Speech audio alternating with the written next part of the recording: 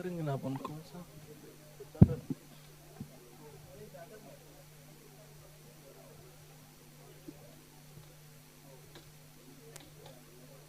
ये वाला रखो के चलो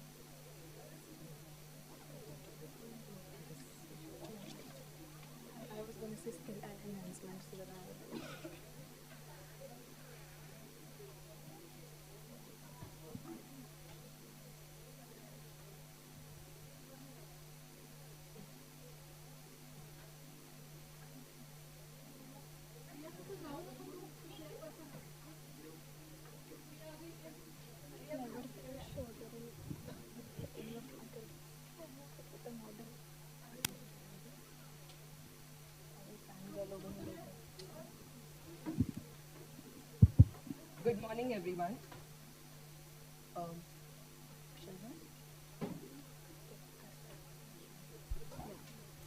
Good morning, everyone. Distinguished guests, esteemed colleagues, and my dear friends. I am Nisha Kundar. I am Alicia Sheikh. It gives us immense pleasure to welcome you all to this prestigious obstetrics and gynecology masterclass on endoscopy. We are honored to have such an distinguished gathering of experts, practitioners, enthusiasts in the field of endoscopy in obstetrics and gynecology. Today, we embark on a journey of knowledge, skill enhancement, and professional development. This masterclass is designed to bring together the best minds in obstetrics and gynecology to share insights, discuss advancements, and explore innovative techniques in endoscopy. We are privileged to have with us some of the leading experts in the field who will be sharing their expertise and experience. Their contributions to the field has been invaluable, and we are grateful for their willingness to impart their knowledge to us. Endoscopy has revolutionized the practice of obstetrics and gynecology, offering minimally invasive solutions and improving patient outcomes. As we delve into the intricacies of this specialized area, we hope to equip you with cutting-edge techniques and practical skills that enhance your practice and benefit your patients.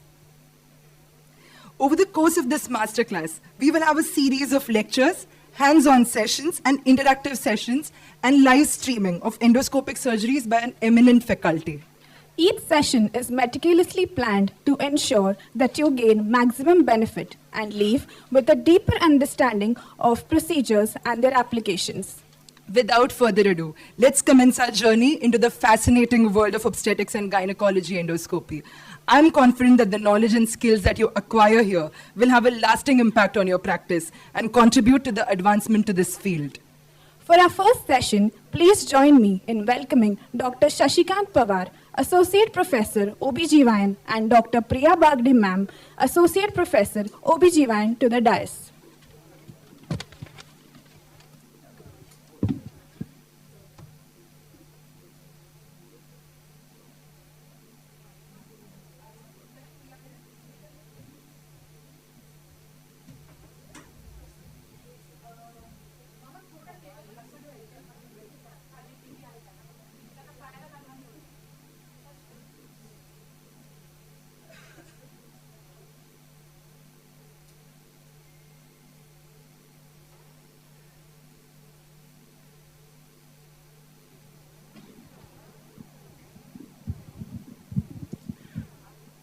Good morning, everyone.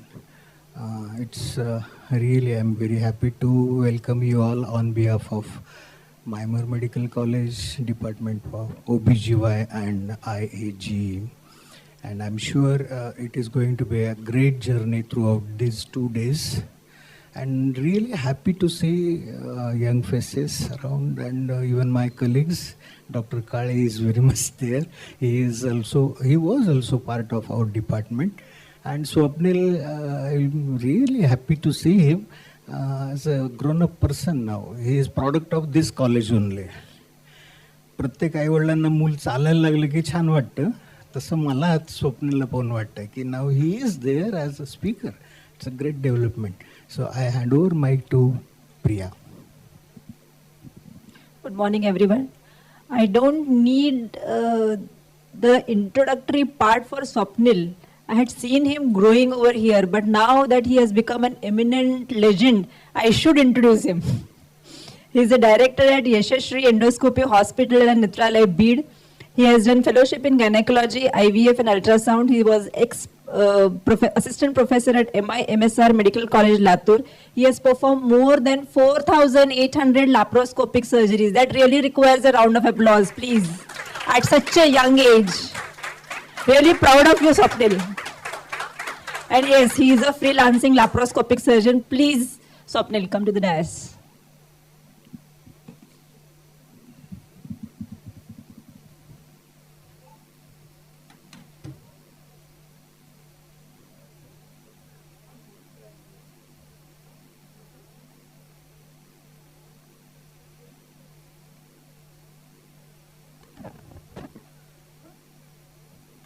First, I would like to thank you for inviting me here as a faculty. I have same feeling as in residency.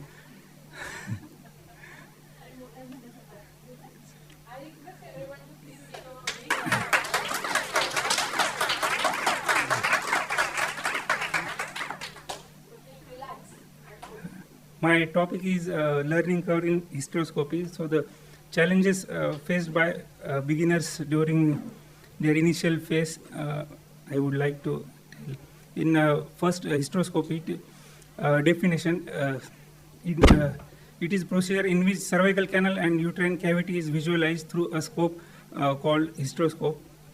It is done in suspicious of intracavitary lesion, AUB, abnormal endometrial thickening, postmenopausal bleeding, infertility, Mullerian congenital anomaly, and for the removal of foreign body. Challenges which faced during the hysteroscopy are difficult cervical entry, false passage, vision challenges, bleeding and complications. First, difficult entry, the cervical stenosis. It occurs in the conization, curettage, Asherman stroma to the cervix and Manchester repair, adhesions and fixed direction of the cervix.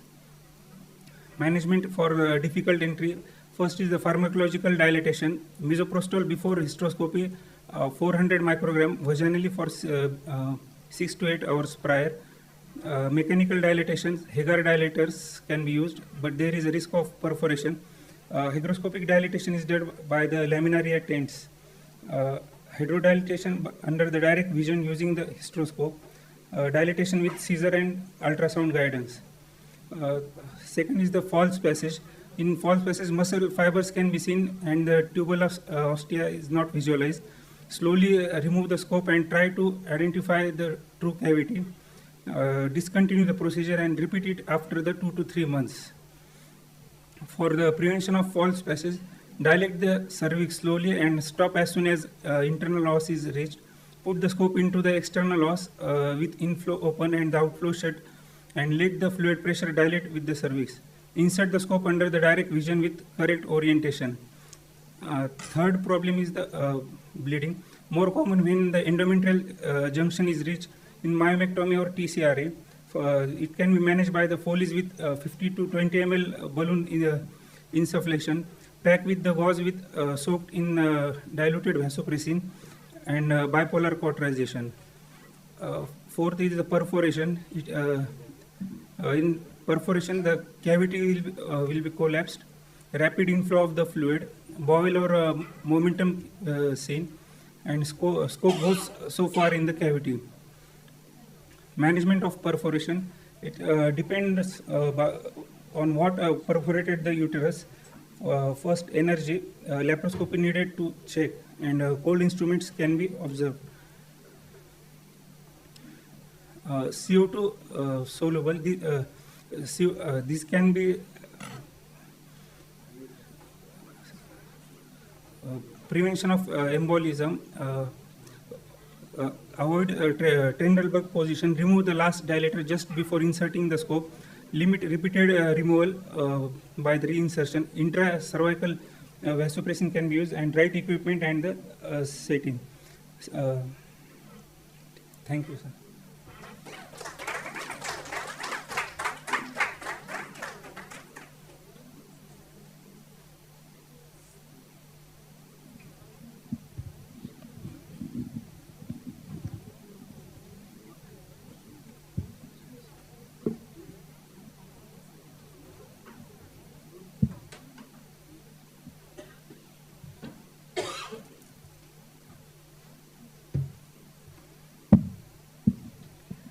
We would now like to request Dr. Priya.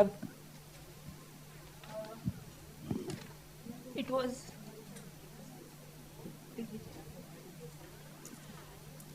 Swapnil, आतापासून इथून pass out झाल्यापासून आतापर्यंत तू कसा इथं पोहोचलास, म्हणजे लॅप्रोस्कोपीच का, आणि असं कसं झालं की आतापर्यंत 4800 किती वर्ष झाले पास आउट होऊन? 3 हो नाही 2018 मध्ये पास आउट झालो.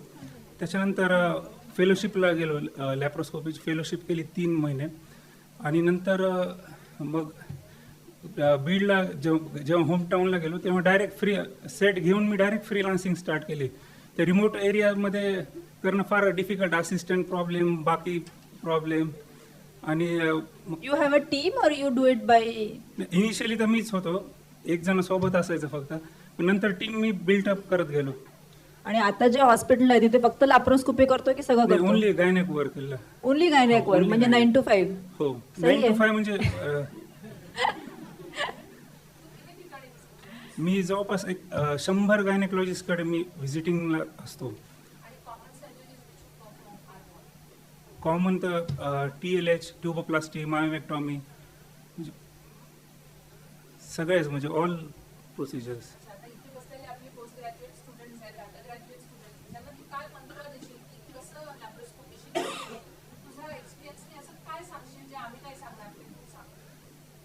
लॅप्रोस्कोपीसाठी फक्त नंबर ऑफ केसेस हेच आहे, म्हणजे तुम्हाला जर परफेक्शन पाहिजे असेल तर number of cases. It is more of experience and experience. More and more you do, more and more you learn, right? Yes, madam. You have to keep on doing it. Initially थोडासा learning कर राहतो, initially थोडासा time घेतात, पण ते with number of cases करून करून मग तुम्ही त्यात मास्टर होऊन जातात. मग कॉम्प्लिकेशन माझ्याकडनं इनिशियल 60 केसमध्ये एक राईट साईड युरेटरला थर्मल इंजुरी झाली. त्यानंतर मी म्हणजे थोडंसं इम्प्रोवाइज केलं, आणि मग या 5 वर्षात काहीच नाही. जेव्हा असं वाटायला लागलं की आता काहीच होत नाही आपल्याकडनं, आपण खुदा आहे, त्याच वेळी माझ्याकडनं एक परत युरेटर इंजुरी 5 वर्षानंतर झाली. म्हणजे 4 जानेवारीला केस केली, आणि Yes, that is it.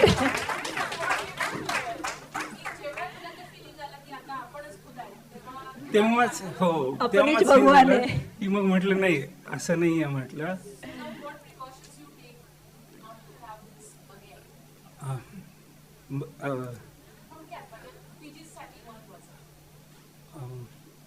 म्हणजे प्रिकॉशन्स म्हणजे थोडंसं इम्प्रोवाइज होत गेलं प्रॉपर. आता TLS 5-10 मिनिटात होत होती माझी, तर एकदम असं वाटायचं की काहीच नाही. मग थोडंसं परत स्लो डाऊन आलो, नाही म्हटलं आता थोडंसं हे करायचं. From his experience, I would only like to say here that only doing fellowship is not enough. You need to have the instruments in your hand all the time. You need to perform again and again. You need to improvise, as he said, because doing complications is not something wrong. But doing complications and then correcting it, recognizing them, that is more important. That is the most important part of a surgeon. क्योंकि देख देख के तो शायद मामा मौसी भी operate कर ले, because that is a technical thing. But then at right moment to look at that we are doing something wrong, to stop there or to correct it, that is the surgeon's thing, which he has achieved over 5 years. That is what he said, मैं खुदा हूँ, but then I recognize नहीं कुछ तो गलत हो रहा है. So that you should able to pinpoint at what step you are going wrong and where you should stop and where you should correct yourself. Thank you, Swapnil. Thank you. Thank you, sir. What do you think this college has given you, which has helped you? Actually इथून काय मिळालं जे तुला शिदोरी आजपर्यंत कामाला आली? किती उंच building बांधायची म्हणलं तर बेस त्याचा पक्का पाहिजे, नाही तर त्याच्याशिवाय तर शक्य नाही. आणि तो बेस माझा इथेच पक्का झाला होता. म्हणजे सर्जरीज म्हणा, बाकीच्या सगळ्या गोष्टीमध्ये फक्त हे बोलण्याचं सोडून बाकी सगळं झालं माझं. जे मला आणखी सुद्धा म्हणजे रात्री झोपेत मी मॅडमलाही म्हटलं की मला वायवा आता तू हे म्हणतोयस ना, हर 3 महिन्यामध्ये आम्ही तुला इथे बोलू आणि हे पण पक्क करून देऊ, ही आमची गॅरंटी आहे, फक्त तू आला पाहिजे इकडे. मी ऍक्च्युली मॅडमलाही म्हटलं तुम्ही ऑपरेट काही सांगा मी करतो म्हटलं, तू बोलायचं सांगू नका मला. But you did a good job and we all are so proud.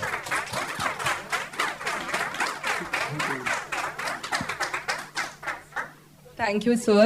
You are an inspiration to all of us. We would now like to request Dr. Priya ma'am and Dr. Pawar sir to felicitate Dr. Swapnil sir.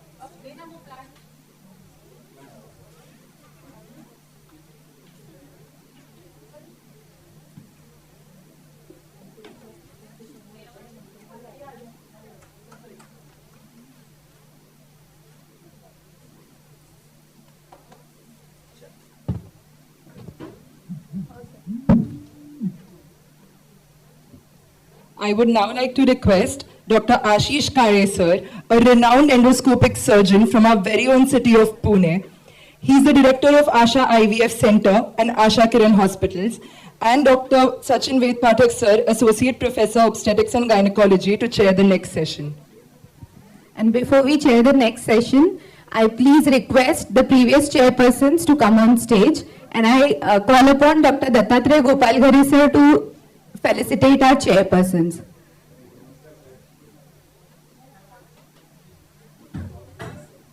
I request Dr. Pawar sir and Dr. Priya Bhagre ma'am to please come on stage.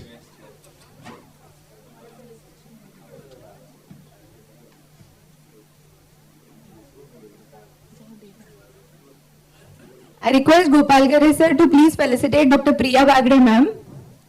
Thank you ma'am for chairing this session and giving insights on Swapnil sir.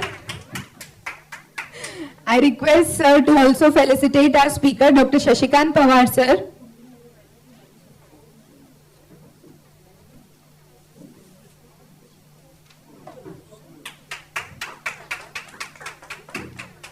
Thank you, sir. The next chairpersons for our session are Dr. Sachin Vepatak sir and Dr. Ashish Kare sir. And I request them to please introduce our speaker for the session. Good morning, everyone. From the IIG, we welcome you all. It's IIG, I should say a few things about the IIG, what is the Indian Association of Gynec Endoscopy, where you need to have elections every year. You have to be there for 3 years and then you can climb to become a president of that organization. Why it is a need of a organization? Because you can increase your skill set, you can be a national leader and you can implement the policies and you can dream the dream come true. So it's my privilege to come down here, and I'm being a ex-assistant professor, maybe there is a 7 years back. There are a few colleagues of mine and good teachers of mine whom I always admire and having a personal relations with them.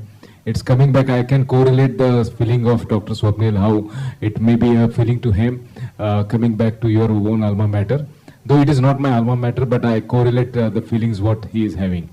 So without wasting much time, I request Colonel Sanjay Kumar Sharma sir to be on the dais to deliberate his topic. He is Associate Professor of OBGYN in FMC Pune, alumni of EMGMC Solapur, post-graduation from FMC Pune. Area of interest is endoscopic and vaginal surgeries and high-risk obstetrics. Achievement, he has a KS Master Trophy for standing first in grading exam in 2012. He has 20 publications in national and international journals. Over to you, sir.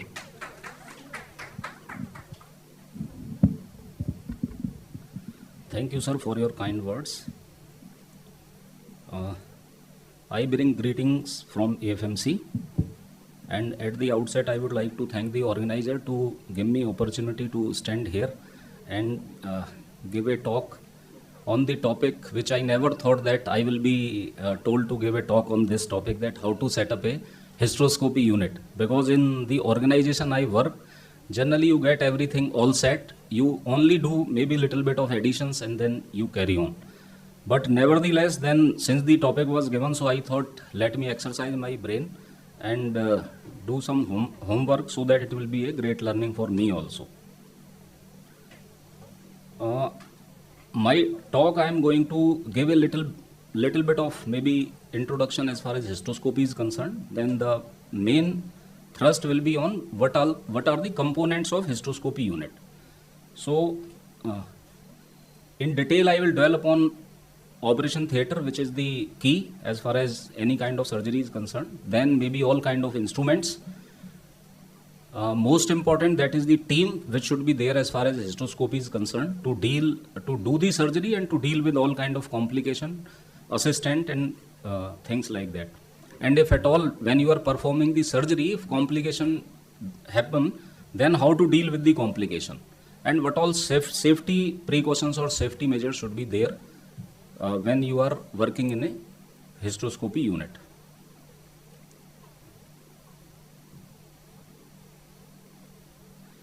So as far as the history goes, it was Andre Levert in 1743 who used a illuminated speculum to ligate the uterine polyp. That is how the idea of hysteroscopy came into mind. And after that it was Philip Bonzini in 1807 which basically gives the earliest use of clinical endoscope. And Isidore Rubin, who was an American gynecologist in 1820s, he was the one who used carbon dioxide as insufflator to distend the uterine cavity. And later on it was Harold Seymour who insufflated the uterine cavity with normal saline to distend it so that you can get a better view.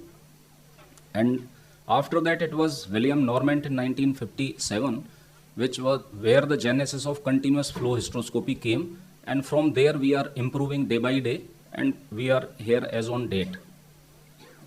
So we all know that hysteroscopy is basically which allow the direct visualization of the cavity from inside to look at what is there inside the cavity. And we all are aware that diagnostic and operative procedure we can perform as far as hysteroscopy is concerned. The new innovations and integrated technologies had advanced the hysteroscopy to date what is there. So the key, most important thing as far as components are concerned is the operation theatre. We have to have a good operation theatre. So you will appreciate in this picture that this kind of OT is a dream to work, and you have got everything in this OT. Right from modular prefabricated wall system to ceiling mounted lights to a good OT table and panel system. So I will deal with the components one by one. So one of the important feature should be the laminar airflow system, which is there in all kind of OTs. It creates a positive pressure in the OT, and air is circulated through the exhaust system so that the fresh air is there in the operating area, and it is filtered through the HEPA filters, which is the key which is there to basically purify the air. A reasonable size control panel should also be there in the OT, which has got display of time, the temperature, humidity. The light control should be there so that in between, if light has to be increased or decreased, accordingly that can be managed.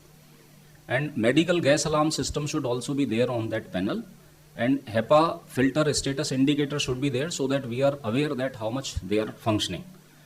And OT pressure indicator should be there so that you know that your the optimum pressure is there inside the OT. And while performing the surgery, if you get tense, then of course those who are music lover, if music control and music system is there, it is another value addition in the OTs. The X-ray viewer should be there, which is ergonomically designed so that if you want to see the HSG films or maybe MRI films, so that you can correlate what you are performing. Suppose you are doing a hysteroscopic septal resection, and if HSG films or 3D ultrasound pictures or maybe MRI films are there, so that you know how much more you have to go. Though nowadays with the good distension media, you are aware that where exactly you are working, and osteas are there your guide in cases of septal resection. Storage units are also required to keep certain stuffs inside the OT, and it should be Gentex panel with antibacterial paint, and it is covered with clear glass and magnetic catcher so that they are not unnecessarily opened and they are closed as and when their utility is not there and the stuff is inside them. A pendant system, the earlier so many wires used to be there in the OT. So with this pendant system, which is ceiling pendant and aluminum alloy based, all the wirings are through them so that you can connect all your equipments from there, and there is no wire cluttering inside the OT. The automatic slide door should be there so that you are not touching, and they are airtight and they are completely closed and complete door. They are not partial. If you see the scrub station, which is modular splash proof sensor controlled scrub tank, you will appreciate that these are the sensors on the modular like in this that we in most of the operation theater it is there, and that is what I was talking about, the sliding door.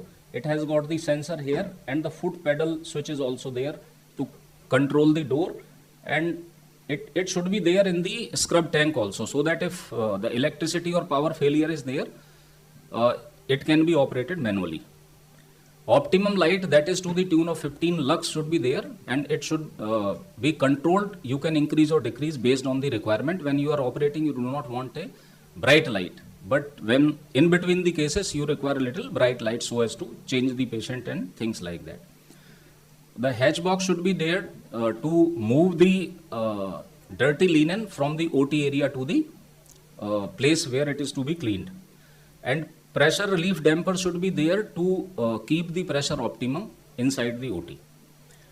And as and when you are operating, as like earlier also discussed, that complications do happen in cases as and when you are doing the surgery. So attached modular ICU is also the requirement, where in case some complications are there, which I will dwell upon maybe subsequent part of the talk, patient can be taken to ICU to deal with the complication. The most key component is the Bitochi setup trolley. In that, all these components, they should be there, which I will maybe dwell upon in little detail. That telepack LED and one chip camera, Hystromat or fluid management system, the compact hysteroscope in case you are doing the non-operative hysteroscopy, or maybe advanced or thicker hysteroscope, that is 2.9 or 4 mm if you are doing the operative hysteroscopy. Ancillary equipment based on what kind of surgery you are going to perform, from your biopsy forceps to resectoscope, or maybe myoma screw, based on the kind of surgery you are going to do. So these were the features of operation theatre. Now I move upon to the kind of instrument you require in OT.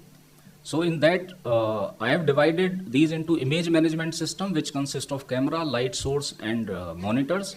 The hysteroscope, which consists of telescope, outer and inner sheath. At time we require only outer sheath if we are doing the office hysteroscopy, or we require both if we are doing the operative hysteroscopy. Resectoscope for operative hysteroscopy, and wherever we are intending to use energy, then electrodes may be unipolar or bipolar, and ancillary equipment based on the kind of surgery we are going to do, and fluid management system, that is either through Hystromat, which is there by the car storage, or maybe automated fluid management system, which is the recently Olympus has given. It is a beautiful system. We also have this in our institute. We have acquired this 2-3 years back only. So it gives a good control of fluid deficit and all, so that you are aware that what you are going to do and how much fluid deficit is there, so that you can stop yourself before the complication arises. And if you are intending to use electrodes, then electrosurgical unit is must, where you can deliver the monopolar or bipolar current based on the requirement. So from there I will move one by one. That is image management system, which consists of camera. So we know that Karl Storz and Stryker, they are the main leader as far as the camera system is concerned. So from earlier cameras, now we have moved to the full HD cameras with very good resolution. So if you see, this is the Karl Storz camera which we are familiar with and we are using day in day out in our OT, and this is the Stryker company camera, which is full HD camera. And from there now we are moving on to 3D 4K systems, which is the future. It gives 3D view and a very good depth perception. To move on to the light source, it is the LED based laser hybrid technology, which gives homogeneous color temperature of 5000 to 6000 K, which is the best suited for human eye. And they have got a longer life than the xenon light source, and so they require replacement at a lesser frequency, and the life is more. So this is the light source. Medical grade LCD display monitor, it has got 3D and 2D mode, and it has got a good resolution pixel, and depth perception is good. In the first picture you can see it is in the 2D, and the second picture it is the 3D. So Telepack LED, it is a compact combination of powerful LED light system monitor, camera control unit, and integrated data management system is there, so that you can feed the details of the patient, you can save all the pictures, you can save even the videos of the surgery what you are performing. You can provide them to the patient in case you wish to, or the policy is to give it to the patient, or the recording is there so as to keep you safe as far as medical legal things goes. It has connection with the keyboard and printer, so that you can provide the pictures also in case you want to give it to the patient. Then comes the hysteroscope. There are two kinds of hysteroscope, that is flexible and rigid. Generally the rigid ones, they are there, which are more into the use, though flexible ones also people are using. Then Bertocci integrated office hysteroscope. Then another 2 mm rod lens with 2.9 mm outer sheath and 24 centimeter length, that is Campi trophoscope is also there. And the other ones are slightly thicker than the office hysteroscope, that is 2.9 mm 30 degree and 30 centimeter made by the Bertocci. And then another one, elongated one, which has got slightly more length, that is 36 centimeter. So these are the ones. If you see, it has got outer sheath, inner sheath, both, and working channel also, so that you can put 5 French smaller operating instrument to do the operative surgery. And nowadays these facilities, they are coming in even in office setting also. So office setting also, 5 French operative instrument can be put through this, and minor surgeries like polypectomy or maybe smaller septum can also be dealt with in office setting. So this is the working channel here in this, through which the instrument can be inserted. Telescope, they are 2 mm, 2.9 and 4 mm. 2 mm generally we are using for office setting, 2.9 and 4 mm generally we are using for operative in operation theatre setting. They have got various degrees as far as the angulation at the tip is concerned, that is 12 to 15 degree and 25 to 30 degree. So generally 12 to 15 degree they are better for performing maybe endometrial ablation or maybe septal resection or having the panoramic view. If the angulation is more, that is in 25 to 30 degrees, so you can do maybe cannulation of the fallopian tube comfortably if you have got 25 to 30 degree telescope. So these are the ones which like one has got 12 degree angulation and another one has got 13 degree. So cannulation of tube is easier in through the 30 degree scope. As far as electrodes are concerned, there are monopolar and bipolar electrode based on what kind of surgery and what kind of electrode you are intending to use.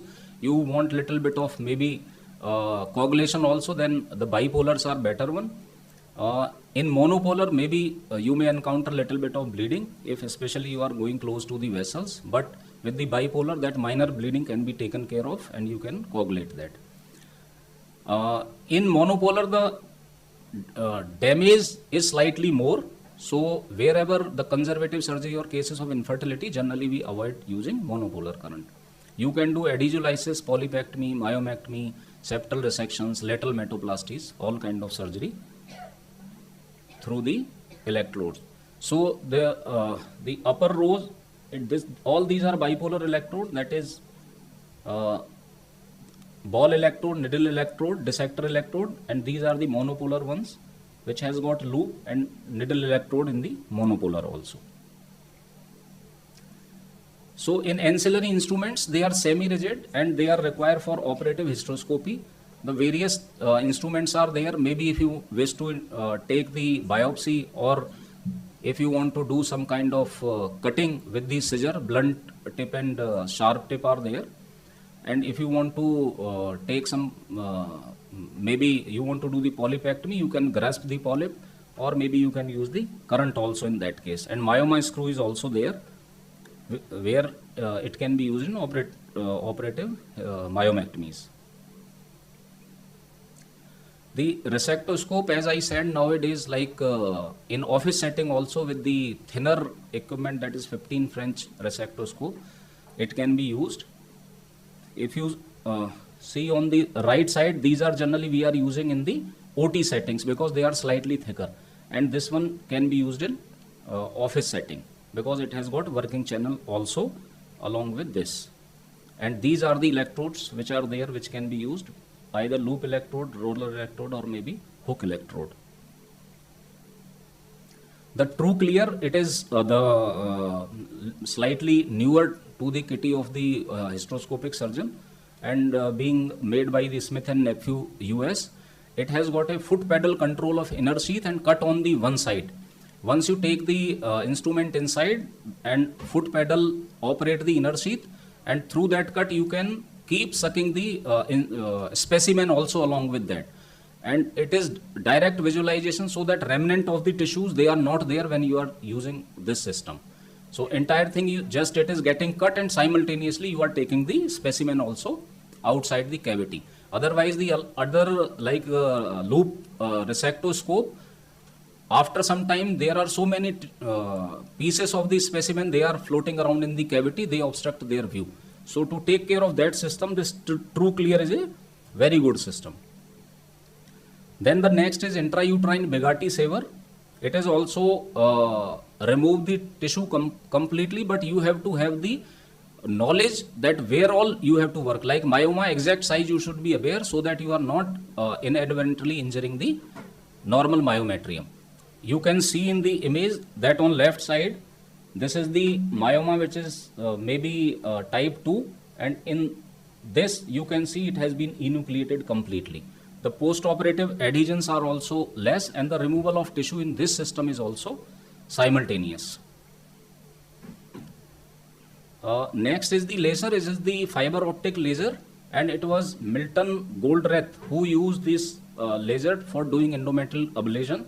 Nd:YAG laser was used in this, and the penetration is not too much, so the lateral damage is not that much, and laser can be used for doing adhesiolysis, maybe for septal resection and endometrial ablation. Next, the fluid management system is the key as far as hysteroscopy is concerned, because you can do a very good surgery, but because of the fluid management is not good, you may end up in complication with the electrolyte imbalance or maybe fluid overload, and you may lose the patient. It is so serious. So one has to be very, very careful as far as fluid management is concerned. So over a period of time, we have come to so many improvement has happened in this field, and now automated fluid management system is there to take care of this. Control initially, IV fluids were connected, and they were used to distend the cavity, so distension was not good. After that, the pressure cuffs, they were used. Nowadays we are using in IV fluids, so they used to distend to create some kind of pressure. From there we have moved on to these Hysteromet, where the suction, irrigation and pressure, everything is under control of the display monitor is there, so whatever pressure you desire, you can create that. And maybe if you want to reduce, you can simultaneously do the suction also if your view is obstructed. So why do you need distension media? Because the visualization is better. You can see the osteas, you can see the inside of the cavity. So that is why you need distension media. So what distension media? Earlier the gaseous insufflation was done with the carbon dioxide. Over a period we have moved from carbon dioxide to the fluids. Initially, the high molecular weight fluids were used. Later on, we have come to the low molecular weight. Out of those non-electrolyte solutions were there like sorbitol and glycine. From there, now we are using the normal saline also along with, and then we can use the energy system also in that. So, to give you little idea, this is the fluid management by the storage, and maybe this is the one I was talking about, made by the Olympus. It is a beautiful system to calculate the exact how much deficit is there. Electrosurgical unit with the electrode, that is monopolar and bipolar. So this Autocon 3300 unit, it generates the maximum monopolar current of 400 watt and maximum bipolar current of 200 watt. So in case there is loose connection or there maybe is leakage of the currents, to minimize the complication, it has got the alarm system in place. So the power get automatically cut in case some leakage of current is there. So that is another safety feature of this system. So from the instrument, now I move to the team, because even if you have got a very good OT and you have got a very good instrument, if the team is not tuned or team is not competent enough, then it is of no use. So what all you need if you are planning to set up a hysteroscopy unit in the team, it is first and foremost is, of course, since you are going to do hysteroscopy, you have to have a good hysteroscopic surgeon who can perform the diagnostic as well as operative hysteroscopy. Then you have to have a staff nurse, or we call it as OT matron, who is helping you in the surgery and who is also helps in managing the operation theatre otherwise. And you have to have a good assistant. And if you are intending to do operative hysteroscopy, then of course you have to have a good anesthetist who can give good anesthesia. Suppose you are doing the surgery, if there is kind of little maybe bleeding, so you must, if not throughout, the interventional radiologist should be there to help you out in cases of massive hemorrhages there, or if you want to do the uterine artery embolization and things like that. As I mentioned that fluid management is the key, so you may end up with electrolyte disbalance while performing the surgery, or maybe air embolism. So in this kind of situation, you should have either physician or intensivist to look after these complications, so that the life is not at risk as far as patient is concerned. And if you encounter a massive bleeding, so at time you need to do internal iliac ligation. If not throughout, then maybe on panel you must have either oncogynecologist or expert gynecologist who can perform this type of surgery so as to save the life of a patient.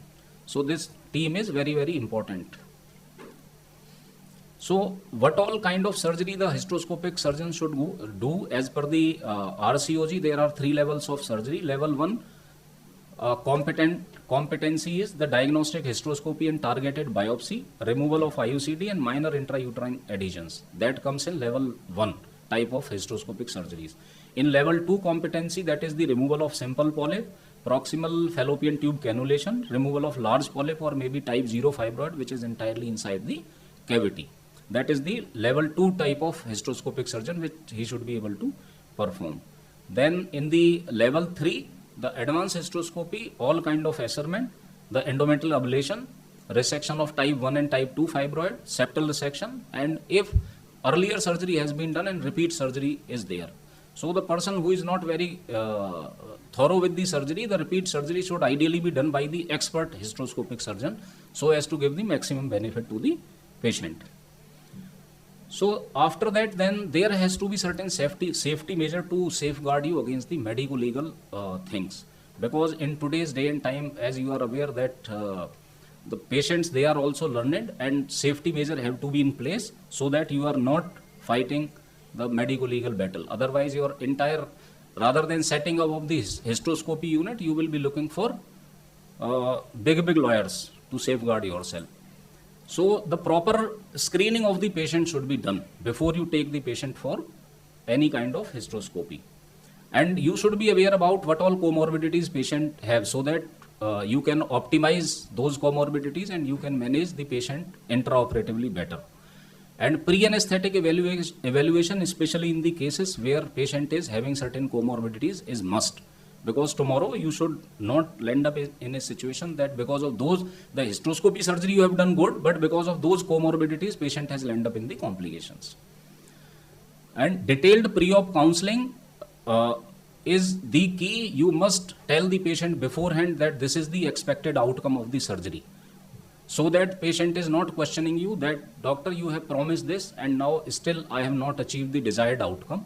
So if you counsel the patient beforehand that these all are the possibilities and these are possible outcome after the surgery, and the repeat surgery, especially in cases of myomectomies and septal dissection, is must. You must tell that it is a stage surgery, we may not be able to perform in one sitting. So in that case, we may require the second sitting also. And checklist to ensure the right procedure on the right patient, that we are learning from our MBBS days.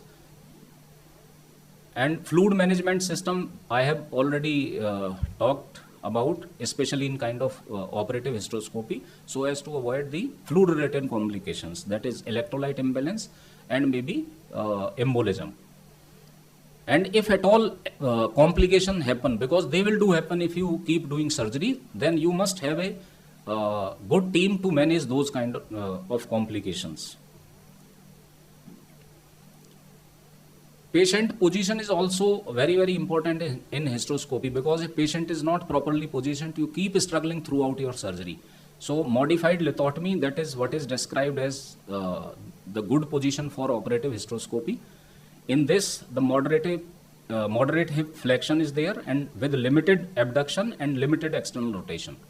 And you must have good quality of stirrup, especially when the time of surgery is slightly long, for giving the patient comfort, and maybe post surgery complications in the form of nerve compression or neuropraxias are also less. And checklist, as I had told you, that when you are doing the documentation, it has to be proper, right from the what surgery has been done, who was the surgeon, who was the assistant, how much the fluid has been used, fluid deficit was how much, and how the surgery was there. So entire documentation is must to safeguard you from medico-legal issues. So I could thought of only these things, that as and when you are going to set up the hysteroscopy unit, though there are certain administrative and managerial aspect also to this, but intentionally I have not touched upon the administrative aspect, because the MBAs people, they are there to look after that. So I have basically prepared my talk based on the medical requirement, So here I finish. In case any comment or question is there, I would like to take on. Or maybe few I can see that experts are there. They will also give maybe expert comment in case required. Thank you, Thank sir. you so much. Thank you, sir. It was a detailed informative talk about how to set the hysteroscopy unit. But I want to ask one question, sir. Where we can do some amount of cost cutting in this? This is idealistic scenario. Sir, cost cutting, like what I have told in the talk, that you have to have all kind of instrument, all like different telescope and all. So you have to decide that what is your budget, what kind of surgery you want to perform. Based on that, you can acquire. This is the ideal scenario, that you have to have everything. Sir, for I have talked about the your supportive team. So oncogynecologist keeping round the clock is not possible. Yes. Intensivist round the clock is not possible. So maybe you can keep them on panel, and the ICU may not be attached with your OT. So that is where maybe you can do some kind of cost cutting. Okay. Thank you, sir. Sir. Thank you, Colonel Sanjay Kumar Sharma. It was a wonderful talk.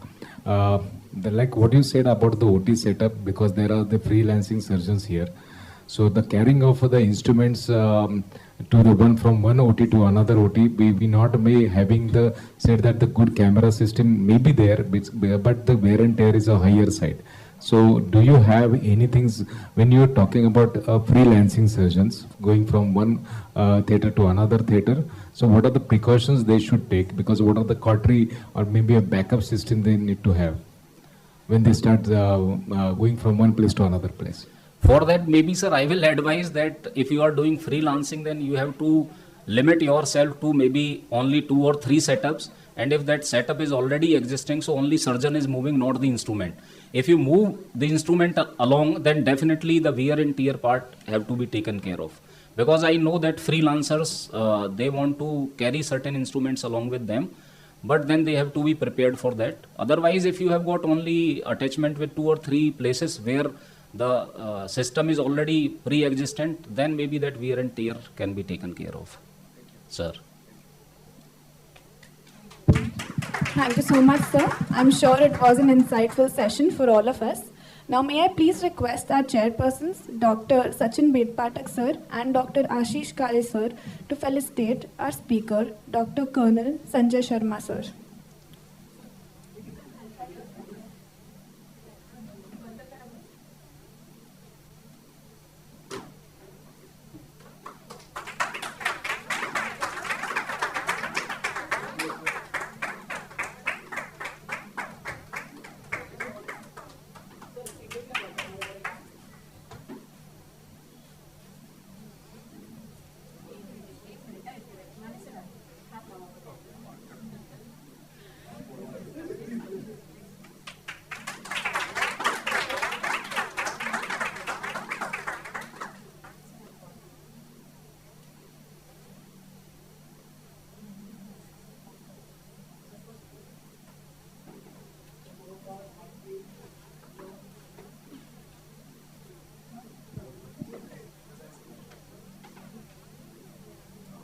Thank you, sir.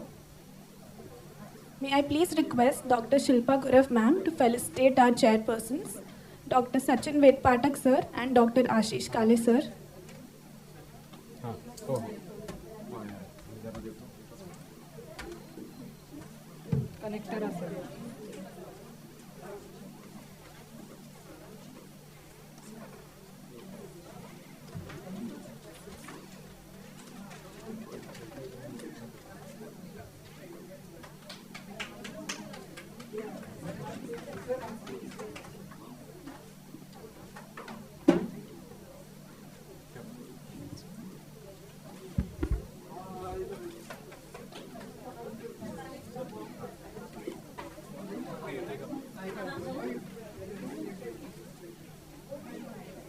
May I please request Dr. Shilpa Gaurav ma'am to felicitate Dr. Ashish Kale, sir.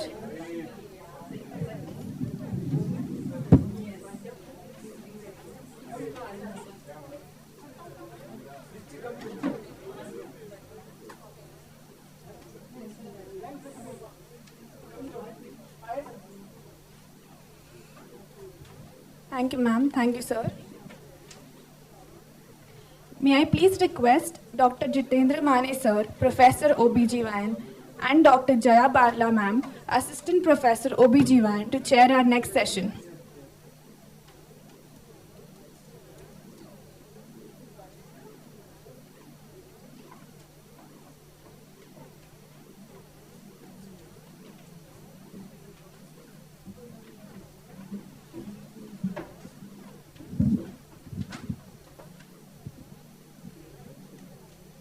Good morning, everybody. We have one of the dynamic and eminent speaker today, Dr. Ashish Kale. He is Director Asha IVF Center, Asha Kiran Hospital, Pune. He is a Family Welfare Committee Chairperson, FOXY 2023-25, Treasurer ISR 24-26, Executive Member of IAG 18-24, POJS Pune, Secretary POJS Pune 22-23. Actually, his list is quite long. So to cut it short,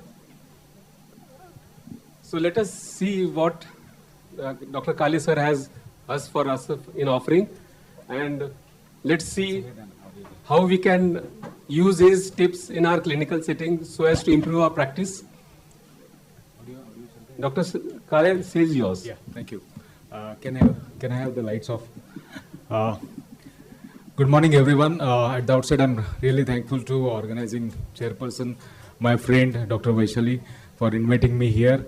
And there are the eminents in the field of the gynecology, Dr. Professor Uma Wankhede Madam, Professor from the BJ, all of them. And really, I'm very much thrilled to talk what I know about the hysteroscopy in the reproductive age group. So here we go. When we talk about something, just to do it, what we need to understand, there is a one thing that kills us, that is a fear. If we have the fear in ourselves, we cannot reach to the top.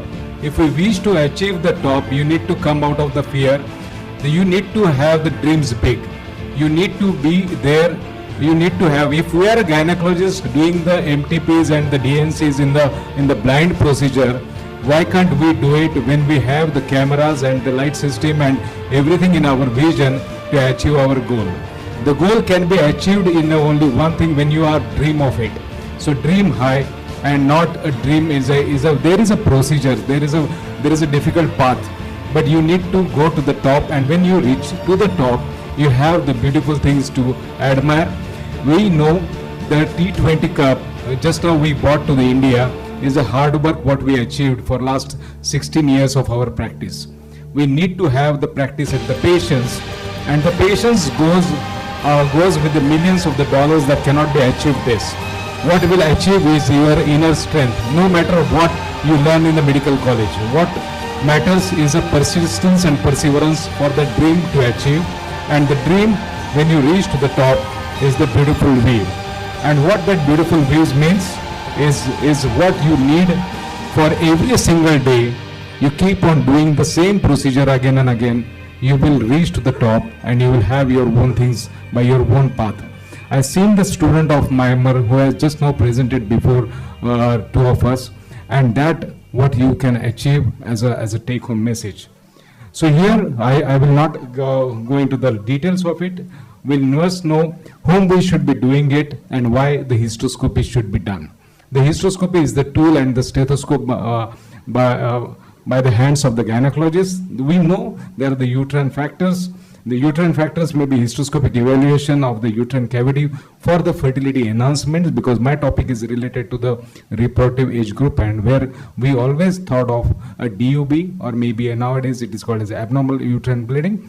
We will be knowing about the fertility enhancing surgeries and saying that it should be have a particularly endometrial polyp, myomas, thin endometrium, endometriosis, and Asherman syndrome. Friends, when we do hysteroscopic evaluations, we know there are the certain things that has to be talked about is the cervical stenosis, and you may not be a failure, or because if you don't negotiate this at particular time, you may not see how it will work and how it will be your passage through the cervixes. So if you wish to go in the proper direction, you can use a 2.9 mm hysteroscope. If the internal os or the cervix is stenosed, you can take care of the hysteroscopic scissors. You just give a nick at 3 o'clock or maybe at 7 o'clock, you can reach into the endometrial cavity. So it's not a big deal to reach there. What it needs to be important is to have the embryo transfer was difficult in 25% of the women with the cervical stenosis. So if you are a ART specialist and IVF specialist, what you need to understand, your embryo transfer techniques should be a good enough which will reduce down your bleeding and reduce down your timing when you do particular embryo transfers. The difficult it is will be to 26%, but if you do a pre-IVF hysteroscopy, it will be easier for you to negotiate through. Assessment of the tubes can be done. You can just do a hysteroscopy and you can know the tubes are patent or not. You can just inject hysteroscopically a methylene blue, and you can see the methylene blue or the bubble test. This is a bubble test where you can see the bubbles are going from the ostia. You can just inject a methylene blue inside the hysteroscope, and at a lower hysteroscopic settle, you can see there is a flow which will go from the ostia into the, you can see this is the blue dye I am injecting, and it is going to get into the ostia and going to go inside the abdominal cavity. Similarly, this is just to show you evaluation of the same hysteroscope. You can do it by laparoscopically. You can do a femurioscopy to know the assessment of the femuria. You can know where is the circulations are, where is the tubes are damaged or not. You can also give the assessment for your patient. If the femurioscopy is normal, the functionality of the tube can be assessed. So these are the two methods where you can just do evaluation of the fertility patients as far as the tubal patency is considered. Similarly, if you are going to do about the endometrial polyp, one should be doing it. What is the endometrial polyps are? The endometrial polyps, when you are doing some stimulation or giving the estrogen for the patient, usually this endometrial polyp arises. Endometrial polyp is not what you call as dynamic. If it is you are going for the IVF cycles or for that matter endometrial preparation cycles for the AFT, but the endometrial polyp is been there and it has been documented during the first few days of your follicular study. That has to be removal of the endometrial polyp, but the accuracy can be only been done by using a 3D ultrasonography. You can just put a 3D ultrasonographic probe and you just put a 3D, you will anchor the image and you will find it out where is the polyp is.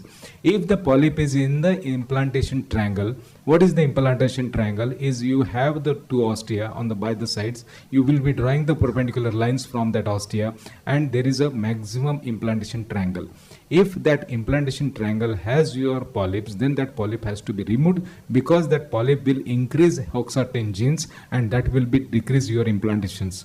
So that's why there is a role of a hysteroscopy. You can use just a Caesar, you can use any of the instrument. You can, if you don't have the instruments to operate, you can use just a DNC. If it is endometrial polyp, if it is a fibroid polyp, prior to the polyp, you need to assess with the color Doppler. If there is a feeding vessels, you need to go with the bipolar resectoscope and take care of the polyps. If the polyps are multiple, you just put the hysteroscope, you see there are the multiple polyps. That is the indication for the infections inside the uterine cavity.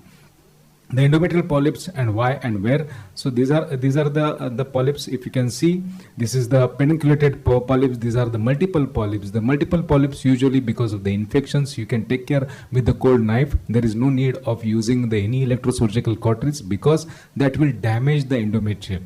So even if you don't have that, you can just do a curettage that will take care of the multiple polyps, the endometrial polyps. And if there is a fibroid polyps, definitely you will go with the resectoscope, with the bipolar resectoscope and take care of it. That's if that is the matter. If the size is matter, then the lion will be the what you call as the size matters. The elephant would be the king of the jungle, but it won't happen like that. The size do matter in some cases, and all the cases if you're talking about the size matters, the different size has a different attitude. So if that polyp is inside the in the implantation triangle, even if it is a smaller polyp, it will decrease your success rate of the IVF. If it is a larger polyp, definitely you will going to resect it down. So this is the endometrial polyp randomized control trial. I will not go and bore you all how to be done. And what is the take-home message? If the polyp is more than 1.5 centimeter, it has to be removed. If it is lesser than that, there is no need of removal of any of the polyps. So these are the particularly of polyps. Then come down to the submucous fibroids. We come up with the myomas. Which myomas has to be removed? We have a Lasmer classification. We have a Figo classifications. Any fibroids which distort the cavity has to be removed. That is the underlying statement. But if the fibroid are going to have endomyometrial junction and it is causing the damage to the endomyometrial junction, that has to be removed.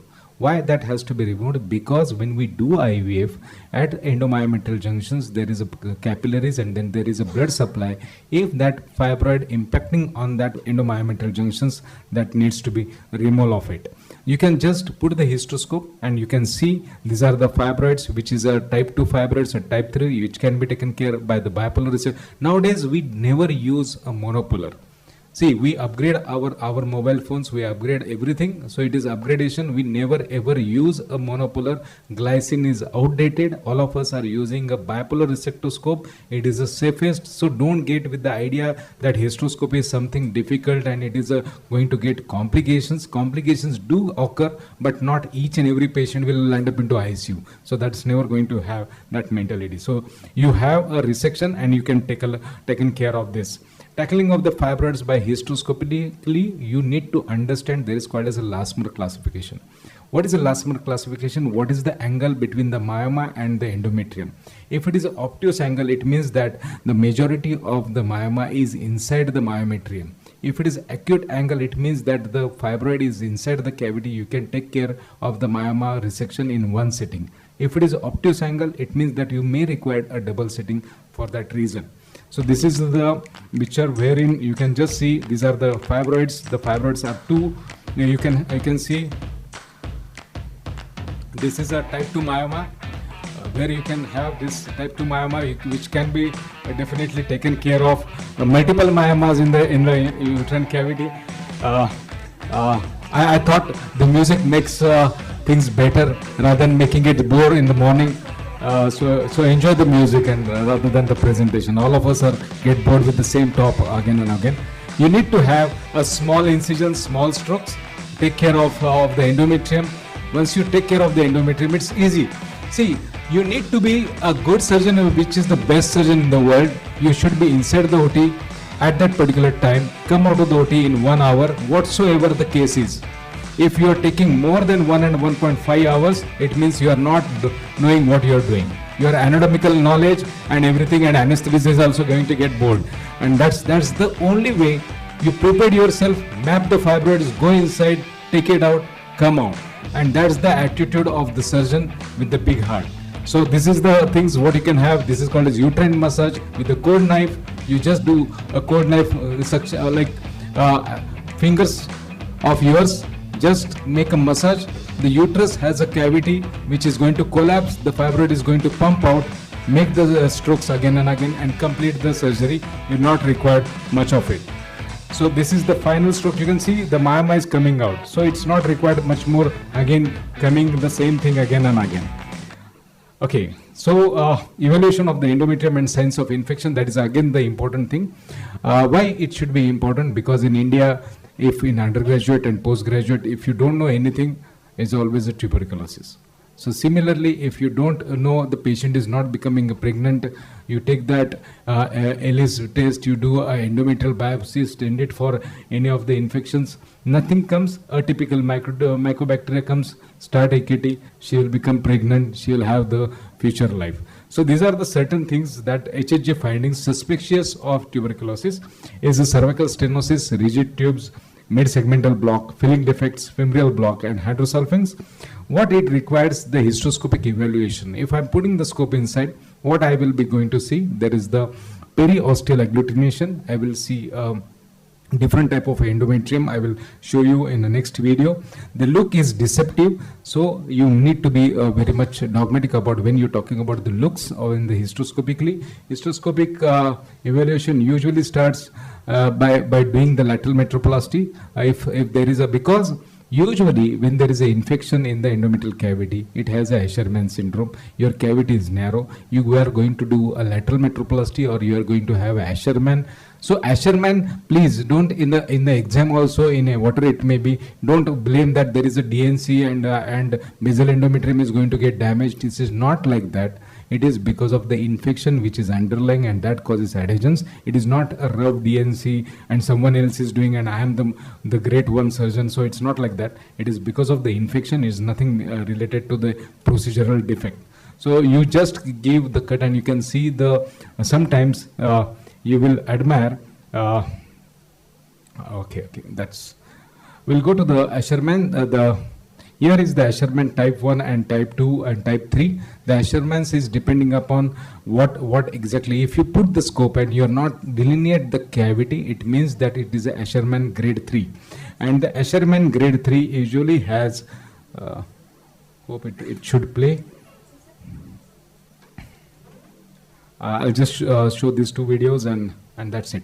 And the Asherman bands and Asherman 3, grade 3 Ashermans. Grade 3 Ashermans, you can see there is no cavity at all. What you need to understand, even if you don't have the laparoscope, uterine cavity is inverted pyramid. It has the base which is narrow at the outer side, and you have the ostia on the opposite side. You start cutting it. If you are in a different plane, it will start bleeding. If you are in a correct plane, the human body is such a good thing that if you maintain the plane in any of the endoscopic procedure or maybe any of the open surgeries, it will not bleed. If you are into a different planes, it starts bleeding. It means that it is wrong. And the signal the God has given, if you are having too much of bleeding in the operative theater, it means you are doing something wrong.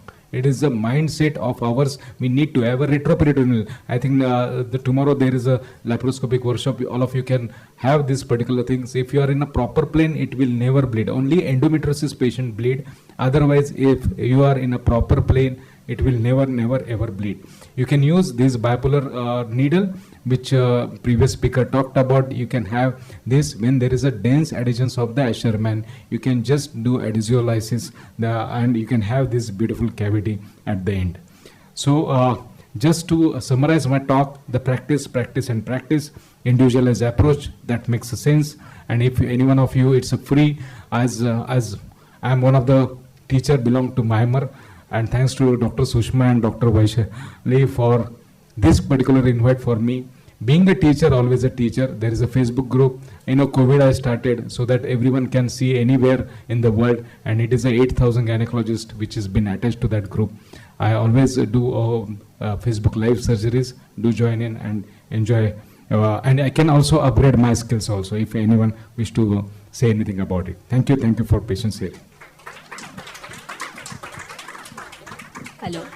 Thank you, sir, for such a lucid presentation. We all saw your resectoscope dancing to your music, and that was not just wonderful videos that we see. That is good for our undergraduate, postgraduate, as well as all the learning surgeons that we are here.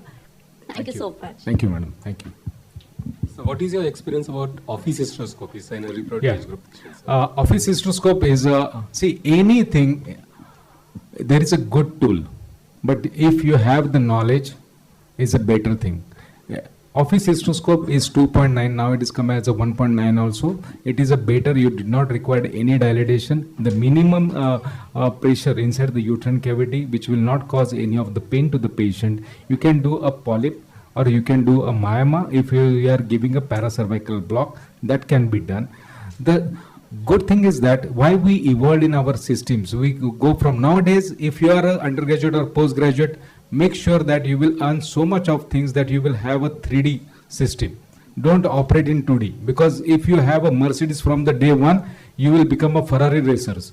So please have that in your things are big dream. So don't dream that I will have only 2D system and then vision is not complete. You will get fed up. First complications comes you back by 10 years. So if you have a good systems, good camera system, invest into that, you will become a master for any surgery, onco surgery whatsoever. There is nothing like it nowadays. After maybe you come up into the after 10 years, the robotic will be the future. Now every one of us are trained into robotics. So even if we are a 2D system, we start our career, we upgrade to the 3D system. Now we are upgrading to the robot. It's a 1 crore system, so it's fine here. It's in 5 years you can definitely earn more than that. Thank you. Yeah. Thank you, sir.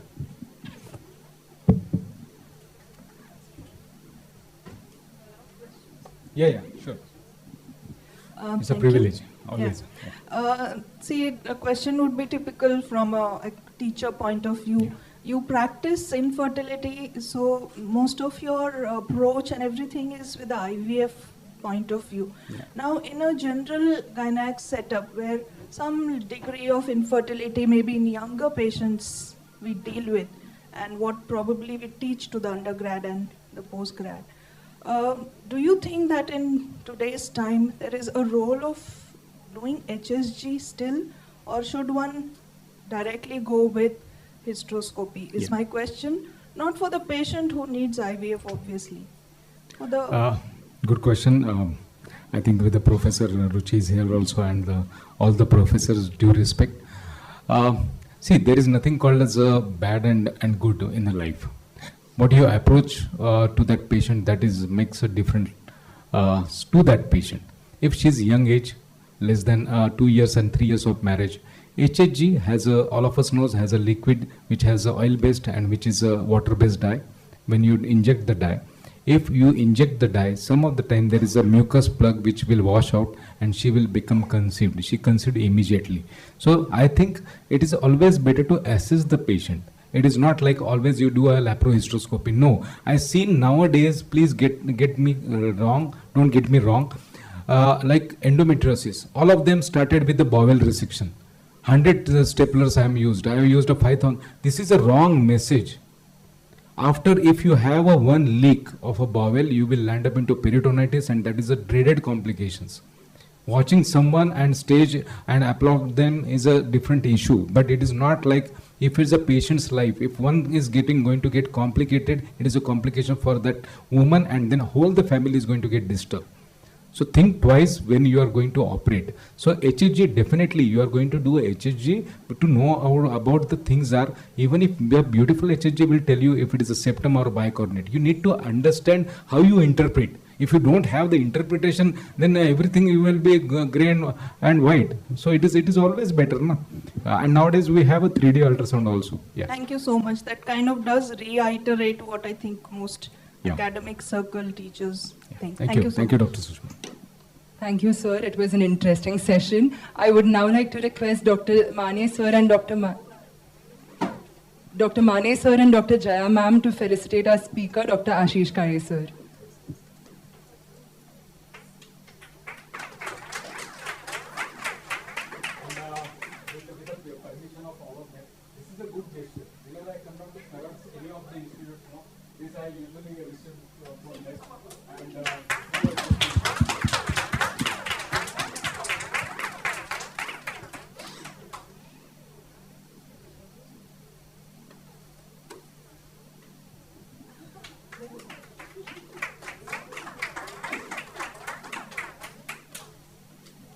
I would now like to request Dr. Shashikant Pawar sir to felicitate our chairpersons.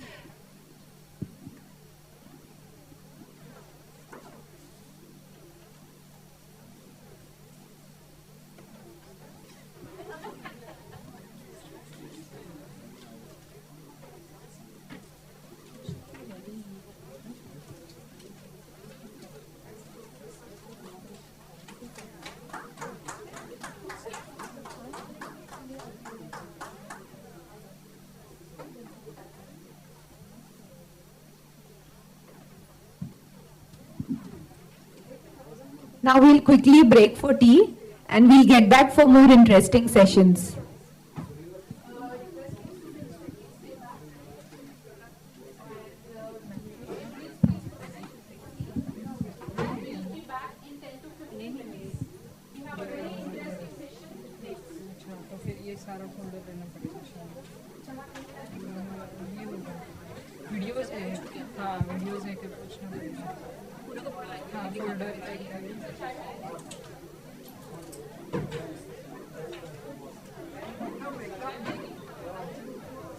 Sir का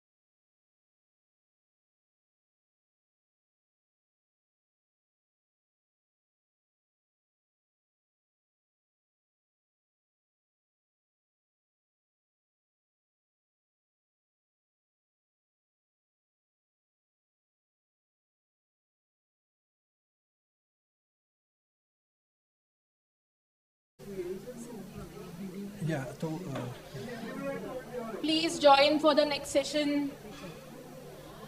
Ved Patak sir, Mane sir phone kara. yeah, we should Mane proceed. sir. I would like to show this video first, and then I'll start with the presentation. No problem. Yes.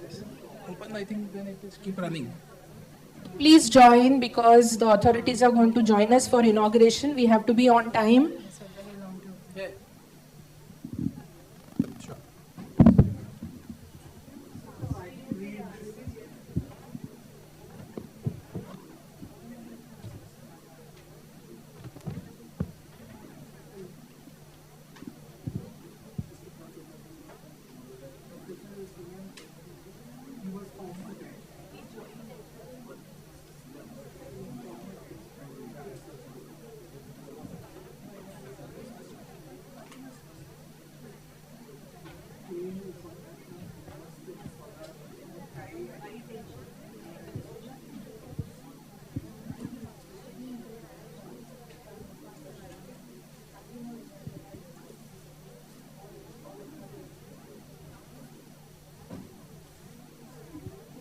I request everyone to be seated. We'll start our next session shortly.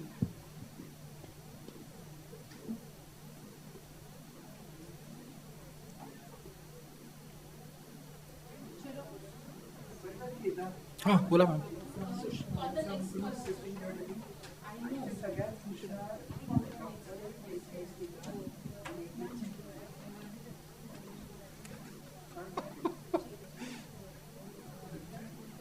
म्हणजे आता काय बोलू मी? हा बस जाऊ दे.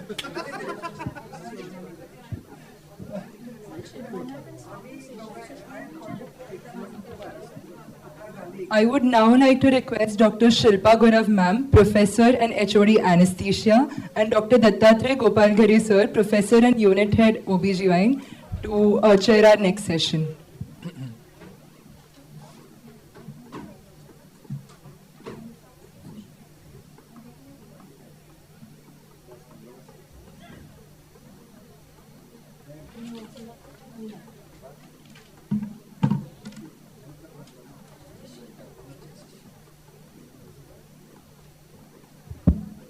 I request the chairpersons to introduce our speaker. Hello. Good morning, everyone. And thanks to OBGY department for choosing this topic, which is very common in during intraoperative treatment of hypovolemia. I welcome Dr. Kedar Marathe. He has done his MS DNB OBGY. He has done fellowship in advanced gynec endoscopy, also fellowship in reproductive medicine, and he has done fellowship in advanced obstetric ultrasound.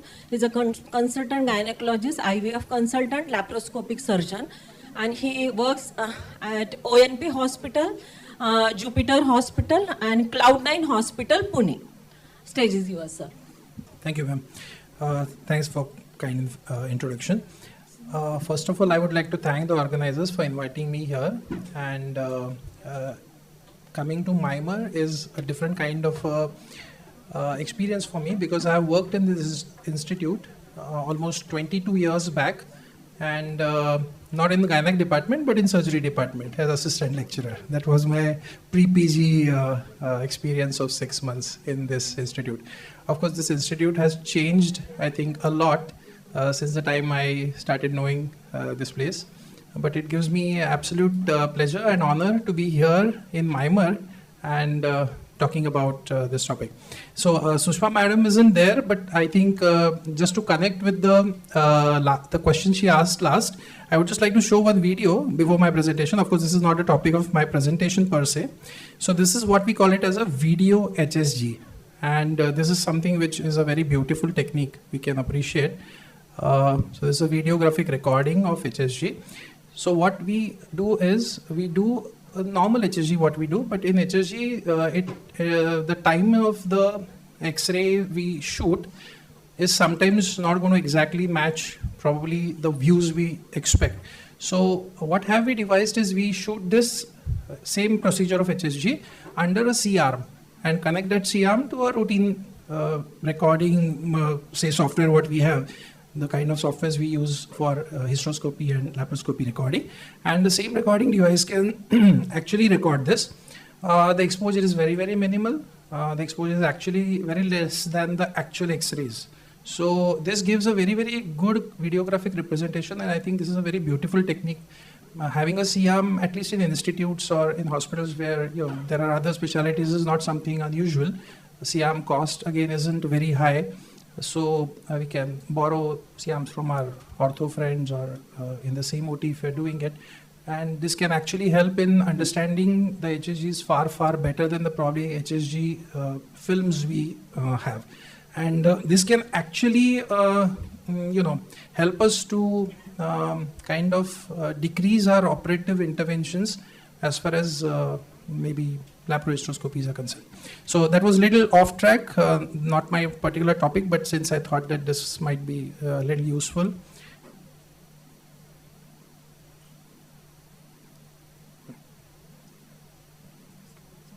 Yeah, thank you.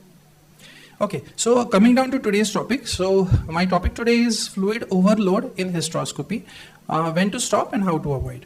So I will try to talk briefly and to the point. If you do have any questions, please do let me know at the end of the session. So there are a lot of hysteroscopic procedures we do, of course, but the procedures which are at risk of any kind of a fluid overload are mainly hysteroscopic septum dissections, hysteroscopic polypectomies, myomectomies, metroplasties, and endometrial dissections. Now TCRE is not a very common procedure these days, but it used to be maybe a few years back. Now, how actually the fluid overload happen? Now, we know that we use either normal saline or glycine as a medium for hysteroscopy, and it can get absorbed intravascularly. Now, the ways by which it can get absorbed can be either through the peritoneal cavity, because we know that the fluid in the uterine cavity can go through fallopian tubes and go in the peritoneal cavity and then get absorbed. Also, it can get absorbed through the endometrium also. And when we start operating, when we start resecting myomas or resecting septums or doing metroplasties, there will be a lot of vessels which will get open. And those open vessels can actually lead to a lot of fluid absorption. And we need to understand that this fluid is under pressure. So whenever we are inflating the uterine cavity, there will be certain pressure. If this pressure is high, which sometimes we fail to understand how high that pressure can be, the fluid can straight away start getting absorbed, almost like giving a high bore intravenous cannula, and this absorption can be very quick in very less amount of time. Now, fluid deficit is something which is being defined. That means the fluid which we use for infusion and then the fluid which comes out, or the returning fluid. So whatever is a deficit is probably fluid which gets retained in the body, and that is what we assume. Now that if it is more than 1000 or 1 liter, especially for hypotonic solutions like glycine, and 2.5 liters, especially for solutions which are isotonic like normal saline, can be considered really dangerous, or here we can see possibilities of complications getting higher. Now, we slightly have to understand that what is the difference between these two. Now, glycine is hypotonic. Now, that means that there is no, because if we take saline, that is NaCl, so there is always Na plus and Cl minus, so there will be isotonicity which will be maintained. But if we say glycine, glycine will be isoosmolar, but there is no solute in that, and that's why it is a hypotonic solution. So if it is going to get into the blood vessels, it is going to cause hypotonicity of the blood per se. And of course, the nitrogen levels will be low if there is a lot of dilution, and we know that there is going to be a hyponatremia which can be dangerous, and that's what we are probably going to be worried about. What are the factors which are predisposing to the fluid overload during operative hysteroscopy? So if you look at the factors can be, especially we keep the intrauterine pressures very high. So if the intrauterine pressures are higher than technically anything more than 75 mmHg, probably it's going to give a lot of fluid overload. If the mean arterial blood pressure is low in that particular patient, if the myometrial penetration or the depth of penetration is higher. So if we're resecting myomas which are superficial, probability of the fluid getting into the vessels is going to be low. But as we start going near the cavity, near the myometrium, the bigger vessels are going to get opened, and the chance of infusion is going to be more. If the uterine cavity per se is large, so we know that if the larger surface area of endometrium we have, probably the more absorption of fluid can be seen. Then, of course, use of hypotonic solutions. So glycine is going to be at higher risk of this than normal saline, and larger diameters of the operative sheets. Now, previously the operative sheets used to be quite large. Obviously, larger volumes of fluid will get into the uterine cavity, but if smaller operative sheets are used, lesser volume will be utilized, and the probability of maybe any kind of overload in a lesser amount of time will be reduced. Now, who are the patients at risk of this fluid overload? Because we need also to understand at what age group of patients we are operating, because we might be operating in patients who's young at 20 years of age, or we might be operating somebody at the age of 30 or 40, 45, maybe somebody who's got a submucous fibroid at the age of 45, and hysterectomy may not be necessary, or small hysteroscopic myomectomy may just relieve the symptoms of the patient. So we also have to understand at what age of patient we are operating.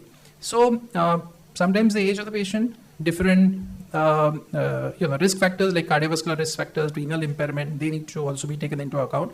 In case of renal impairment or cardiovascular diseases, the same thresholds of 1 liter and 2.5 liters will be brought down to maybe around 750 ml and 1.5 liters. So that is something which we just have to take into consideration also.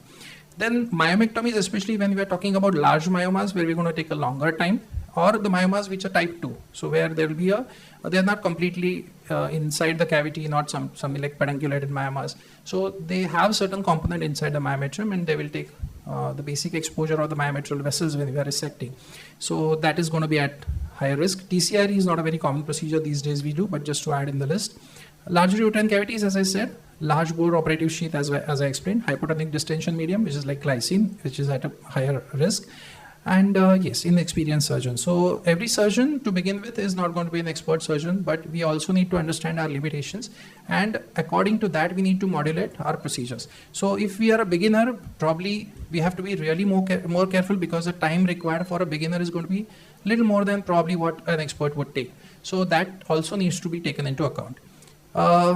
Unmetered uterine pressure system. So this is something which is one of the factors which can be a possible problem, because if you are infusing this fluid at a very high pressure especially, then it can create more problems. Then what can be the complications of this fluid overload? As I said, the complications are more with glycine, or which are hypotonic solutions which cause hyponatremia, and this hyponatremia can lead to neurological impairments, cerebral edema, seizures. It can also lead to cardiac overload, cardiac failures, pulmonary edemas. It can lead to bradycardia, cardiac arrest, a lot of problems. So major problem with glycine is it cannot be tackled only with diuretics or furosemide. If the fluid overload is with saline, which is the isotonic solution, kidneys are very well equipped to drive this fluid out with the help of furosemide or diuretics, but for glycine it becomes very difficult. Glycine to treat that hyponatremia is going to be a tough task, and we're going to see how can we manage that. Now, when it comes to managing this fluid overload, so as we learn in our undergraduates, the management starts way before the procedure. So we have to understand that we have to identify the patients at risk. So those patients who are at risk, we have to be more careful, and we have to plan the procedures accordingly. Now, in those patients, the preoperative counseling and preparation of the patient is also something which is necessary. We'll see what preparation means. Counseling is, of course, we have to counsel the patient that these can be the risk factors, and possibly what can be done to tackle them. One of the counseling factors can be somebody might have to do the same procedure at 2 sittings, that at one sitting it may not be finished. So if it one perceives, or during the surgery the surgeon feels that no, it is taking too long, then maybe we can do the procedure, abandon it halfway, and maybe complete the procedure at a later sitting. So that is something which needs the patient. Then certain preventive measures can be taken. We'll see what exactly those preventive measures can be. Fluid deficit measurement, which is one of the toughest tasks. To understand that how much fluid is getting absorbed, how much is the returning fluid, is something which is not very easy. It is, a lot of people have done a lot of work about it, but it's still going to be a very, very gray area. Timely stoppage of the procedure. As I said, if we understand that yes, we are not going to be able to complete the procedure, because if we carry ahead, probably the risk of fluid overload is going to be very, very high. We have to stop and abandon the procedure at that point of time, and there should be no shame in doing so. early recognition of fluid overload. That is something which is again very important, because the surgeon is going to be so much engrossed in doing the surgery that he will be absolutely clueless to understand that how much fluid overload is actually he might be causing. But then his team has to, especially the anesthetists, have to tell the surgeon that okay, probably now is the limit and we are crossing the threshold, so we should now stop or think about the possibilities of fluid overload. And treatment has to be early. Recognizing the signs early and starting the treatment early is the key, because delay is going to be more detrimental. More the delay we make into understanding the fluid overload and treating the fluid overload, the patients are going to suffer really bad. Now, as far as preoperative counseling and preparation is concerned, we have to, as I said, we have to identify the high-risk cases. So that is something which is very, very important. So those high-risk cases should be identified. Preoperative counseling should involve the possibility of risks, where we have to explain them, and the need of procedure to be done in 2 stages or 2 sittings. Then certain research papers have shown that use of GnRH analog prior to the surgery also does help. So how does it help? One, it shrinks the fibroid to a little, not too much. We don't expect that the fibroids of 4 centimeters to shrink down to 2 centimeters, but yes, volume-wise they can shrink. And here, since we are resecting the fibroid piecemeal, rather than the diameter, the volume is going to be more important. If we check the volume proportion to the diameters, we just go back to the little mathematics in the school days, then the volume is calculated as R cube. So decrease in the diameter or radius by whatever means we do, it can be minimal, but the change in the volume can be almost to the function of 3.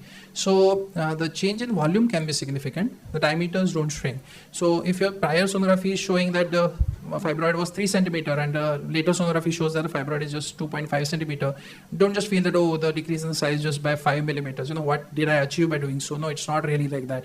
The decrease in the volume can be as much as 20 to 30%. So that's something which we have to be very, very sure about. Then preoperative cardiac and renal evaluation is must. If we feel that the patient is hypertensive, diabetic, any kind of renal issues, then we need to evaluate the patient, take the physician's opinion, take preoperative anesthesia fitness, and that is something which is really, really must. So don't consider hysteroscopic operative procedures as minor procedures. Yeah, they can be minor because the patient can be admitted in the morning, patient can get discharged by evening, and just maybe around 4-5 hours of stay in the hospital. So technically they sound very minor, but the complications they may cause can be really, really bad. Okay, so sometimes all these precautions are going to be of definite help. Preventive measures, what we were talking about. Then use of saline is something which should be preferred. Now the problem is, if I'm a surgeon and I visit places, if I go to 4, 5, 10 different hospitals, everywhere it may not be a possibility that I may not have a bipolar cautery system. So I may end up having a unipolar cautery system at few places. And now it depends that whether we are going to deny that I am not going to operate with a unipolar cautery system, or I am going to go ahead with using a monopolar cautery system. And of course, when I use a monopolar cautery system, I have to use I can't use saline, but I'll have to use glycine. So at times, definitely we may have to use glycine. We may not be able to say no. Though theoretically or idealistic situations we may say that yes, saline is the best solution rather than glycine, but yeah, we might have to be prepared for say scenarios or occasions where we might have to use glycine. So that's something which is very important for us to understand. Glycine has just got one advantage over saline. Since it's a little viscous solution, the vision is better. In a bloody field, blood gets mixed with saline quickly, but it doesn't get mixed with glycine, and that's why glycine can give a really good exposure. So somebody who's very much used to glycine for an operative field, he will be really unhappy with using normal saline. So even that is not correct. So if you have a chance of using normal saline, just don't go for glycine for the some compromise on the visual input. Yeah, so as I said, need of bipolar cautery is something which enables us using saline. Then using small caliber sheath, yes, but again at some point maybe we might have to operate with whatever possible instruments we do have. So sometimes large bore sheaths are also we might have to end up using. Yeah, so use of Hysteromat or the systems which sir was talking about, which are the metering systems. So they meter how much saline is going, how much saline is returning back, and how much saline is probably getting retained. So use is better, but again, as I said, in many places these Hysteromats are not available, so it becomes really very difficult to be too demanding at some point of time, and we might have to be really okay with using certain, I can say, inferior systems. So use of vasopressin. I think use of vasopressin is something which is not much talked about, and it's really something which is very, very useful. We use routinely for all hysteroscopic procedures at least transvaginal vasopressin. So what we do is simple. We do a TVS transvaginal sonography, which is available in the operation theatre. A long needle, which generally we have, which is just like same like the ovum pickup needle. What we do is under sonography guidance, we use vasopressin, of course, diluted solution, and we push the needle at the base of the myoma, and we inject a very little vasopressin.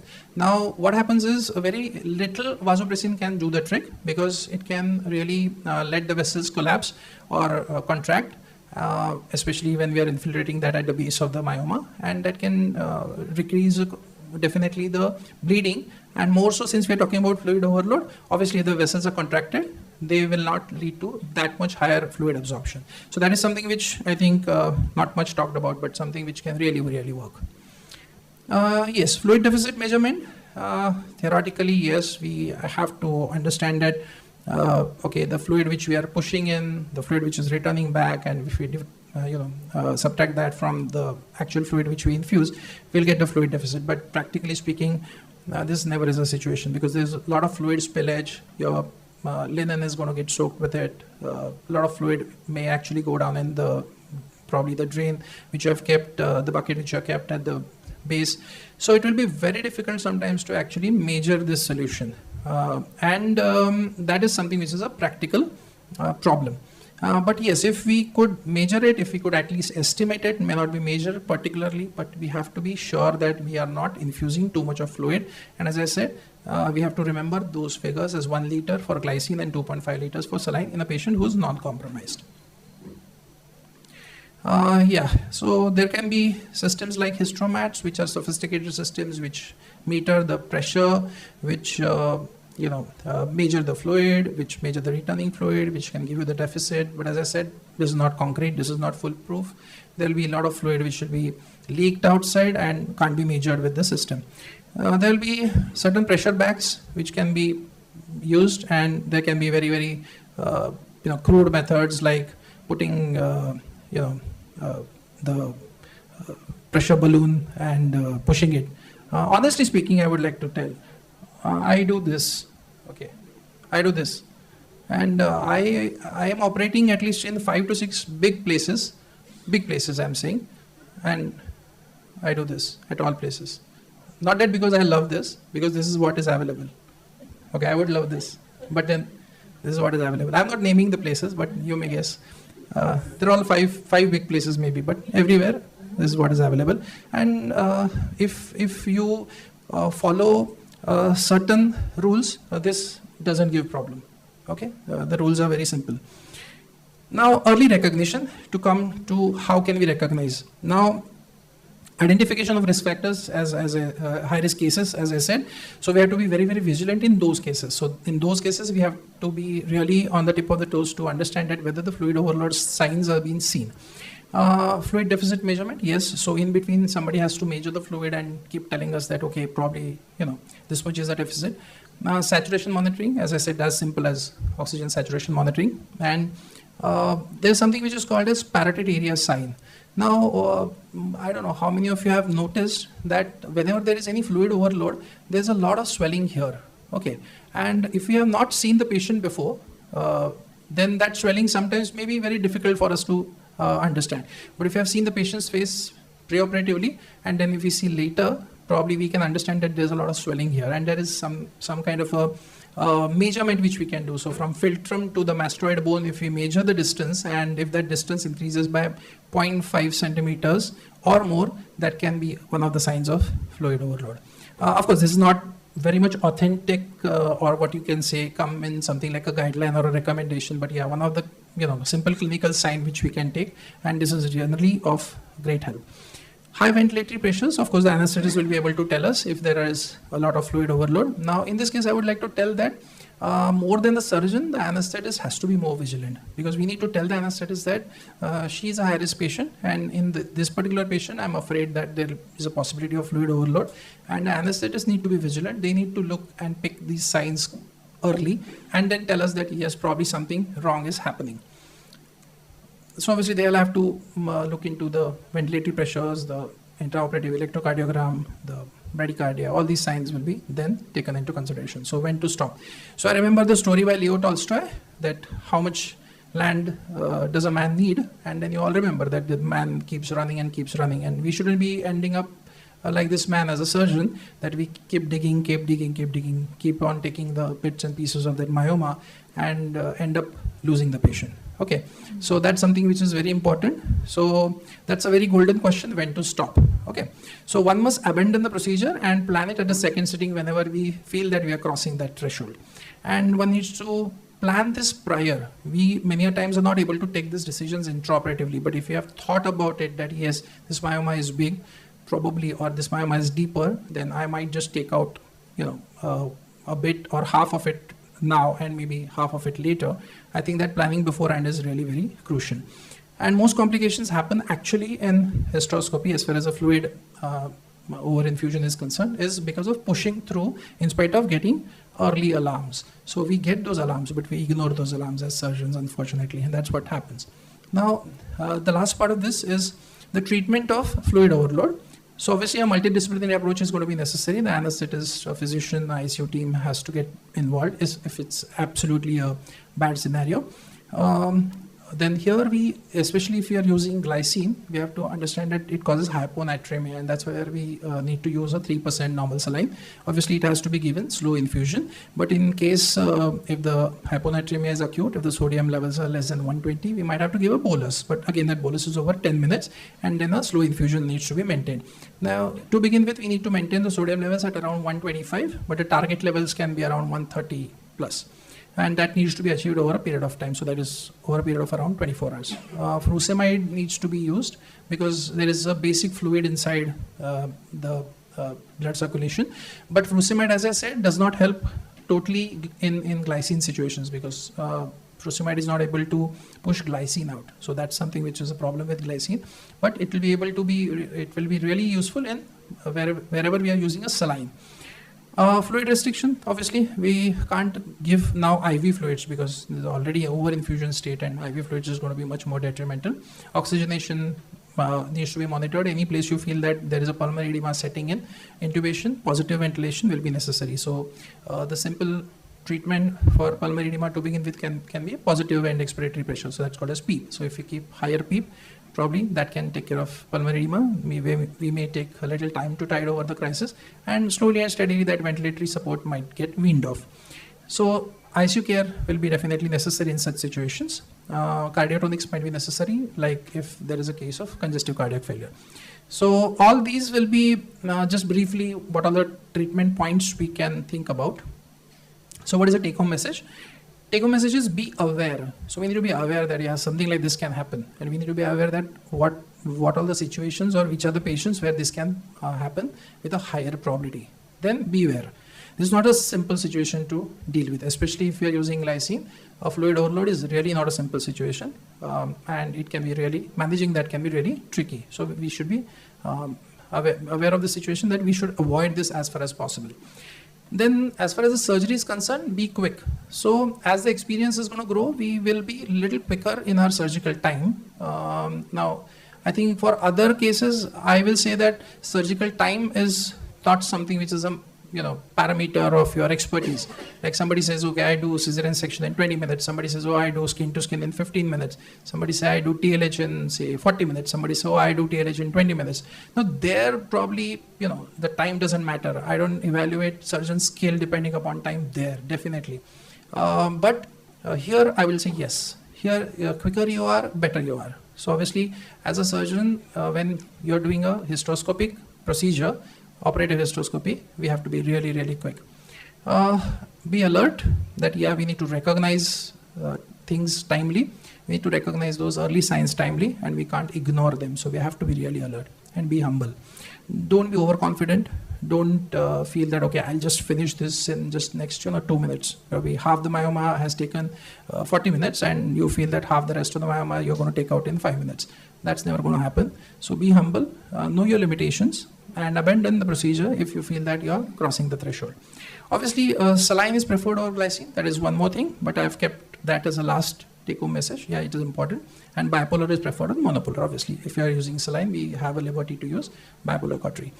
So these are the inputs on my end. So what I feel is the destination we reach it depends upon the path we choose. And there's always a choice. So there's always a choice to stop. There's always a choice to choose this way or that way. And when we choose the wrong path, probably we're going to head to a wrong destination. So this is something which is very important. So we need to make those choices early. And we actually have those options to make those choices early. So thank you. Thanks a lot. Thanks for inviting me, ma'am. And it was a great pleasure being here. Thank you. Thank you, sir. Very important talk. Students who are there, we all are here. We just listen to Dr. Ashish taking us high, and then slightly we are down. So they say when you are actually driving a car, what is important, accelerator or a brake? So according to Ashish, it was an accelerator, but now we realize it's brake. So it's important actually.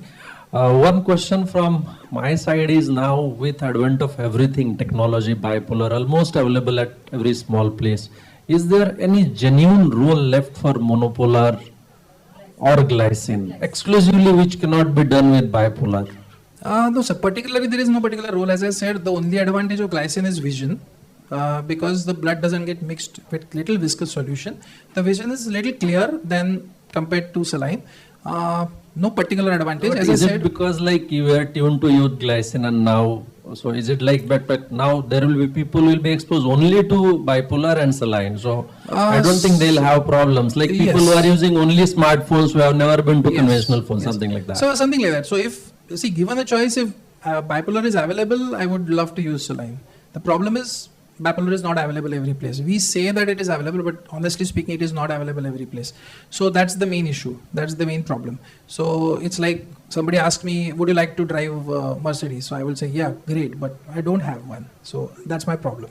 So yeah, of course, I'm not saying it's not available at any place. It will be available at few places. But what I'm saying is, probably everybody may not be working in a multi-speciality hospital, everybody may not be working in a corporate hospitals, everybody may not be working in cities. So if you'll end up working in small place, small town, small hospital where these systems are not available, you might use it, it's okay. It's not something, completely condemned. It is preferred. So bipolar is preferred, saline is preferred. Not that, okay, glycine is totally bad, so, we should stop using it. If it is not, if saline is, if bipolar systems is not available, we can't use saline. We should be able to use glycine. We should be able to use monopolar, but with caution, with understanding that yes, it can cause more problem. I think 4 important points are very important for us as a team. That is the correct fluid balance. And another thing is the correct electrolyte. As you correctly said, hyponatremia is very dangerous. Sometimes it may cause confusion and coma also. And third thing is the sufficient circulation in combination with the vasoactive and cardioactive substances. And fourth, most important is the sufficient O2 delivery to the organ with the help of O2 therapy. Excellent talk. Any questions from audience? What is the precaution we take while we use vasopressin during hysteroscopic myomectomy? Is it the same as we use? Same. We should use diluted vasopressin. Generally, what we go ahead is 20 milligram to be diluted in 200 ml, or say half of ampule in 100 ml. Now, in hysteroscopy, the best part is we don't have to inject larger volumes. Because as I said, we do a transvaginal injection, so we might have to just inject around 2 cc. I think 2 cc is 0.2 mg or something. So that's quite low. So very small doses of vasopressin need to be used, since it's a very metered and focused, and myomas are also very small. So generally vasopressins, of course, the same technique, aspirate, no blood coming in the syringe and then you push, but only 2 cc is sufficient enough. And if we have a Doppler to the same TVS Pro, we can also see the changes happening in the vascularity. Suddenly the vascularity goes down, and we can see that the myoma has become less vascular. Thank you for sharing both the views for the beginners as we Yes. are students. So what is the last take-home message that how they should start? Now, when you're doing any operative hysteroscopy, I would say using good systems is very, very important, because when you become experienced, I think you are a little okay with systems not being that perfect, which is not the ideal situation. I'm not promoting that you should do that. But sometimes you might have to be used to certain situations. But as a beginner, be sure that you are using bipolar cautery, you're using saline, and of course all other things what I talked about have to be taken into account. And you need to understand that as a beginner you might end up taking a longer time. So don't be ashamed, don't feel that, oh, I will have to abandon this procedure midway and have to complete it maybe at a second sitting. That's perfectly okay, not a problem.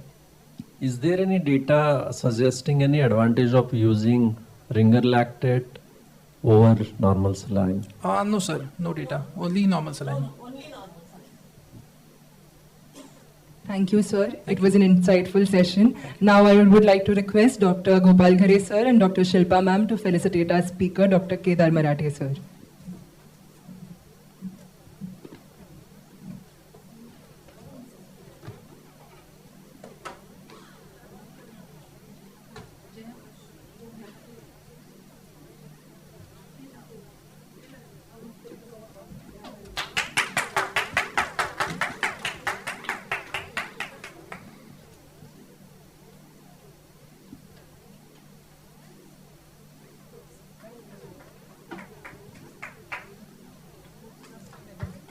Let's give a huge round of applause.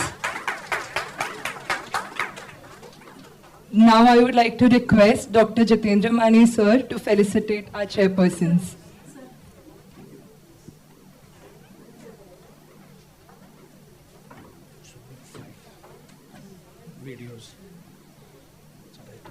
Dr. Jitendra Mani, sir, to felicitate our chairpersons.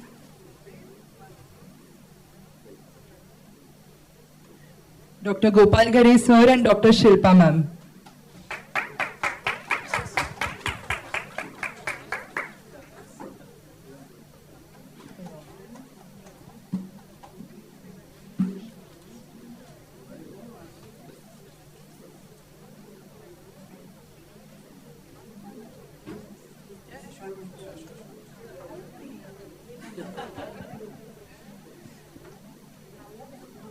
Please join me in welcoming Dr. Sushma Sharma ma'am, Professor and Unit Head Obstetrics and Gynecology, and Dr. Kedar Marathe sir, a renowned obstetrician and gynecologist in the city of Pune, working in ONP, Jupiter and Cloud9 hospitals.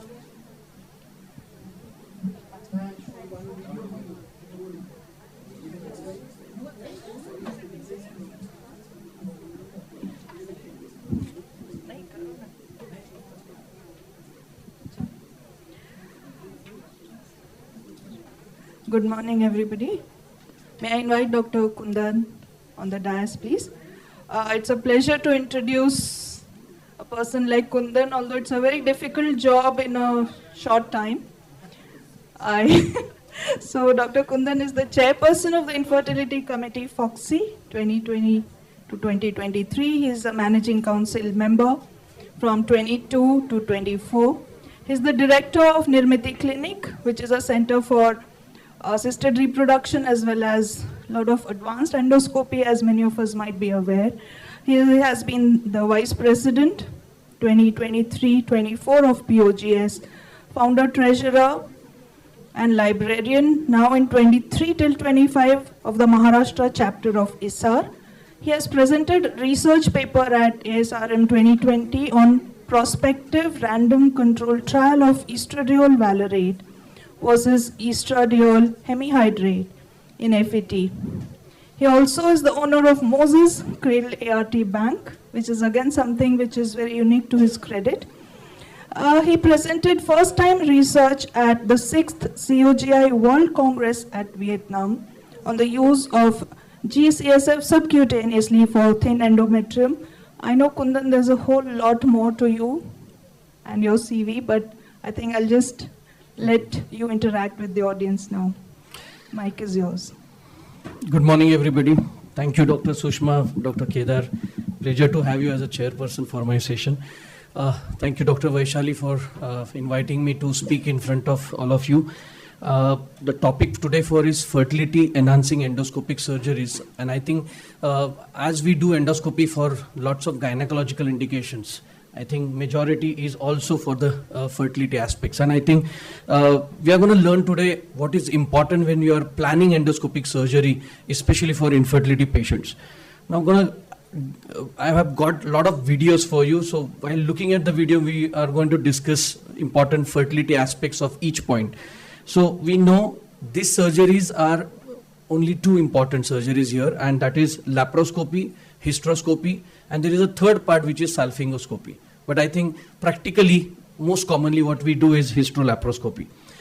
When we talk about fertility enhancing, we have laparoscopic adagiolysis, endometriosis surgery, myomectomy, ovarian cystectomy, tubal reanastomosis, fimbriolysis, and laparoscopic salpingectomy for hydrosalpinx. These actually comes under, though there are many others also, but these are the most common.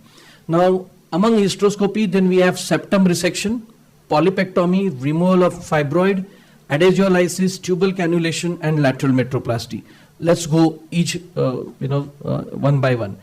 So, laparoscopic adagiolysis, which is most commonly seen post-infective, number one, or post-endometriosis. So, these are the two most common.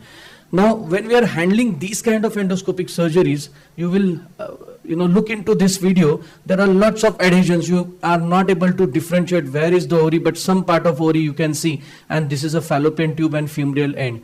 So, basically, you have to identify the basic pathology there. Is there any interference into tubo-ovarian relation? That is most important, because there are certain adhesions around tube and ovary which are probably not interfering into this relation.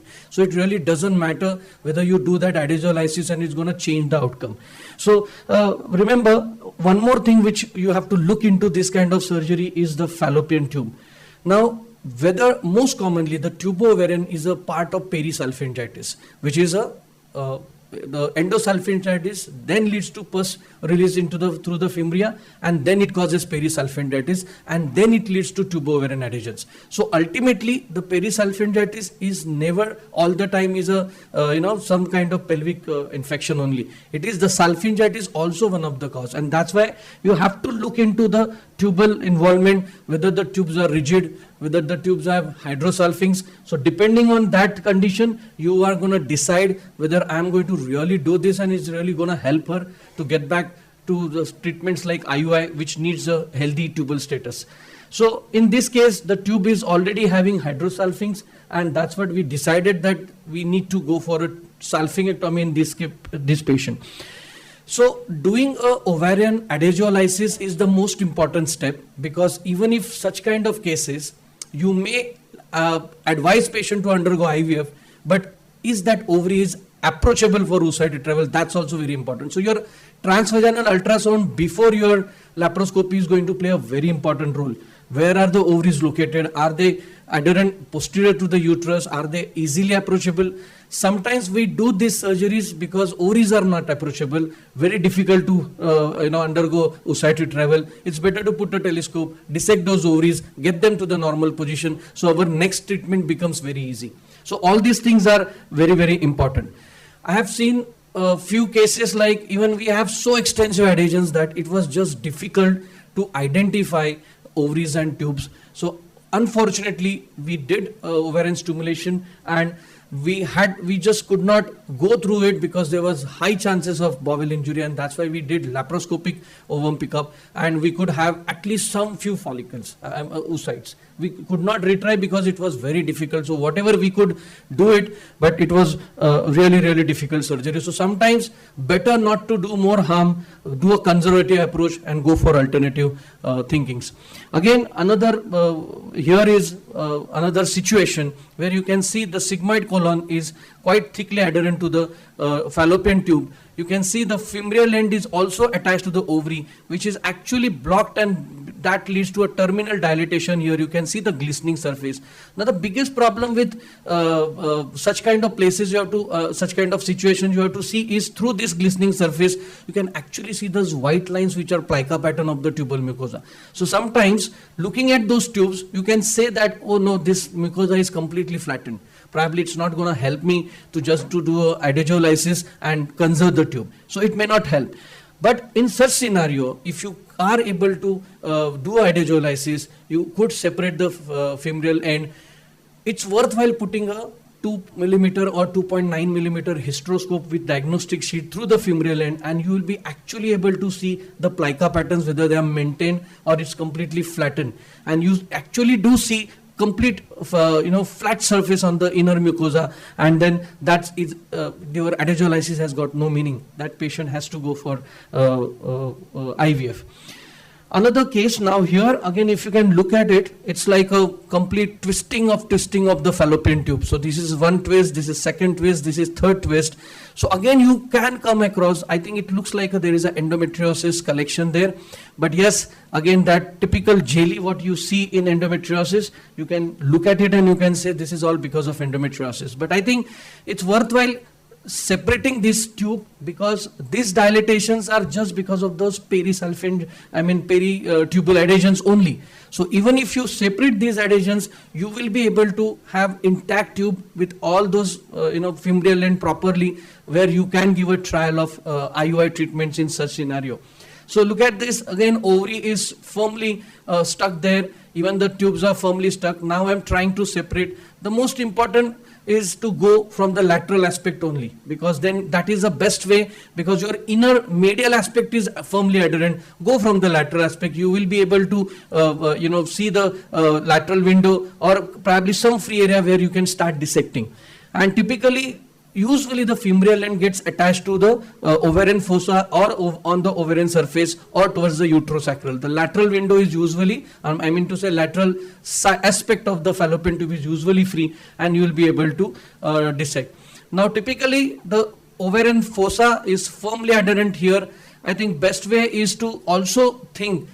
Many times we have seen this after doing this ovarian adhesiolysis, where actually compromise the blood supply which that ovary has established from those adhesions. So many times it does happen that once we dissect it, we have a habit of controlling that bleeding with the cautery. Please don't do it, because that will in fact compromise the blood supply. You just wait, give tranexamic acid. That's a ooze which will over the time, like 5 minutes it will take, but it will stop. But it will compromise. We have seen many of our patients that if we do, especially the peri-ovarian adhesions which are extensive, we separate it, and we usually see that the result was much better before surgery, and we are now have not much better result after the surgery. So sometimes select your patients on table properly. This you cannot plan it before surgery. This has to be on table decisions, looking at how the things are.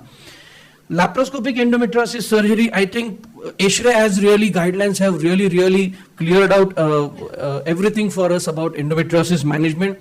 Now we have to pay attention what these guidelines have been revised in 2022, because we are still following the previous guidelines, and there are a lot of things which are revised, because with those guidelines which we followed, 3-4 years later we realized that no, that certain things we need to revise, and those are the important things. Like, let's see, this is a simple kind of an endometriotic implant, peritoneal implants. We can see some behind there and here also. So best treatment for this is go below, excise it rather than cauterizing it, because many times what you see is a very small part, but deep infiltrating endometriosis, the disease is quite deep down, and we do really miss out. We just cannot cauterize completely. Best thing is to just excise it. For such kind of bleeding, you can just inject the saline, lift that lesion, and just go below in that saline plane and go ahead and excise. See, these small things are important, because this is the only opportunity which will prevent her recurrence of endometriosis in future, maybe even 10 years later. Okay, so do your job completely. Guidelines are very clear. Excision is your first choice. Okay, do not, cauterization is something where you have a difficulty in going below. Okay, sometimes, very good endoscopic surgeon, there is no difficulty. They will dissect those spaces, they'll go into deeper. But sometimes kind of a very routine endoscopic surgery, who don't do it extensive endoscopic surgeries, sometimes they find it difficult. It's all right, but in those cases, at least fulgurate properly. Use saline meticulously, because if you inject the saline at the base, it's actually dissecting your important structures from your lesion, and it gives you a good plane to go into that lesion and excise it. Laparoscopic endometrioma excision, I think this one guideline has been revised, and we need to understand this, that if you come across endometrioma, whenever you operate, it's really going to affect the ovarian reserve. It's been clear now, 1 decade is over, we are discussing about it, so the guidelines are very clear. Be more careful when you take a decision of endometrioma excision, because it does affect. It is not a fertility enhancing endoscopic surgery. It is in fact fertility damaging endoscopic surgery in many situations.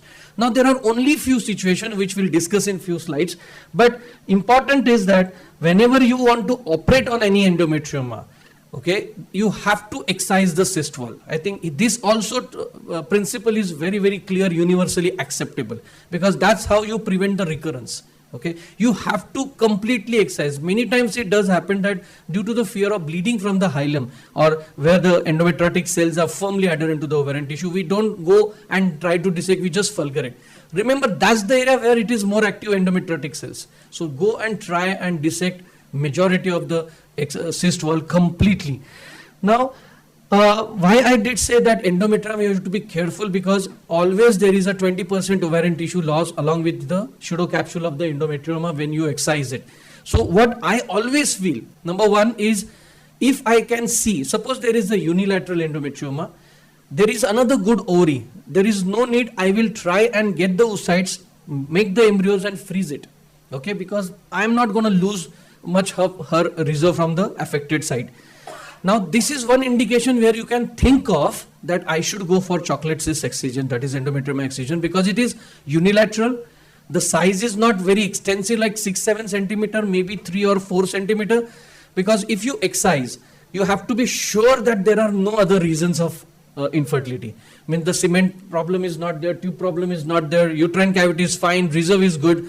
Here, if you operate, that will only increase her chances of spontaneous conception, because she is regular ovulatory and those other 3 factors are normal. That's the only situation where you can go for surgery. Now, in unilateral endometrioma, but having more than 5-6 centimeter, those huge big endometriomas, remember, if we are going to operate on this, we are going to lose a reserve from this side. So in fact, in such scenario, I always feel that go for a conservative approach. You retrieve the oocytes, form the embryo, freeze them, and then utilize an frozen embryo. Frozen embryo transfer cycle results are not dependent whether you have operated on the chocolate cyst or no. That is very, very clear, and it has been revised in 2022 guidelines that there is no need of chocolate cyst excision if you are planning IVF for any other indication, or for even grade 3, grade 4 endometriosis. It is not required. Okay, those are revised, because first guideline said that if it is more than 3 centimeter, you do a cyst wall excision. Now it has been revised. So we have to be conservative when it comes to endometriosis. Now, these are the indications where it will really improve the spontaneous conception chances. That is, chances are grade 1 endometriosis, grade 2 endometriosis, and unilateral endometriosis, which I said around 3-4 centimeter, and there are no other reasons. So there are only 3 of them. So that's a similar thing which I discussed, but important again, coming from those guidelines, that they are not recommended to routinely perform surgery for ovarian endometrioma prior to ART to improve live birth rate, as the current evidence shows no benefit of surgery, and surgery is likely going to impact on the ovarian reserve. Now, severe endometriosis, those specifically grade 4 endometriosis, where you see all the pouch of Douglas is adherent, both the adnexas are adherent, it's like a frozen pelvis. Again, the decision to offer surgical excision prior to ART should be guided mainly by the pain symptoms. Now remember, if the patient has a gynecological symptoms, then and then only you're going to operate, even if she is infertility, because her quality of life is also important. Okay, but that gynecological symptom is absent, this surgery is never going to benefit her. Okay, so again, do not operate in this scenario if there are no gynecological symptoms. Please directly go for ART freeze the embryo, do a down-regulated cycle, and transfer the embryos. That will achieve your first objective of achieving a goal, number one. And the pregnancy itself plus lactation phase, she's going to get that almost 15-month suppression on its own. What you normally would have done it by giving Dynogest or any progesterone in this scenario. So, in fact, getting pregnancy itself is a good cure for endometriosis. So, I think again these guidelines have been changed in 2022. Decision to perform surgery. I think what you should consider before planning a surgery when it comes to fertility enhancing, that is age of the woman. Okay, number one, for example, a 38 years old having a endometriosis, maybe grade 3, but her ovarian reserve is already compromised. It's always better that you concentrate on her ovarian reserve. Here we do not expect that I want to improve the chances of spontaneous conception. Because of her ovarian reserve, her natural conception chances are low. Here she may, if she's really infertility, she has tried enough, then she should go for ART rather than surgery. Ovarian reserve status, as I said again, unilaterality or bilaterality of the disease, number and the size of the cyst, again that's very important. Multiple cysts do not, because there is more going to be harm rather than benefit. Symptoms, as we discussed, presence or absence of suspicious radiological features, yes, because we have seen, though low, but there are chances of malignant changes. We have seen it in endometriosis, and we have to be careful if we have any MRI showing these kind of signs. Extent of extra-ovarian disease and history of previous ovarian surgery. I think any surgery which is done previously for endometrioma or endometriosis, if there is a recurrence, it is not indicated to operate again if it is an infertility. Okay, you have to first conserve her fertility, get her pregnancy. Now if she has gynecological symptoms, once she delivers, maybe 6 months later, you can go for surgery. If she still have a recurrence of symptoms, then it is indicated to, and that's why previous ovarian surgery, especially for endometriosis, think carefully. Now, especially severe endometriosis, when you will operate, okay, as I said, grade 4 endometriosis, when pain is so severe which is not controlled efficiently by medical treatment. You have given medical therapy, but it's not helping her. Yes, surgery is indicated, because now it's not the question, it's also the question of quality of life. When ovaries are not approachable for oocyte retrieval, you have to get them at an approachable place where you will be able to do a oocyte retrieval.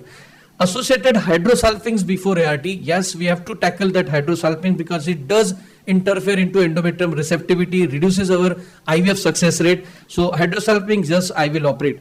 Patient not ready to undergo IVF, not affording at all. Okay, probably you think that she's never going to come back. She's a very poor patient. Yes, I think by doing surgery, at least you leave up some chance of spontaneous conception. But honestly, 10 years, I don't see such patients who are just not ready to undergo IVF. We do see that many of the patients with counseling, they do understand the problem. The fourth indication is little rare, I will say. Bilateral endometrioma, in fact, think twice to operate. As we discuss about unilateral, but bilateral, you in fact think twice, because now both ovaries are involved. Okay, so in fact, if we operate, it is going to affect our ovarian reserve, and significantly that patient is going to land up in donor oocyte more rather than self oocytes.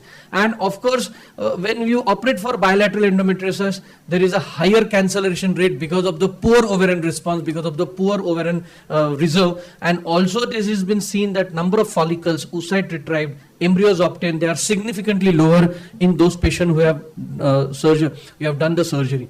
Now if you look at even the pregnancy rate and the delivery rate, they are in fact lower when you operate, and when you don't operate, they are more higher. So simply speaking, do not operate in bilateral endometriosis. Now, yes, endometriosis adagiolysis. Okay, let me see if I can. Okay.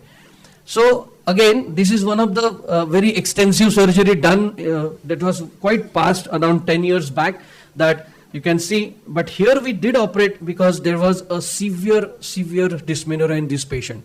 And really she was admitted quite few times for IV analgesics or intramuscular injections to control pain, and that's why we operated on her. There was extensive adhesions in the pouch of Douglas. There was bilateral hydrosalpinx, and we had to do a kind of a proximal tubal occlusion because it was difficult to dissect those tubes and ovary. But we did dissected majorly from the pouch of Douglas first because that was the very painful. So we dissected completely. We did electrocauterization there. We put interseed there so that to prevent adhesiolysis, and we came out and did a proximal tubal occlusion on the left side and probably salpingectomy on the right side. So we could achieve pain as well as a kind of a conservative surgery on the ovaries, and we could give her a pregnancy after this kind of surgery through the ART. Coming to last few laparoscopic surgery, which is laparoscopic myomectomy. I think the talk has been done, I guess. Myomectomy is yet to be done. So I think Nilesh is going to talk on it. So he will give you more elaboration. But when it comes to myomectomy, we have to understand our limitation. Look at the size and the location, two are important, and the third factor is the number of fibroids. Okay, so if it is very easily accessible from the hysteroscopy, then you'd go ahead. So you have a limitation of 3 centimeter. I will say whatever you are a good surgeon, do not try and take out fibroid which is more than 3 centimeter because it does create a problem, and it is an extensive long surgery. I think keep that limit of 3 centimeter. Even if you feel that I can operate on her for 2 hours and take out that 4 centimeter, but what we are doing is not kind of a benefit to her, rather than we are causing more harm. So even those fibroids, you can easily take it out. You will have a shorter duration of operation time, and you can take those fibroids laparoscopically very easily in 45 to 1 minutes. Again, do a good clean surgery, use a vasopressin, dissect it very properly and excise that fibroid. Now in this case, we had almost 2 fibroid. One is on the top, one is behind, but this was almost 4.5 to 5 centimeter, which was displacing the cavity. So again, intramural, which are class 4, which I think Nilesh will highlight again. The class 4 are the classical, intramural but touching to the cavity. Those are, it is complete intramural, not touching to the cavity, but complete intramural. So that when it is more than 4 centimeter, it is now we have evidence that we should take it out if other factors are normal, means it is unexplained infertility.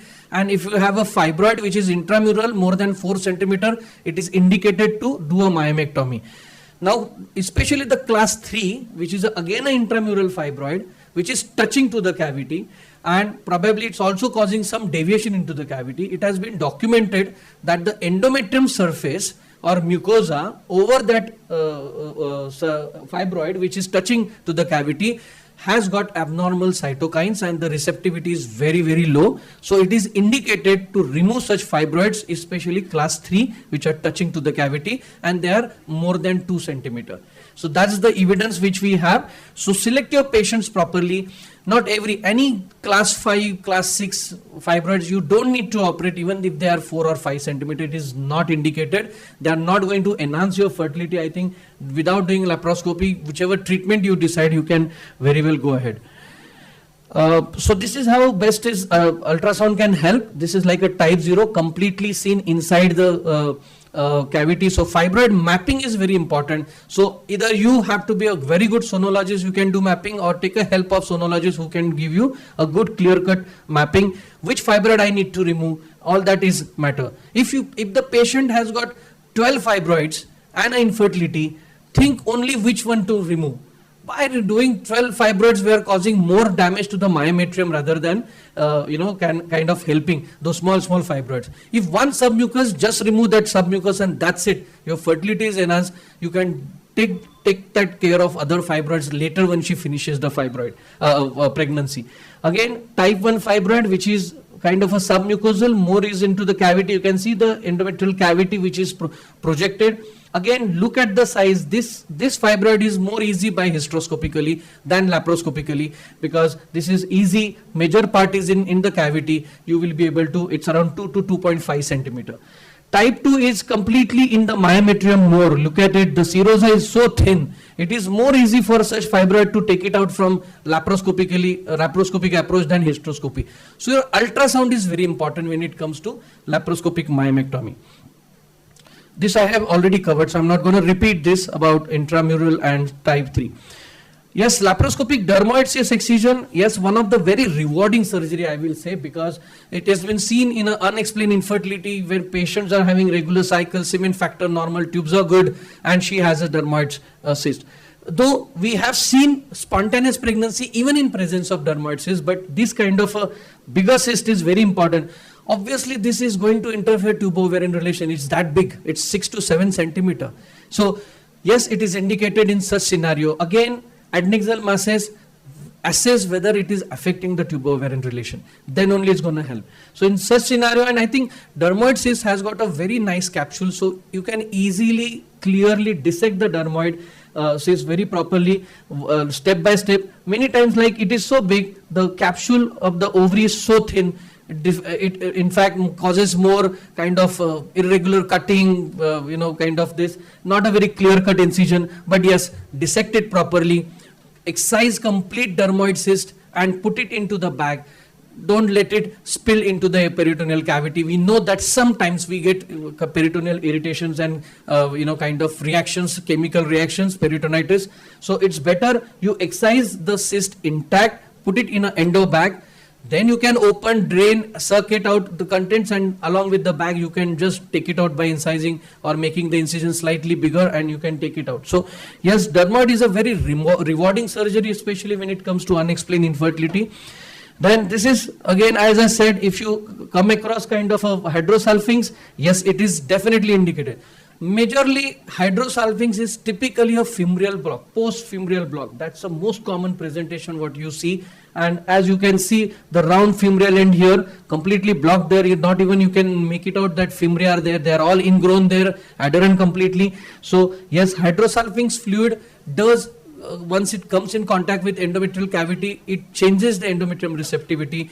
The HOXA 10 and 11 genes are interfered. The receptivity is very poor. It has shown that in presence of hydrosalpinx, you have lot of multiple IVF failures. It's better to tackle this before. By best is by doing a salpingectomy rather than doing just a proximal tubal occlusion. Proximal tubal occlusion is only limited when you have difficulty in dissecting the fallopian tubes and difficulty in doing salpingectomy. And we have to be very careful when you do a salpingectomy, because the ovarian blood supply we have to be watch for, because if you go more towards ovary, you're going to compromise ovarian reserve. In fact, the reserve goes down if you compromise the ovarian blood supply. So stay below the fallopian tubes, very close to fallopian tubes, and try not to interfere the ovarian supply. Coming to those few hysteroscopy, I think that hysteroscopic part is already covered by Ashish and previous speakers. So I'll quickly wind up. Septum, I think it was a debate a few years back that whether we should operate on uterine septum, which is diagnosed in infertility patients without having any pregnancy loss. And I think we have to check for other factors again. So unexplained infertility with uterine septum, I think it is indicated to go ahead with septum resection. But you have to differentiate by doing a 3D ultrasound. So if a line which is drawing at the cornal level and the septum apex, if that distance, if it is more than 1 centimeter, yes, I think it's indicated that you can go for a surgery, but less than 1 centimeter, there is no need. What we typically call as arcuate uterus, it says that it doesn't actually improve the pregnancy outcome, not only pregnancy outcome, your treatment outcome also. But whenever septum you are operating, no more electric current is required. Now mechanical scissors are the best, so they cause less damage. In fact, very less post-operative adhesions what you will see with the septum resection by scissor rather than electrocautery. Now hysteroscopic polypectomy, yes, again it is documented that endometrium receptivity around polyp area has been affected, but the size is something which you have to look for. So any polyp size, in a maximum plane, maximum volume plane, if it is more than 5 millimeter, you need to remove the polyp before IUR IVF treatment. any polyp which is less than 5 millimeter, you do not need, it has been documented that the clinical pregnancy rates are same, miscarriage rates are same, so it is not improving, increasing the miscarriage rate. So you have to be, see the location also at the same time. Any polyp which is at the cornu, it's not going to affect the ART outcome. Yeah, it may affect the natural fertility, spontaneous conception, but it may not affect. So even see for the location and then decide whether to go ahead. Again, any polyp which is up to 1 centimeter, I think you can safely take it out by scissor itself. There is no need of using current even for the polyp. As far as possible, less current, less damage to the endometrium. So simple, just cut the polyp at the base, or probably if it is a little 1 centimeter, you cut it in between, make 2 pieces, or make it in a smaller fragments, they will come out. But go by only mechanical scissor and you will be able to take it out. If it is a bigger polyp, it has been removed, it rotates into the distension media. Take a flexible holding forceps, grasping forceps, catch it all and it will come out. Because it is not even more than 1 centimeter, you will be able to safely take it out through. Only what it needs is some hold, so you can use a flexible grasping forceps and you will be able to remove it. But take the polyp out if it is more than 5 millimeter. Now this was a patient who was appeared with a cornual block bilateral. So when we did the hysteroscopy to first, of course the laparoscopy was planned, but then we saw there are 2 polyps which are sitting right there, also 1 polyp sitting right there in the ostium. Obviously if you look at the picture, you will be able to make it out the block is because of the polyp. There is no actual adhesion induced block there at the ostium. It is only polyp. Polyp has got stalk, so it just kind of a flap wall which is operating there. And again, very simple and very rewarding surgery, that you hold the base of the polyp. Try and hold the base. Don't try and hold the polyp, because it will always slip from your grasping forceps. So go and try, hold the base and do a twisting movements.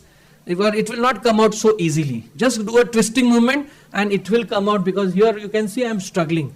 Okay, this is the place where sometimes your grasping forceps really difficult to go there. So try and locate the base. Base means that stalk of the polyp, because usually here the pedunculated polyps are common. So try and hold that peduncle and twist it. Just twist it. It has to separate and the whole polyp will just flow out into your distension media. So try and twist it and it will come out. So remove those polyps and the tubes are open, and she can actually spontaneously conceive if she has got a regular cycles and semen factors are normal. So very good and surgery. This is again hysteroscopic myomectomy. I think Nilesh will cover, but you have to do a transvaginal scan, very important as we discussed. Select your patient properly, and you have to use bipolar. I think Kedar has already spoken advantages, because sometimes the fibroids myomectomy takes more time. So here only saline is useful nowadays. In fact, I wanted, the question for last question to your talk was what advice you will give. See, biggest problem is the typical cautery we get, you don't have a underwater, under saline bipolar in that. So when you want to buy a cautery, even if you are not buying bipolar that time, buy a cautery machine where you have a under saline bipolar, because that is needed when you want to use bipolar resectoscopes there. And many times, even I had this problem when I was doing with monopolar quite few years back. And when I thought of, I bought a bipolar and I realized, I don't have in my cautery machine bipolar. So it was lying there for 1 month without use. So, you have to look into these problems. So when you are investing at the start, invest proper equipments, take a help of seniors, your colleagues who have already running hospital, they will help you out. What is best thing to buy at the beginning? Because we do mistakes in buying, and those cauteries are lying down without use over with you. Then lateral metroplasty. I believe it into lot of criticization is there. Last 17 years we are selecting our patients very properly. Especially lateral metroplasty is a procedure. You have to select patients whose uterine volume is less, whose subendometrial blood flow is very, very scanty. I think this surgery works fantastic. Though in fact initially we never used to know what is exact mechanism, how this is improving our endometrial growth and endometrial blood flow. Then few years back when we had kind of a stem cell and endometrial niche area, and when a Spanish group actually opened our eyes that yes, there are stem cells which are endometrial progenitor stem cells, hematopoietic stem cells which are there in that niche area. they are blocked for their migration because of the fibrous tissue deposition into subendometrial area following chronic endometritis, and that's very commonly we see. Almost 40% infertility patient chronic endometritis is seen. And that's why it is important that you select your patients properly and do this. Commonly, you will always see in adenomatic patients, if you put a hysteroscope, you will see this kind of picture which was in the initially, that fibrous tissue, vertical bands on the lateral surface at the fundus. Now these fibrous tissues, because from where the adenomyosis begins, it always begins from endometrial cavity. The endometrial tissue breaches the continuity of the basal layer and it goes into the myometrium to form adenomyosis. So it always laid down fibrous tissue in its path. Yes. Okay. So yes, we're running short of time. Yes, done. Okay. So I think I'll come to summary. So fertility enhancing endoscopic surgeries are very rewarding surgeries.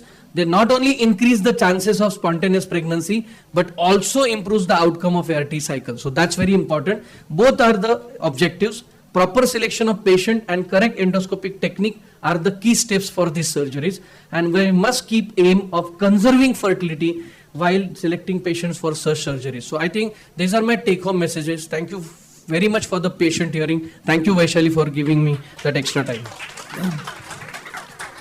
I must thank Dr. Kundan for his elaborative presentation. And actually would have liked you to continue for a few more minutes. But it was one slide. Yeah. Sure. Done. Yes. Sure. Thank you, sir. I'm sure this session will leave a lasting impact on our practice. We would now like to request Dr. Sushma ma'am and Dr. Kedar sir to felicitate our speaker.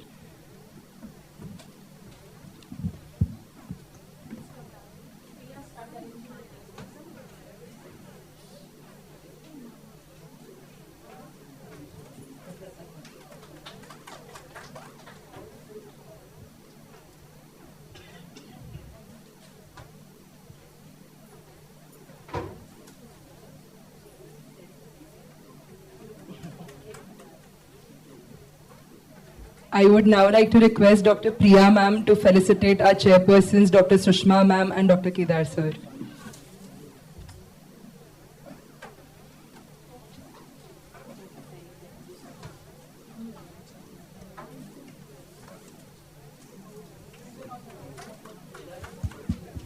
Can we have a round of applause, please?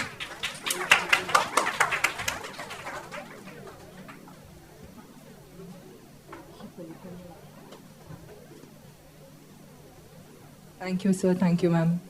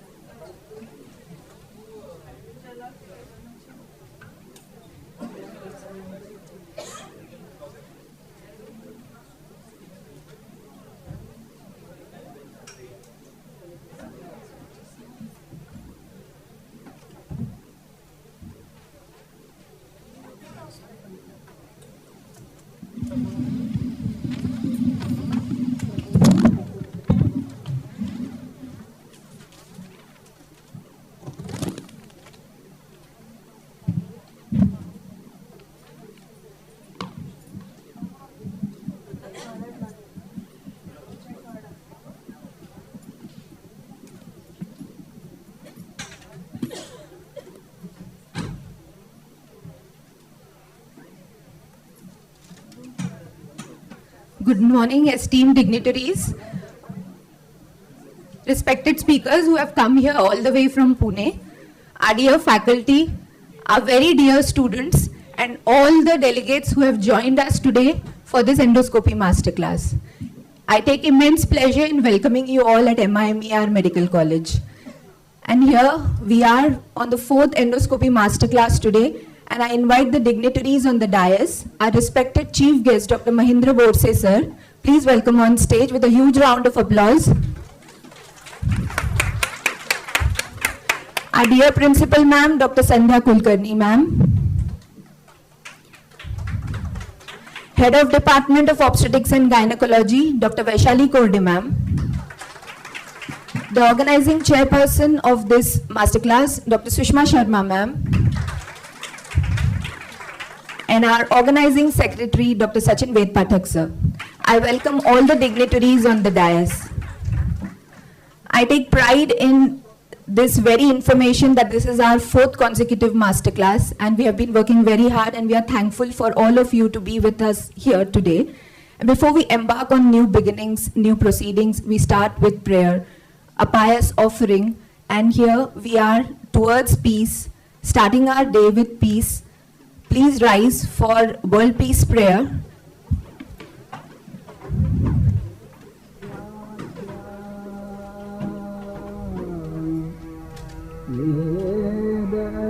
प्रतिपाद्या जय जय स्वसंवेद्या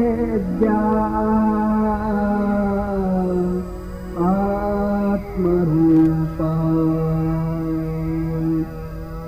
देवातुति गणेशु सकलार्थमति प्रकाशु मणे निवृत्तिदासु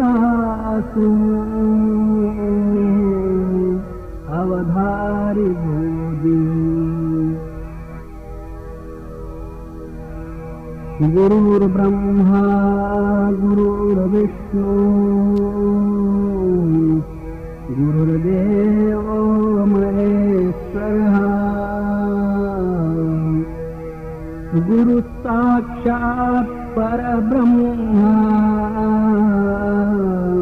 तस्मै श्री गुरवे नमः।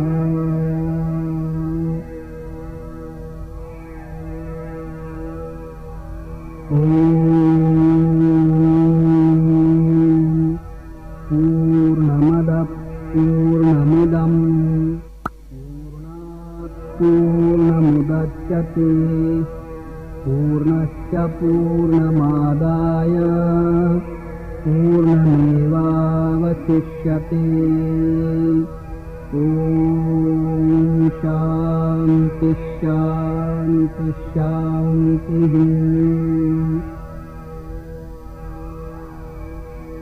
हरि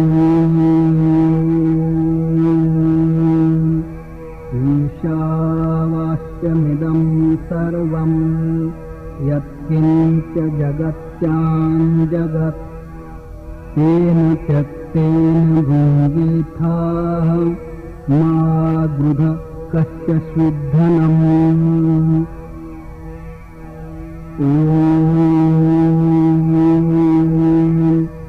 भूर्भुवस्वः तत्सवितुर्वरेण्यं भर्गो देवस्य धीमहि धियो यो न प्रचोदयात्।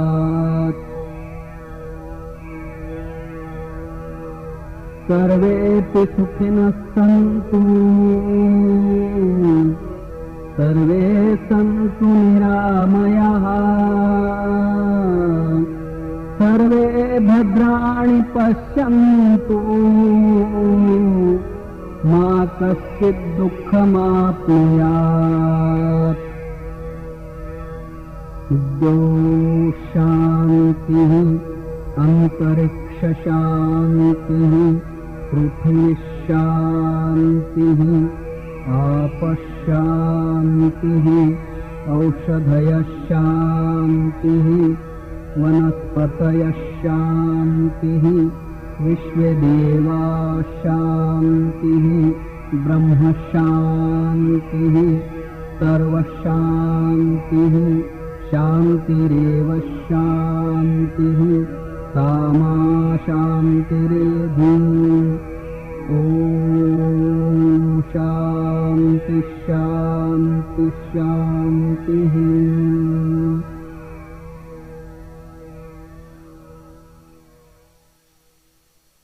Thank you, everyone. So we are here for this endoscopy masterclass. A masterclass is nothing but a collection of all the experts who are going to train already people who are skilled. So they are here to upgrade our skills. The Department of Obstetrics and Gynecology, along with the Indian Association of Gynecological Endoscopists, together have tried to bring everyone under one roof so that we can upgrade our skills. We have worked very hard under the leadership of our dear Head of Department, Dr. Vaishali Korde ma'am, and with pride, I call her on the podium to give the welcome address. Thank you so much, Priya. Today I'm really overwhelmed and I'm welcoming you all on behalf of MIMER Medical College as well as IAG. This is our 4th endoscopy masterclass. Till last year we were doing only hysteroscopy, and this year we have added laparoscopy as well. But the love which we are receiving is overwhelming, and I really welcome all the friends every year who join us and share their expert views here. So I welcome all the expert friends from all over Pune and Bombay. Tomorrow there would be operating surgeons coming from Bombay as well. So welcome you all, as well as the faculty who's joining us for this masterclass from AFMC, from BJ Medical College, from GMC Baramati. All dear friends, you give us a lot of encouragement and your presence speaks for us. I really welcome you all on behalf of our college institution and enjoy this academic session. Today, the other reason why we are overwhelmed is we have Dr. Mahendra Borse, who is a very renowned and a very skillful surgeon who's here as a chief guest for us. Sir is coming to our institution for the very first time. I welcome him on behalf of every one of us and all the delegates who are willing to learn endoscopy and learning and absorbing all these small tips and practical tips with experiences which these experts are sharing with us.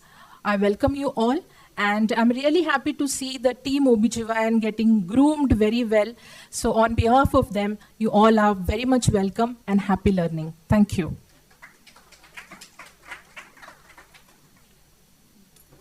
Thank you, ma'am. And before we begin further, let me now introduce the chief guest. Our chief guest is very special. He works with his surgical armory all through the city of Pune, and now he's here with us at MIMER Medical College. Sir is a renowned gynecological endoscopist surgeon, and he's associated with Dinanath Mangeshkar Hospitals and Jahangir Hospitals in Pune. He's also been the member of a committee in the IAG and the FOXY endoscopy unit. He's also a faculty for Basics in Laparoscopy course, which is run by the Royal College in UK. So I welcome Sir today at MIMER, and I also request our dear Principal Ma'am, Dr. Sandhya Kulkarni, to please felicitate our very renowned chief guest today here.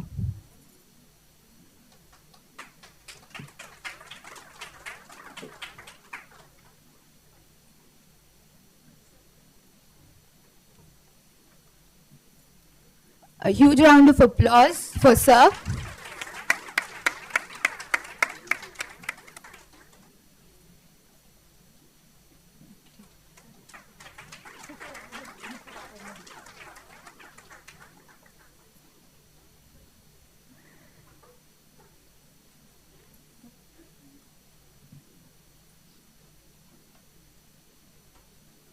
And with this very special introduction, it is now time for lighting the lamp. This light is very important for us and for all hysteroscopy and endoscopies. I think this very light is so very important.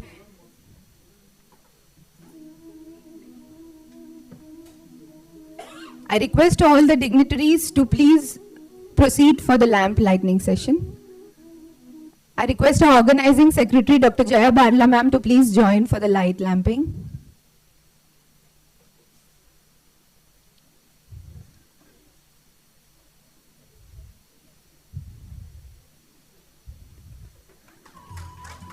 Let this light take us towards success.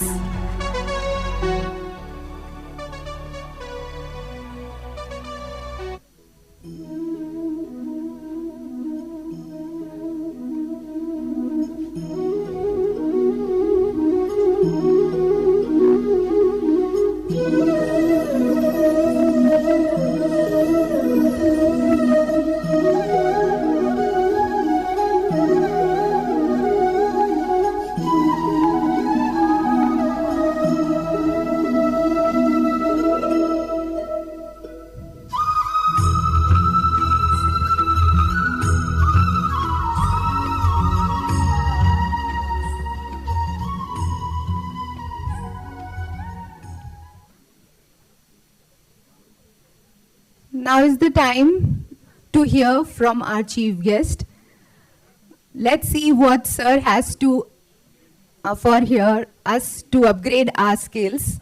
Let's listen from him, his own experiences. I invite sir on the podium to share his experience.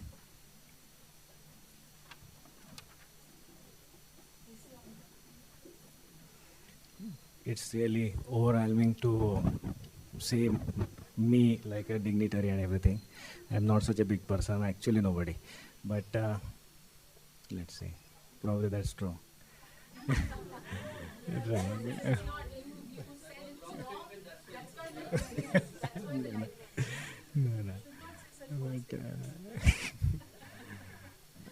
But anyways, but this is like a big task for department, institute to gather people from around all the skills like Nilesh, Ashish, Manish and everybody, and it's really takes a lot of your time investment and efforts to collect the cases. Live workshop is actually really a hell, to tell you.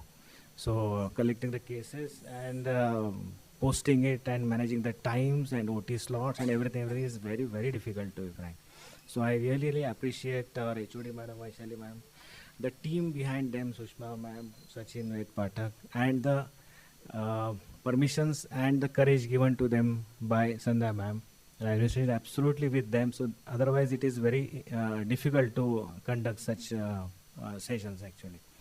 And all of you, you should take advantage of these sessions actually. As I would say, like, I should not compare our days with your days, because we were absolutely not introduced to these things, but later on it started. But nowadays it is same thing, and my opinion is still the same, that it should be the basic surgery. TLH should be the basic surgery of a postgraduate which comes out from the medical college. It is very clear from my practice, like day one of my practice. And opinion, if you ask me, that nobody is going to ask you, just to give you a vision that why it is important, not that like a big thing to do the TLH. Does anybody ask about a person like how that doctor does cesarean section? We just ask that कि उधर cesarean section होता है ना, delivery होता है ना. That's the only thing. So the same thing and same day is going to come. It is already there. So that opinion I had already since my first day of my practice.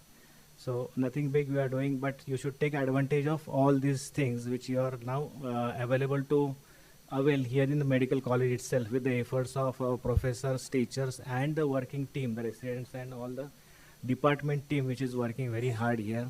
And we are absolutely happy to share our experiences. Now I can say like experiences because I also have become quite senior nowadays. so we can. So very difficult cases also we keep on doing and learning from them. So we have a few things to share. So we'll share it, and thank you so much for having me as a chief guest. I'm honored. Thank you.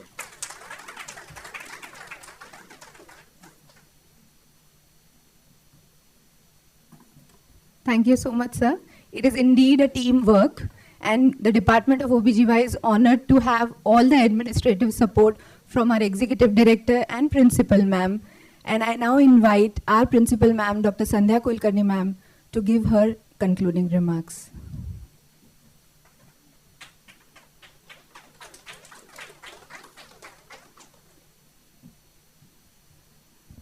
Good afternoon, everyone.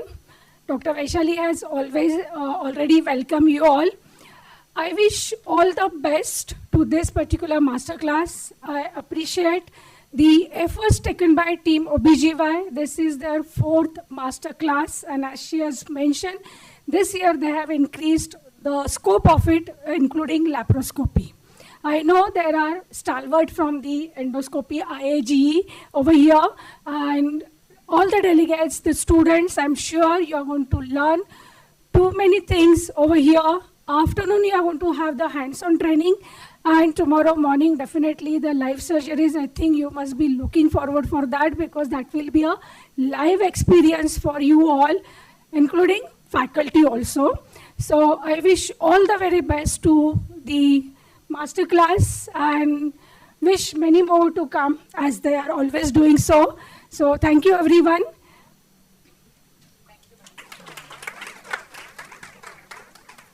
Thank you so much, ma'am. And at the end, we are so full of gratitude. I call upon our organizing secretary, Dr. Sachin Vedpathak sir, to give away the vote of thanks. Good afternoon all. Respected dignitaries on the dais and off the dais. This is our 3rd endoscopy related conference.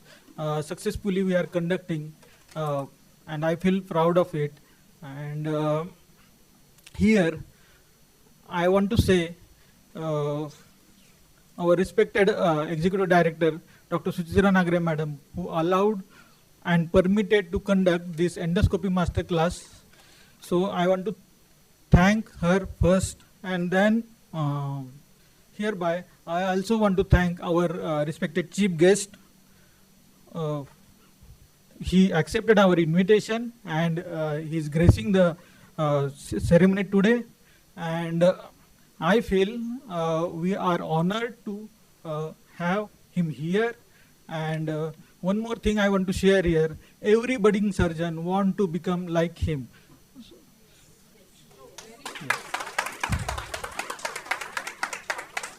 I take this opportunity to thank you, sir, and I also want to thank our beloved principal, Dr. Sandhya Kulkarni Madam, for her wholehearted support to organize this event. Here, I also want to thank all the speakers who are delivering excellent lectures, and I think it will be helping us to improve and upgrade our knowledge in endoscopy, as well as improve our skills also. Again, I want to thank all the delegates and the faculties who are here for this conference as well as workshop. And I want to welcome all, and thank you.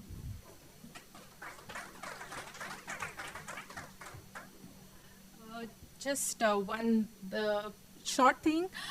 We have our alumnus, Dr. Swapnil Dhakne here, and it's a prestigious point for us, madam, that he is our postgraduate student, and he has now he has expertise in laparoscopy. And Swapnil, please come ahead.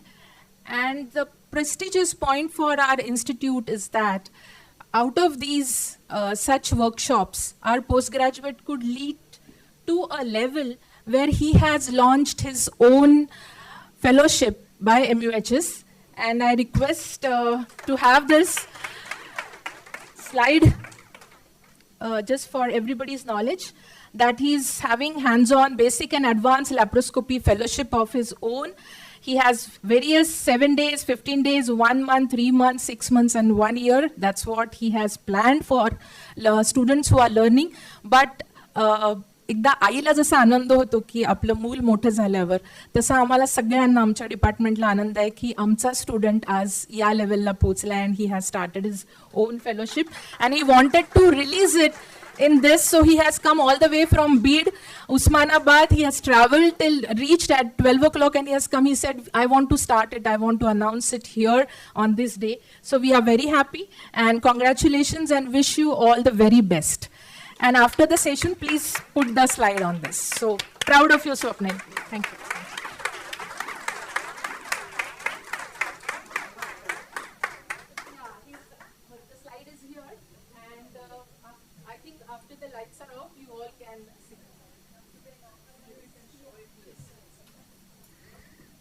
So Dr. Swapnil has really put MIMER at great heights.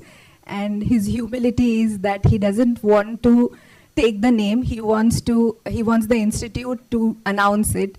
So thank you, Dr. Swapnil, and many congratulations to you. And our heart is so full of happy moments. And I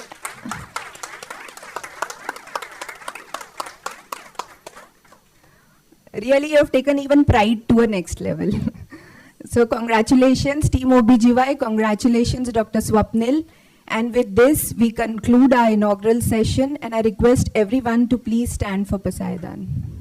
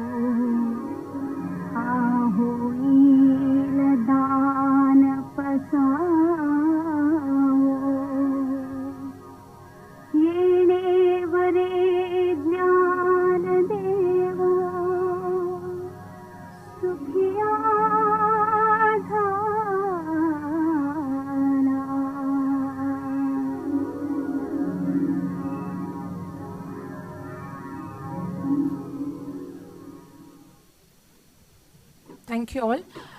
I just request all the dignitaries to please come forward to have a picture with Principal Madam before she leaves. Please come forward. All the speakers.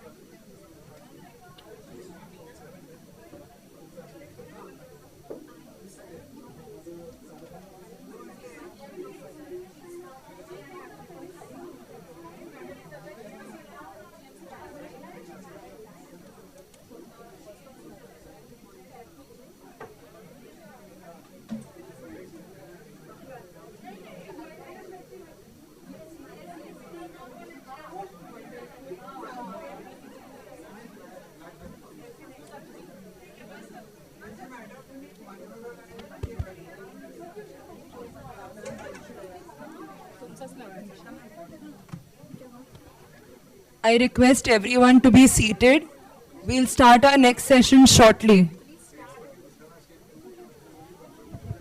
For our next session, may I please request Dr. Uma Wankhede ma'am, senior obstetrician and gynecologist who has joined us all the way from Baramati, and Dr. Kundan English sir. Sir was the vice president of POGS in 2023-24 along with ART Center. He is also the head of the ART Center.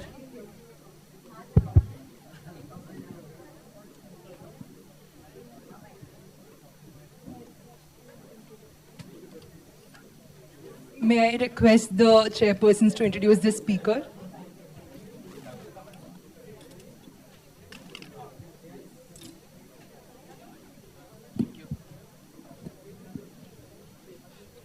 Good afternoon. It's my great pleasure to introduce Nilesh. I feel he's one of those dynamic, budding young gynecists in the city of Pune. I really admire him. I've seen him operating, and he's a wonderful laparoscopic surgeon. I think if he's there tomorrow, it will be a great asset for this conference. And I request Dr. Kundan to read out his CV. So, let me introduce Dr. Nilesh Balkavdi, I think very dear friend. He has his fellowship in he's a fellow of Indian Association of Gynec Endoscopists and fellowship in reproductive medicine and diploma in gynec endoscopy. Clinical head and fertility specialist at Oasis Fertility located in Pune. He is currently chairperson of quiz committee of FOXY from 2021 to 2025. He is a past clinical secretary of POGS 21-22, and he was a member of infertility committee AMOGS, and also he is currently a joint secretary for AMOGS. And I think Nilesh has got lots of talent. He's excellent in organizing quiz, and I think he's master. I think in India we can say, but I think that all needs behind that all needs is one of the best. His own skill is academician. I think that I can say for you. So over to you. Let's hear from him. Thank you so much. It's heartful to hear those words from your teachers and from your mentors, especially Kundan sir as a mentor for infertility and in FOXY. And Uma madam, as we know, she's a hardcore teacher, and I've been fortunate enough to learn from her since my undergraduate days. So thank you, madam. So today's topic is setting up an endoscopy unit. I think much of this is talked about in the hysteroscopy lectures about setting up an hysteroscopy unit. This is not much a difference. We'll see and understand what's the difference in setting up an laparoscopy unit. So can you see the unseen is the question. And once we, as a fertility specialist, once I come up to fertility treatment options, we have this multiple array of treatments. But has endoscopy gone out of the way? The prior lecture was Dr. Kundan Ingresar's lecture about fertility enhancing endoscopic surgery. So is it outdated to use a laparoscopy? I think so. No, there are multiple indications of doing laparoscopy even in this era, and therefore we should understand how to set up a good endoscopy unit. So these are certain things, is laparoscopy being replaced? There are certain advanced diagnostic techniques which are available nowadays, but still we have the role of diagnostic hysterolaparoscopy in unexplained infertility and endometriosis. In recurrent IVF failures, tubal surgery in the era of ART still holds some place, and we have other pathologies where we need to do a laparoscopy as a must. So we have to always see this risk-benefit ratio when it comes to putting a patient to endoscopy, and this risk-benefit ratio comes at our hand even while thinking about the endoscopy unit which we have to set at our place. So the aim of use is to have minimally invasive diagnostic tool to promote surgical therapy of organic causes, and safety in surgery is very, very important when it comes to endoscopy. So please don't compromise on safety. Basic minimum setup is necessary for any endoscopic procedure, and we should have a backup, which I'm going to utter it again and again, that backup is always required in endoscopy, and checklist is must. So it's not just about the setup which I'm going to talk about. I'm also going to touch upon ergonomics. I'm also going to touch upon the safety in surgery and the checklist. So if I had 6 hours to chop down a tree, I would spend the first 4 hours sharpening the axe, and therefore preparation is so important in endoscopy.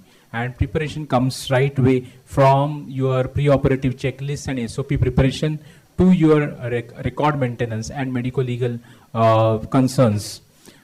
Endoscopy stands on these 4 pillars. So plan, do, check, and act. And you do this repeatedly. And then you are able to set a protocol for yourself and set a protocol for your team. And accordingly, you can have good results. These are certain checklists and mock drills which you can have at your centers. There are preoperative checklists, intraoperative checklists, and postoperative checklists. And this will help you to have less complications at your center. So these are the certain indications of laparoscopy, diagnostic and therapeutic, not going into the details.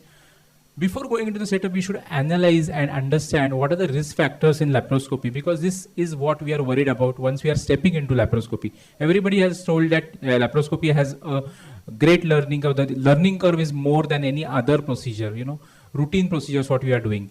Laparoscopy requires a much greater learning curve.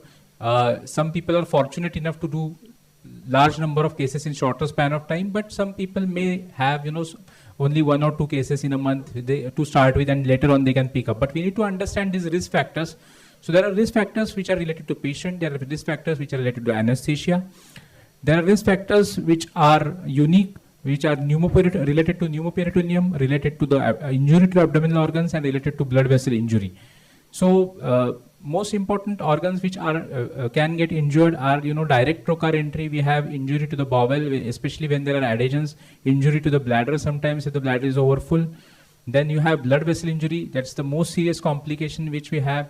Putting in a trocar, we keep on hearing some cases, suddenly a gush of blood coming and the patient goes into vascular collapse, and this is the things which we are going to look at, how to prevent this, and throughout these sessions we are going to look at, and therefore the equipment and the use of those instruments which are there, which can decrease your side effects or complications, are so important. So once we are studying this setup, there are 3 main components: the image component, the light source, telescope, and camera; the component which creates the pneumoperitoneum, the insufflation of carbon dioxide gas to create a space for your operation; and the laparoscopic instruments. So this is in general the setup as a whole. So you have a rigid 30-degree or a 0-degree endoscope, light source, camera. Then you have, if you are doing hysteroscopy along with it, a hystomat, a pressure bag, CO2 insufflator and its tubing, 10 millimeter or 5 millimeter 30-degree hysteroscope. Now many surgeries can be done even with a 5 millimeter hysteroscope, laparoscopic instruments. You have trocars, Veress needle and hand instruments. So all this we are going to talk about. The visualization part is again the first thing which comes to our mind. So it's a very important part. You should have a good medical grade monitor so that you have good image quality. Now in the market there are HD monitors available, then there are medical grade monitors available. So you need to choose out of the lot for yourself. Then a good endo camera. So this endo camera depends upon how much pixelations or how much is the resolution of that system, and you need to analyze this and then take a system which is cost effective and as a very good system for you. Light source, again now we started with the days of using a bulb as a light source with a xenon light, and now we have shifted to the LED light source, which is a cold light and which gives us a better image quality. Then we have the light cable and the optics. The video camera, this essentially functions as an electronic retina consisting of an light sensitive silicon elements. So each silicon element contributes to one unit referred to as a pixel of the total image. The clarity of the image depends upon the number of pixels on the chip. So the standard cameras in laparoscopic unit nowadays contain around 3 lakh pixels, and this gives us a better image quality.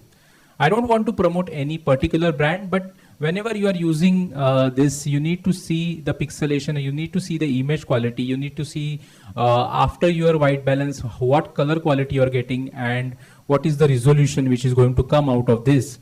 And therefore, along with the camera, the CPU or the processing unit is also very important. Now you are preferably we are using a HD unit, and which are sometimes upgradable to 3D systems as well.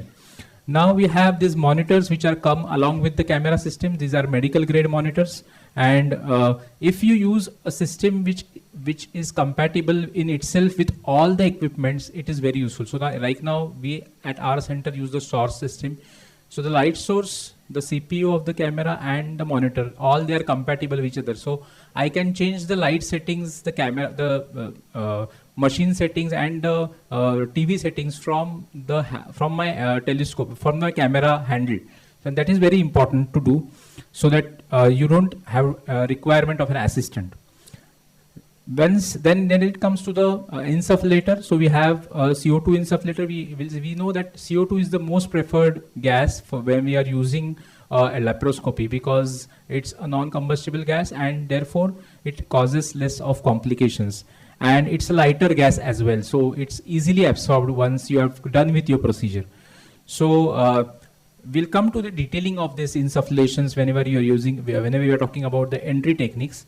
So it maintains a constant intra-abdominal pressure while doing the surgery, and this pressure can be measured. There are certain parameters to measure the pressure. So at the time of entry, the maximum pressure which is allowed is around 14 millimeter of mercury, and after you have set the pressure, after you have entered with the primary trocar, the pressures which usually maintain are around 12. So usually we don't exceed these pressures so that there is no hypercarbia. So the CO2 can easily get absorbed in the blood if your pressures are high, and therefore it's very important to maintain this pressure. Another thing which is helpful in such kind of CO2 insufflators is their precision. So if you are taking a German equipment, it's like driving a German car instead of an Indian car or maybe another car. The precision of these equipments is really helpful for you to do the surgery. First and foremost thing is your entry technique. So if you are practicing an entry technique with a Veress needle, and if you are using a German CO2 insufflator like straws, this usually will give you the precise pressure, and you don't need to do a bubble test. You don't need to confirm whether your Veress needle is inside. You introduce your Veress needle, and if you see on the machine, the pressures will tell you whether you are in or whether you are in the preperitoneal space. So if your pressures indicate a single digit pressure, that means you are within the peritoneum or within the cavity, and the flow rate which is there on the machine will again tell you the exact flow rate. And if your flow rates are more than 2 liters or 3 liters per minute, that means your CO2 is passing on smoothly, and that means you are within the cavity. And this will help you to judge whether you are not in the preperitoneal space. And this is very important characteristic of this CO2 insufflators. So CO2 is now the agent of choice, and because of all these advantages which it has, and therefore we need to have CO2 cylinders at our place. So once we are keeping CO2 cylinders, we always need to have a spare cylinder at our place, because anytime this can get over and you can land up in a problem. Previously used machines did have air insufflation option also. So some Indian equipment do have an air insufflation option. So once your CO2 gets over, you can shift to air and then you can complete the procedure. But nowadays, once you are using these higher end machines, you don't have an air insufflation option. You should have a CO2 extra cylinder along with you to have no problems. So and then you have other gases which have been tried previously but not fall into favor. These are nitrous oxide and helium, but we are not using these ones. Telescope. This is another equipment which is of the on the image side, and there are 3 important structural differences in this telescope available. A 6 to 18 rod length system telescopes are usually available, and they range from 0 to 120 degree. And this is the angulation which is present at the tip of the telescope. So 0 degree telescope is a flatter one, and then you will have angulations which go on increasing. Usually what we follow in gynec laparoscopy is a use of a 30 degree telescope which has a slight angulation, so that we can visualize the pelvis better, we can visualize the POD better. If you are just going down and changing your angle, you can see the posterior aspect of uterus quite nicely. And even for all the surgeries of laparoscopy, if you are operating on the adnexa, if you are going to the lateral walls, if you are going to see the lateral wall structures, all these structures can be nicely seen with an angulated telescope. So 30 degrees are better. According to me, some people may differ that a 0 degree gives a more panoramic view. But yes, there are certain advantages and disadvantages of each one of these. We have telescope diameters ranging from 1.5 to 15 millimeter. Standard one which is used in endoscopy mostly is a 10 millimeter telescope. I do majority of my surgeries as an infertility specialist with a 5 mm telescope, where so that the incision site is again I can reduce the size, because I'm not doing higher end surgeries like sir is doing, my Borse sir is doing, complicated endometriosis, large huge myomas, where you require a good field of vision. Probably these are the patients where we require 10 mm telescopes. So these are the different sizes of laparoscopes which we have, and any of these can be used this should be compatible with the hand instruments or the instruments trocars which you are using. So if you are doing a microsurgery, probably a smaller diameter telescope can also be used, because again the equipment which are using in microsurgery, the trocars and everything are smaller, and you can also keep the size of the telescope also smaller. So this is the camera equipment and the light source. We are now coming up to the light source and light cable. So usually we talked about light source.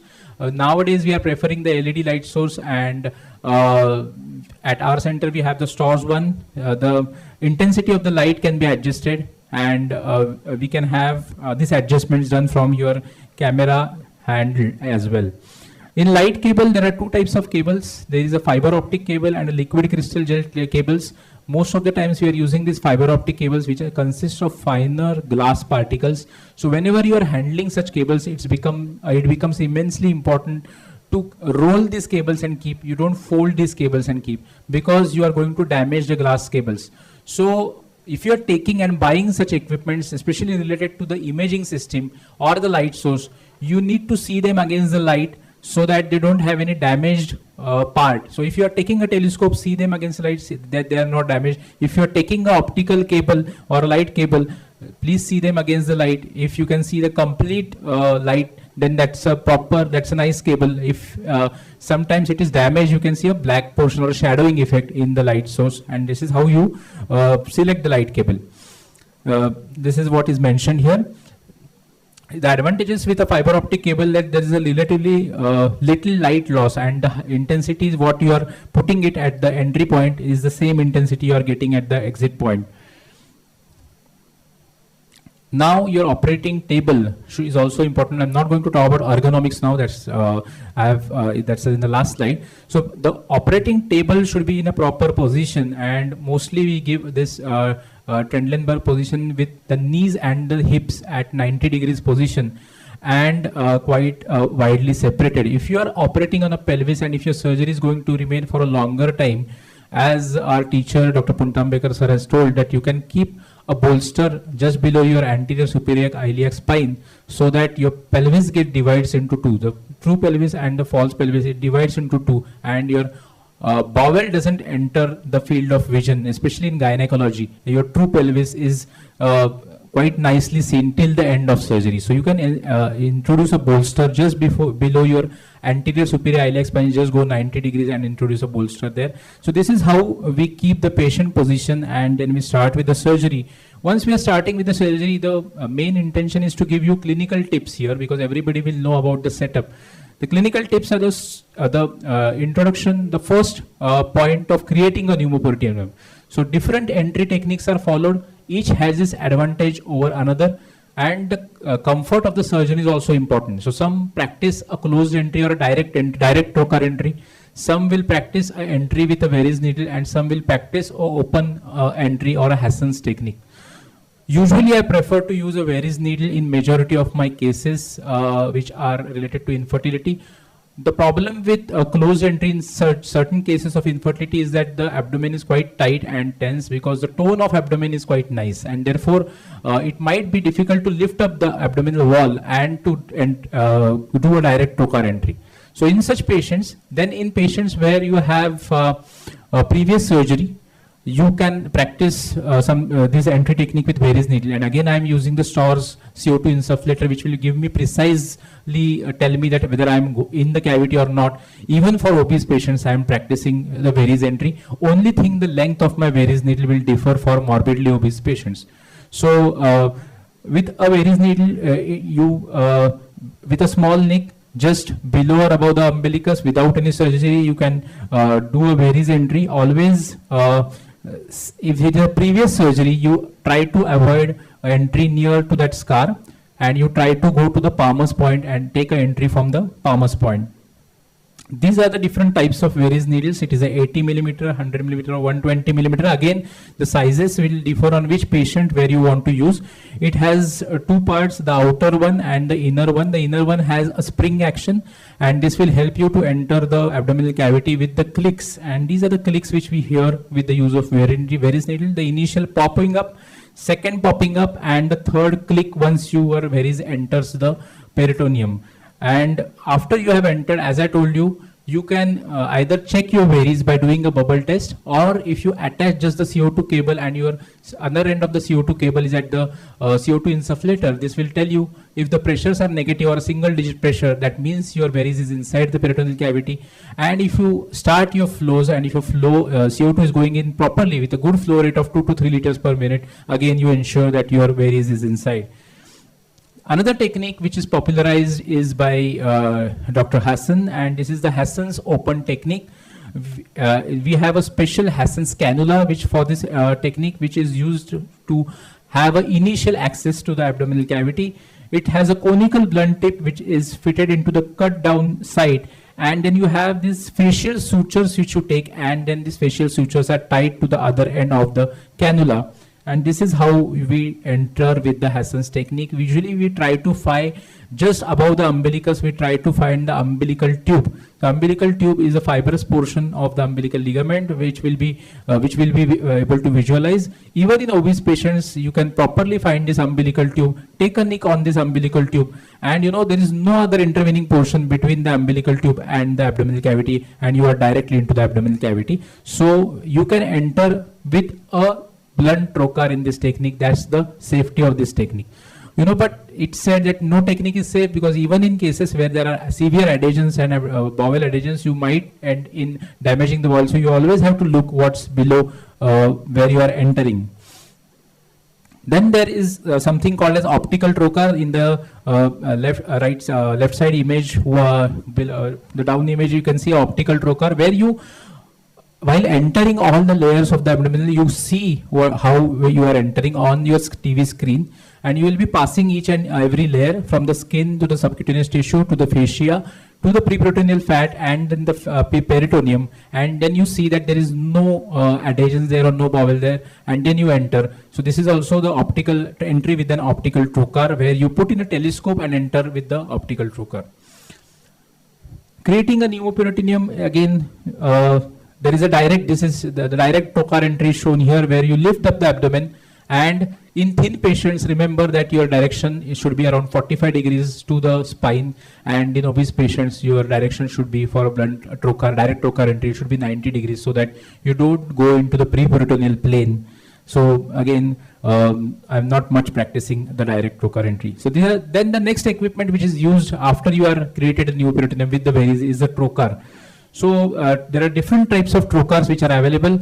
The 10 millimeter trocar, usually it's around 12 millimeter for the 10 millimeter laparoscope, and these are blunt trocar, sharp trocar, or something called as safety trocars have also come up, which function like the Varies needle. They have a spring action. So once you enter the abdominal cavity, the blunt portion comes in, and once you are entering into the abdominal wall, the sharp portion cuts through the abdominal wall. These are safety trocars. Again, they don't come with much of a safety. Your basic principle of surgery has to be very perfect so that you don't damage with any of these techniques. Then you have side trocars. So usually the equipment which we use in endoscopy are 5 millimeter instruments, and for this we require the 5 mm trocars, which are the side trocars. And again, assessing the site of this entry of these trocars is also very important. And these side trocars are usually we do this entry under visualization. So once we have entered with the primary trocar, we put in the telescope, and rest of the entry is under direct visualization. So you, with the light source, you can assess if there is presence of any vessels, and then you can mark your point of trocar entry. And internally also you see if there is presence or absence of any vessels, and then you enter with the secondary trocars. The other instruments which are there are the forceps, graspers, and the scissors. Again, I'm not going to go into the details of this, but these are disposables and reusable types. So as per the surgery demand, you can use this equipment, and this will keep on differing upon the type of surgery you are doing. So these are the different tips of these grasping instruments which we have. Some are bowel retractors, some are plain graspers, some are Marylands, and Babcocks even you have here. You have Metzenbaum scissors, you have plain scissors, you have different types of hand instruments to your kitty. These are the other trocars, 5 mm trocars. You have certain things, you have apple trocars as well. Okay, the only thing is, the valve action should be good. There should be no leakage of CO2 through your trocars. And if you want to introduce a reducer, the trocar should be compatible with that. So what type of surgery you are doing depends upon what type of instrument you want to choose for that surgery. These are the ligation clip systems which are used for ligation of vessels, especially where you want to do uterine artery ligation, laparoscopic radical hysterectomy. There can be certain vessels at the bladder pillar which you want to, which may cause problems later on, which may retract, and therefore these are the clipping systems which are available. There are certain things called as hemostatic clips also available, which we can add to this and then use the system. So the basic aim is to view a good peritoneal cavity without any undue risks or complications during the procedure and after the procedure as well. The last equipment which is there is the power morcellator. Now I kept it in the last because there are certain questions raised about the use of power morcellator. It is banned in certain countries by FDA, their FDA, and there are risks of sarcoma being the grading being increased of the sarcoma because of dissipation of the tumor, and therefore you should judge whether it is a plain myoma or a fibroid, or it has some sarcomatous change by doing certain hormones, LDH, or you can have MRI systems which can help you to judge if that fibroid is a malignant fibroid or not. Even on a transvaginal sonography, with your good use of Dopplers, you can see if the mass is malignant or a non-malignant mass. And this is how you choose right equipment for doing a good hysterolaparoscopy. Towards the end of the lecture, I'm going to talk about the advantages of laparoscopy and the importance of ergonomics. I always say that, you know, there are great laparoscopic surgeons sitting here, and everybody will agree that you need to practice any surgery with both your hands, and this is how you maintain the ergonomics of surgery. If you don't want pain, neck pain, cervical spondylosis, lumbar problems later on in your life after operating phenomenally large number of cases like Manish Masre sir or Borse sir, you need to have your ergonomics right in the OT. So if you are doing this open surgery and laparoscopic technique, you can see here that, you know, with the laparoscopic technique you can have leisure of having 2-3 visual systems, whatever is comfortable to you. On the screen you have systems hanging from the ceiling and so on. So you need to have all the system at your place. The patient position is also again so important. For a laparoscopic surgery, if I am going for a pelvic surgery and it's going to be a longer surgery, I won't keep the legs at 90-degree hip angle, because this is going to hamper my hand movements. So probably I am going to keep them at a lower angle, and where I don't require much of a vaginal manipulation, because again, if you keep them at a lower angle, your vaginal manipulation can be a little bit tricky. So this is how you check your ergonomics for each and every case and change the ergonomics for each and every case. These are the key elements of ergonomic for a laparoscopic surgeon. The basics are that your vision, you should not be looking up. It should be at least 15 to 40 degrees below your line of sight. Your monitor should be placed. The second basic technique of doing a laparoscopic surgery is where your instrument handles are below the height of your elbow. So you should not be operating above. It should be below the height of your elbow. And this is how you adjust the table heights, and accordingly you can take a chair if you are little bit short, so that your ergonomics remains the same. The foot pedal is always placed at the same position. You should not be looking at the foot pedal again and again. It should be done at a spinal level. So that's how you keep the foot pedal fixed. So it moves sometimes. So you have certain systems we have in our OT where we keep the foot pedal fixed by attaching it with a sticker, or maybe put some cloth behind it so that it doesn't move. And this is very important. So this ergonomics is very important while we are doing a surgery. Why? If Kundan sir showed about the lateral metroplasty. If you are doing a lateral metroplasty with the hysteroscopic 5-French Caesar on the patient's left wall, your right hand will be operating because your right hand is near to that. If you are doing it on the opposite side, that is the right wall of the uterus, your right hand should not operate because you are crossing your hands. And as we are told in driving, that never cross your hands while you are on the steering handle. Similarly, for laparoscopy, it's better not to cross your hands, and therefore maintaining your ergonomics and operating with both hands remains a very crucial skill which has to be learned over years. So friends, your take home is careful case selection is of utmost importance. Checklist and SOP is important for any endoscopy unit. Safety of patient is of utmost importance in all patients. Standard equipment has to be chosen with a very good backup, which is needed for a hassle-free experience in endoscopy. Utilize the great power of a tool called endoscopy, and don't forget that record keeping and preserving the videos is very important for medical legal purpose. So with great power comes great responsibility. Do handle it that. Thank you.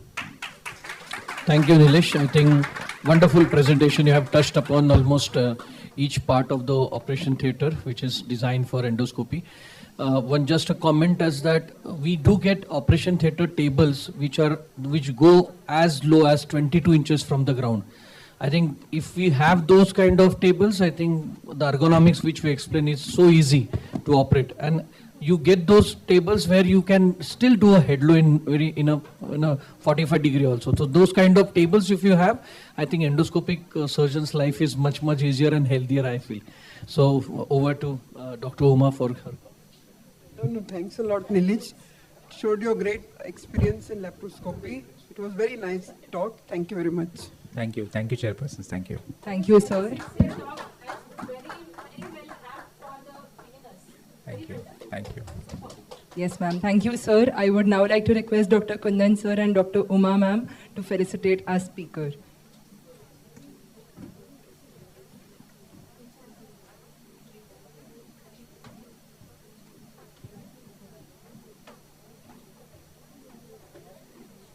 Can we have a round of applause, please?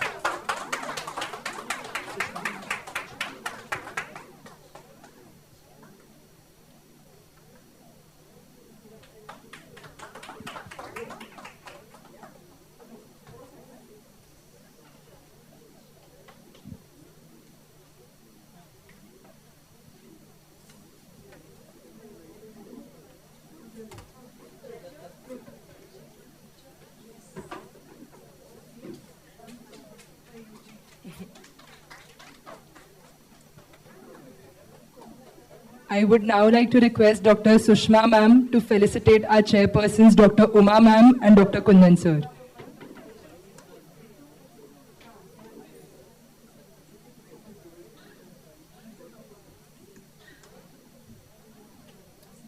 Can we have a round of applause, please?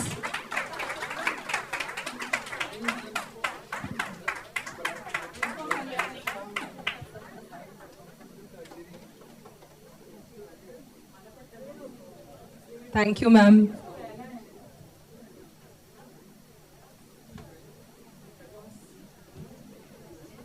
I would now like to request Dr. Sandesh Gowde sir, Professor and Unit Head Surgery.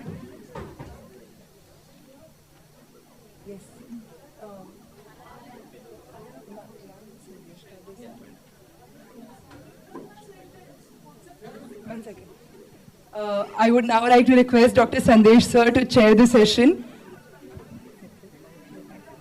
Yes, sir.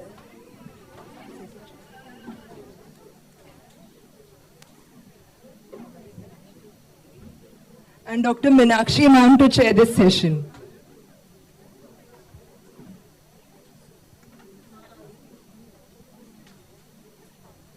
Dr. Meenakshi ma'am, Associate Professor, Obstetrics and Gynecology.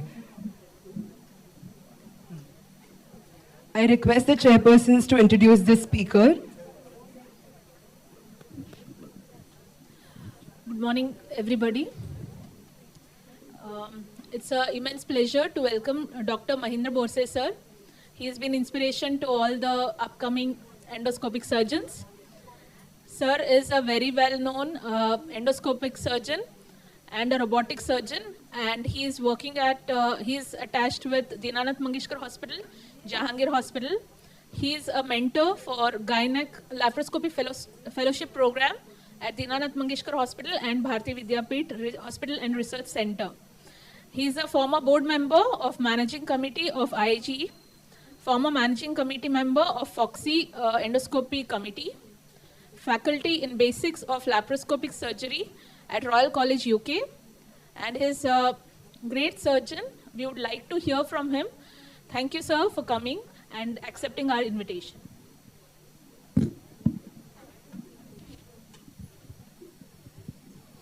Thank you so much, ma'am, for the kind words.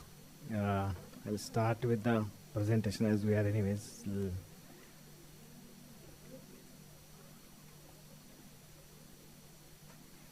Okay, is it clear? Yeah.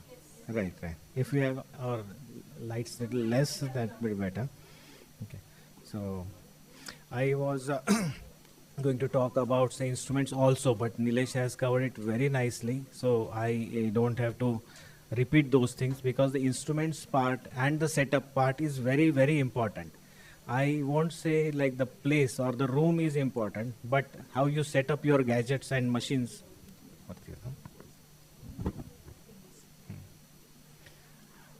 How you place your instruments. So the ergonomics is very important. What are instruments in your hand? Those are very important. Though you have needle loaders, those should have good grip. That is the important part of it, which Nilesh has already covered. So this is laparoscopic myomectomy. What is it like? Simple suturing, continuous suturing, and nothing great about it. Okay. So next one, I want to show you this. What is myomectomy? This is myomectomy. We just run this clip for a minute, and you can see this is a fibroid, and right hand is holding the fibroid with a myoma spiral, and the left hand is taking out the tissue which is attached to the fibroid. Okay. And this is almost unedited clip, almost unedited, nothing required. Probably it is less than a minute, it's 34 seconds or something. So that is done. So fibroid is out. So is it difficult? No, not like that. No, I want to make a point actually with that. So this is not that difficult. Okay. So the fibroid is out. But what I want to tell you is that there is a lot of groundwork you have to do for these things.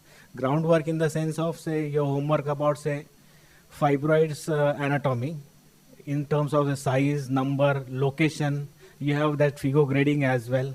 But apart from that, you get the reports like that. I won't post somebody, but we get the reports like this. Okay, if you get the report like this, it is very good for us to go ahead during the surgery. You have this idea where they are and how far they are, what I am going to damage, like endometrium cavity is going to get opened or no, or which one to be removed, which one I can leave, whatever it is, like you get an idea with that, okay, with the consistency as well. So this kind of reports is required. So this is our homework. We call it fibroid mapping. Okay, even consistency also one should tell. Why? Because we have some video clip where you're seeing that there is difficulty in taking out the fibroid, which we have just seen, which is very clean cut. You just pull it out and that is fibroid, myomectomy. But there is degenerated fibroids, or it is not fibroid, it is adenomyoma. Then you really face difficulty, so one should be able to tell them. What are the concerns there during myomectomy? Or blood loss, it should be less because it was really a dreaded surgery. Previously we had those clamps, like open surgery clamps for reducing the blood loss and all. Then duration of surgery, we cannot keep on operating. TLH, if I compare with myomectomy, what happens? Like you have pedicle, you have cauterize it, you cut it. If it bloods, you are going to cauterize it again. You hold the pedicle and you again cauterize it. But that is not the case with myomectomy. The difference here is that you give a cut, it is a whole like vague area which is bleeding, myometrium. It bleeds very badly. Though you ligate the uterines, you have blood flow from the IP ligaments and ovarian vessels, and you are going to have a lot of bleeding during myomectomy. That is not the only problem, because you have to reconstruct also. The uterus is to be reconstructed. So you have your skill which is probably mature, not that mature, and you get restless about that. That is why your homework has to be very nicely done. So that duration of surgery also you have to take care of. And long-term results, which is our aim of surgery mainly. I mean, like if she gets pregnant and she comes with rupture of uterus at 24 and 30 weeks, which it is not acceptable. Touch wood, means all these years I am doing it, but really nobody has come back like a case of rupture or something. Only once somebody has told me that the fibroid where it was removed, just a coin-like area was thinned out. That is the only thing which I have come across during all these years. So how to approach the fibroids? I won't say like you put these ports and these ports. It is everybody's personal choice. You can be an ipsilateral surgeon or contralateral suturing surgeon, or you can have a midline port as well. How many ports? Not confirmed. You can put 3 ancillary ports or 4 ancillary ports. Or if it is difficult or something, you can put 5 ports also. You can take another person to help with 2 actually instruments helping you. Then about the manipulator, it is always a dictum. A gynec surgery, somebody is then in the vagina sitting with the manipulator. Not necessarily. We just have talked in our that session as well that we don't put the manipulator for myomectomy, specifically for myomectomy. For other surgeries, I would say like, okay, we can. If you like, you keep it the manipulator, but not for myomectomy. Why? Because uterus is absolutely free. So whichever surface you want to operate or suture, it can be approached and bring in front of your scope, because we have only one direction of seeing it. And the uterus, if it's a too low anterior fibroid and you take out the fibroid, and how to suture, you can just see it like a crater from side. It is not the case. But if you have to go to the depth of that fibroid bed and take that also to prevent your hematoma formation or good integrity of the scar, then it has to be in front of you, because your instruments also have fixed position. You cannot like do like this and take the stitches from the bottom of the fibroid bed. So don't use the manipulator. That is something which I will definitely say, so that one can lower the fundus, you can hold the lower edge, and the thing is in front of you for your suturing, and very convenient to go to the depth of the fibroid bed. Same thing for the posterior fibroid as well. One can just take the fundus anteriorly completely, so that uterus, what I would say like anti-flexed, you can say, and the bed is in front of you for the suturing. It gives a lot of mobility as well. For every stitch you have to move the fibroid. For every bite of your needle prick, it has to be like mobile. Where you want to take the suture, it should be exactly there. So that is achieved without manipulator, not with the manipulator. That is what I would say. Then this pushing the cervical lip for anterior lower and posterior lower fibroids, that is something. Very large fibroid it was. This picture is for that actually. It was a very large fibroid, but you can see the optic port, I mean like the laparoscope port at the umbilicus itself. So what point I want to make it, not necessarily you have to go 4 centimeter, 4 inches above the mass. It is not like that. If you have orientation of that fibroid, you have seen it with your homework first, and you can see the part of the picture, and you have planned the incision accordingly. You can go with that umbilical port as well, because these patients are usually young. Cosmetic is important. They are fertility patients. So like that. This film is not showing myomectomy as such. This is just to show you that where is the fibroid, low posterior, and it is very soft. So what I have to have, I've just talked about you, that the fibroid bed should be in front of you. One is for suturing, but before that it should be for enucleation as well. You can enucleate from some incision, and then you can't see something from where it is bleeding, or you can't take the tissue from where you have to take the bite. It becomes very difficult after that, because already you are running a race against time and blood loss. That is why the all preparation has to be done before itself. So this is one step. We take out these lateral adhesions like sigmoid mobilization. That is important step. I will take it ahead.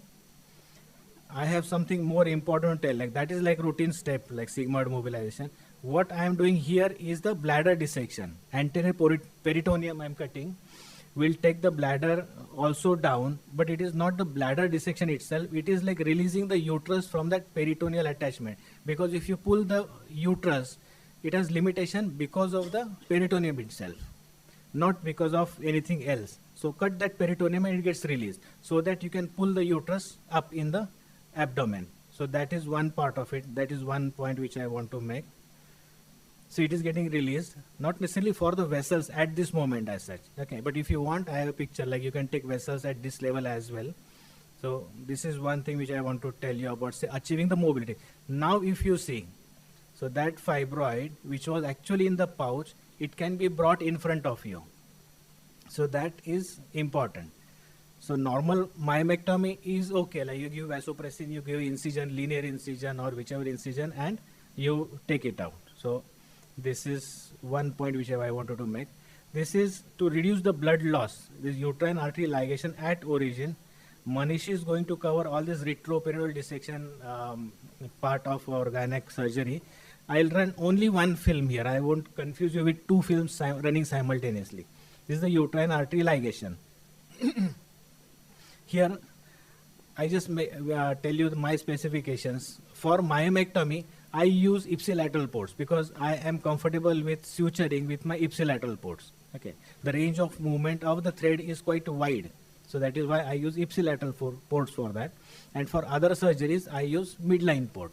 So that is good for our endometriosis dissection or any oncological dissection or any retroperitoneal dissection. That is convenient. So here it's retroperitoneal. It can be easy with midline as well. So right side uterine artery, we have just dissected. The technique, I think Manish is going to tell you about that. This is the suture being passed around the uterine artery, and we will tie it, and that tying the uterine, some may take objection that as it is a fertility case, why you are ligating, but this can be a temporary ligation.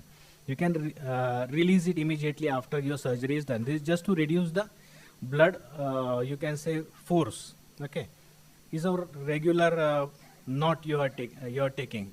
We are not even labeling this like, but our Dr. Sanket Pisat has, you can say, explained us about it. So we call it like that. And then this, what the way we did is trick knot, which you routinely tie in our regular life.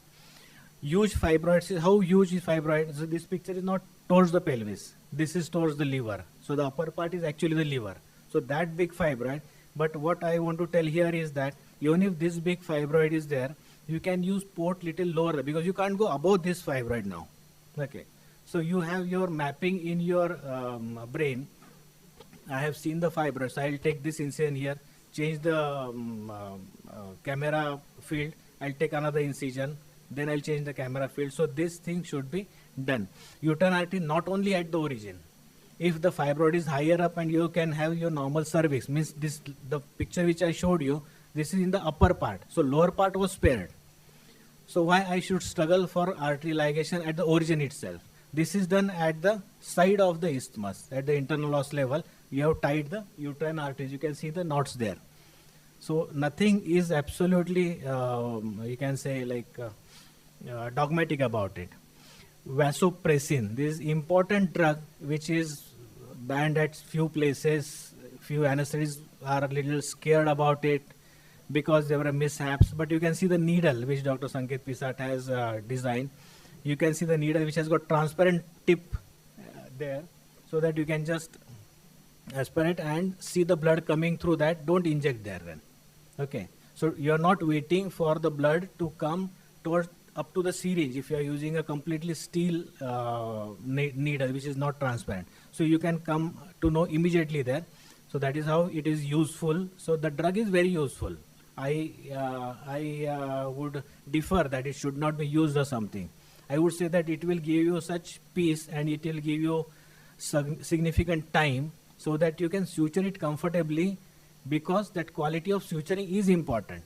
It is not that your blood loss and what and on, all those things are important. That repair is very important. And about the dilution, it is said that 1 in 100 or 1 ml in 200 something you can do it, but what I prefer is like 1 in 500.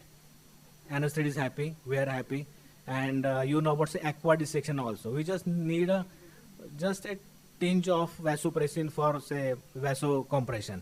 And anyways, it is not going to compress your bigger vessels. It is just for capillaries itself. The surface which are going to cut, it is going to bleed. So don't have that surface continuously bleeding. It is all white. That is important, which you have seen in the first film, it was nucleation film. This film is about say actually uterine transplants kind of thing. But everybody must be aware that transplanted uterus survives on one artery and one vein. Okay. So in huge uterus, in huge fibroids as well, what we can do is you can ligate all the 4 pedicles temporarily. So uterine artery you are ligated, and IP ligaments also you can ligate temporarily, you can say. The same kind of knot you can ligate, and you can release it in between, or you can release in between when your job is done actually. The same kind of trick knot we are using, not very difficult, just one loop. Even if it gets loose, you can just tie it again. Okay, so sufficient length of suture material is used, and you can keep it there. What I do is like even after completion of the surgery as well, we can just keep it, just release it and keep it there. If you feel like one of them you can ligate it, that is also okay. Okay, so these are a few tricks I am just telling you. Now we come to the incision. So blood loss part, prevention of blood loss part we have taken care. Now about the incision. The points which are written, like it can be say linear incision, it can be an elliptical incision, it can be horizontal incision, it can be vertical incision, or oblique also I have written. Why oblique? In case of multiple fibroids. Suppose the anterior fibroid has 2-3 anterior surface 2-3 fibroids. One is here, one is here, and one is here. So what you will do everywhere, you will take transverse incision and suture it separately? No. You can take an oblique incision on that fibroid, oblique on this, and then oblique on this.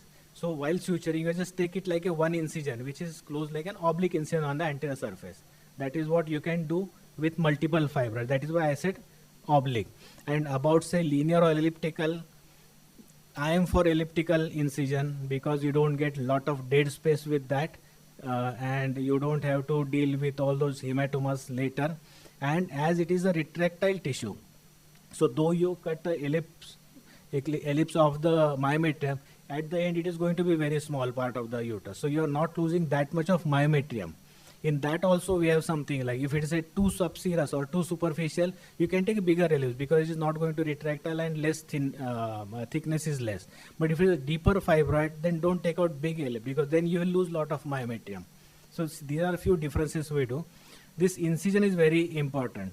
About say energy source, I am not very keen to not use the energy source. I mean like keep on cutting with scissors, because such fibroids we are tackling that reaching those fibroids with your scissors in one direction becomes very difficult. Though we are not using manipulator, still it becomes difficult sometimes. So your pointed tip needle, like our any open surgery needle, it is very easy to cut with that. I started with spatula or something. But after that I shifted to this PCO needle, not even hook as well, because PCO needle is very so sharp point, it cuts nicely. And all this whitened tissue with vasopressin, you can see at the moment you have reached the fibroid surface. So you can just run on that surface, and after that, what was that to do after this step was just to pull out the fibroid, which we have seen in the film, which we have seen before starting our talk. Okay, so this is the same film again then. Okay, this is the you can say like practical points, what to do. Change the fibroid myoma screw position frequently, hold it very close to the shearing site, and hold less tissue. Don't hold from serosa to the false capsule, not like that. You just hold few fibers just close to the fibroid and shear it off like that all. It doesn't need a lot of force or something. But the homework which I told you was that incision around. It has to be sufficient and it has to be complete up to the surface itself. So now remains is these variations like degenerated fibroid. I'll just take it ahead so that we save little less time.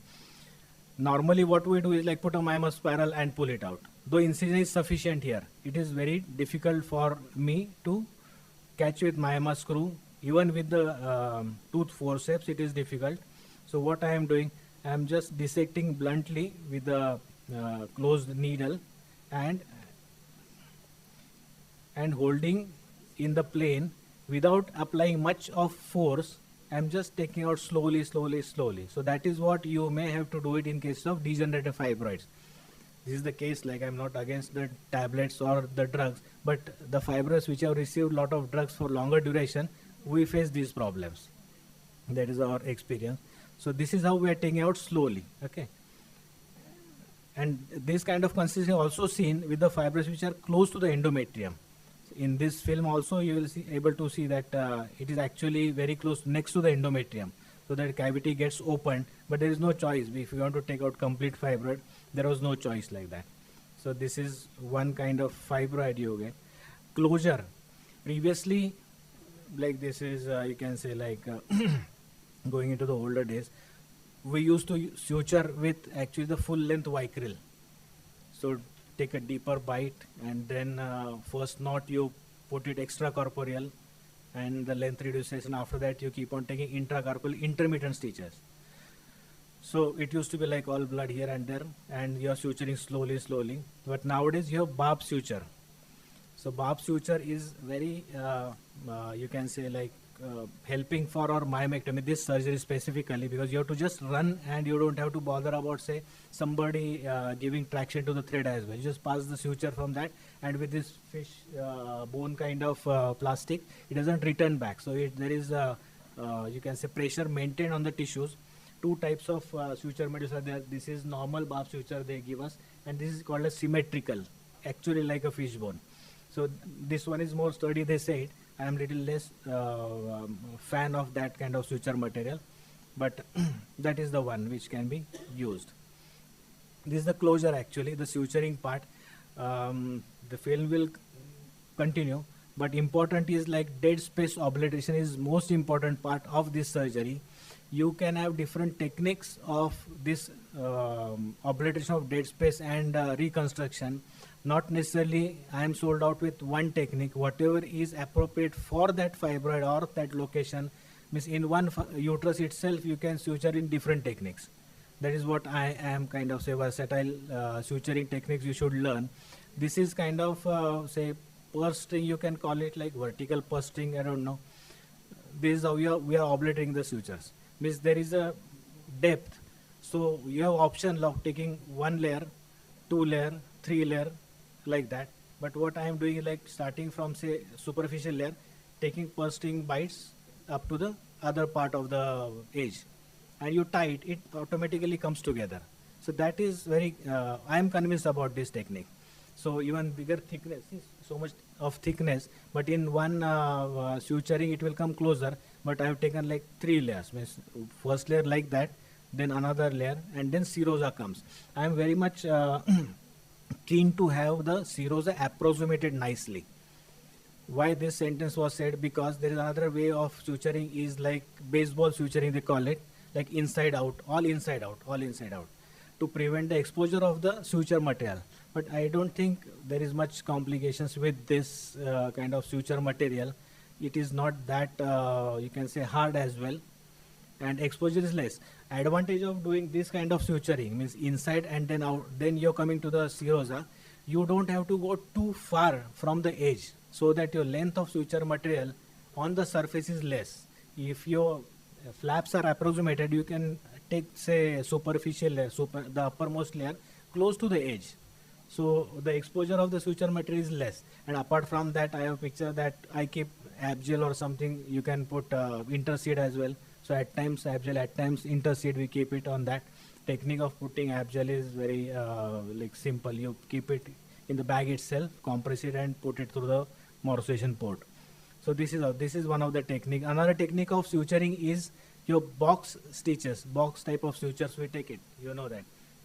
Go far away from the edge, come out at the bottom of the fibroid bed, go out from the other side, the same way you come out, then enter from the same side where you come out, and this side you tie the knot. That is our normal way of box stitch, we call hemostatic suture. The same thing you can do it, but we don't have to tie the knot here. You can just pass the sutures in the same directions. Okay, what we have talked about, like box stitch.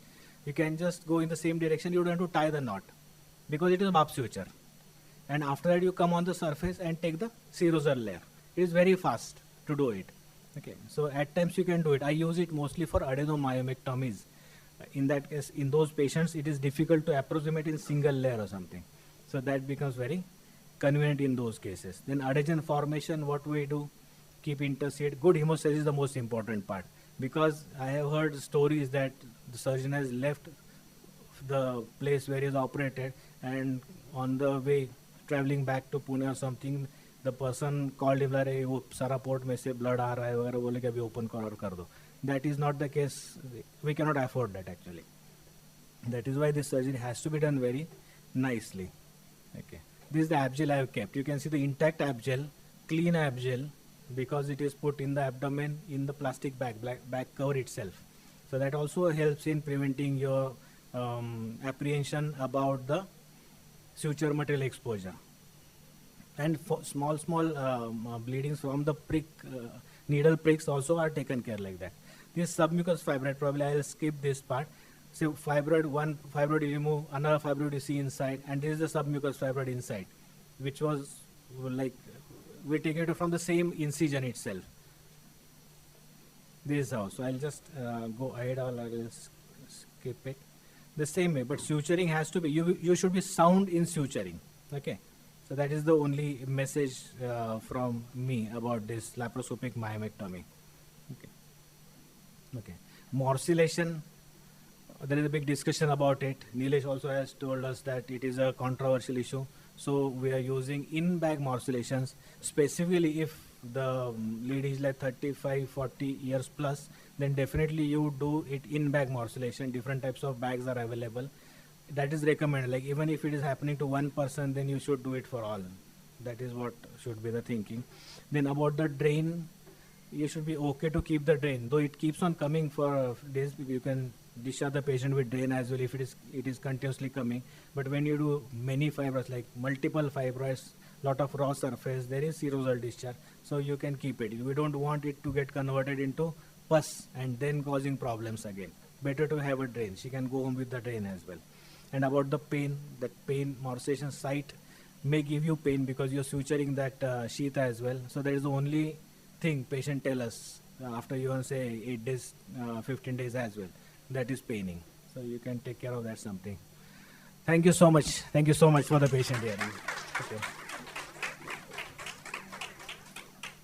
And I really thank Dr. Vaishali for having me. I mean, honoring me with this. Thank you so much. Thank you, sir. It was an insightful session. Now I request Dr. Sandesh sir and Dr. Meenakshi ma'am to facilitate us. Sir, just a question before that.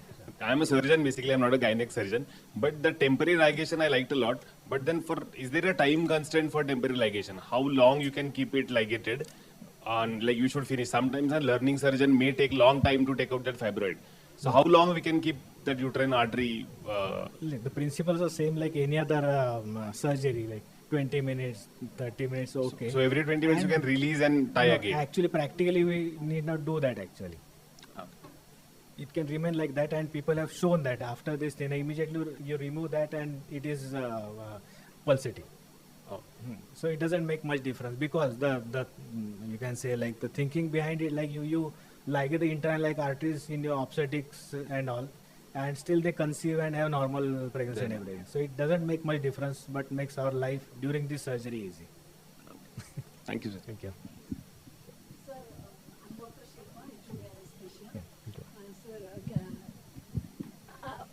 Is there any complication during workshop or you have faced? Can you share your any case? Any complication intraoperatively? Yeah, not about lap myomectomy. I have something, not complication, but the first use of barb suture, I'll tell you. Dr. Ksirsagar, Jitendra Ksirsagar. Yes, I know. Like, little apprehensive. So with vasopressin, she had that peripheral pulses gone, and they were very restless. It is how many years back, I don't know. But the fibroid, and below that there was one fibroid, so it was a bigger cavity. So he said that, okay, he managed all those things and said like, okay, now you start, but you try to finish fast, kind of. So I started with very low pressure and all, and I got those pieces of barb suture when John Innerson has released it in coaching conference. I had 2 pieces of barb suture. Okay. So I used it first time, and I really got convinced that how good they are. Like, otherwise, I described you like how we used to suture with Vicryl. Okay. And that was really fast. So I am actually a fan of barb suture from that day. That is one. And recently we had a hysteroscopic myomectomy complication. Okay, sir. It was very bad. Means we are using the pump as well. Okay. Hystero pump. Okay. Saline, bipolar. But Okay. still, at the end of the procedure, she had that complete block of heart and lungs and everything. Arre baap. So there was no proof of anything, but your readings have told that it may have been embolism. Okay. But it was the pump, no bubbles, nothing like that. But your picture was all like embolism. That was bad. Yes. We Okay. had it actually. Okay. And I was fortunate, patient was fortunate, because we were operating in the evening, suppose 5-6 o'clock, and there was some cardiac surgery going on in other part of this thing. Okay, sir. And they had heart-lung machine ready. Okay. So she used to get revived, and again she used to sing. So Very the machine was shifted, and she was on that machine. I should not say, but that cardiac patient was actually very bad mess. Okay. Very bad patient. So Okay. that patient. Who was the anesthetist? You can mention his name. Kopargaonkar. Okay. Okay. You can talk to her. Yes. Thank you, sir. Thank you. so Thank much. you. Thank you, ma'am. I would now like to request Dr. Sandesh sir and Dr. Meenakshi ma'am to felicitate our speaker, Dr. Manish sir. Dr. Mahindra sir.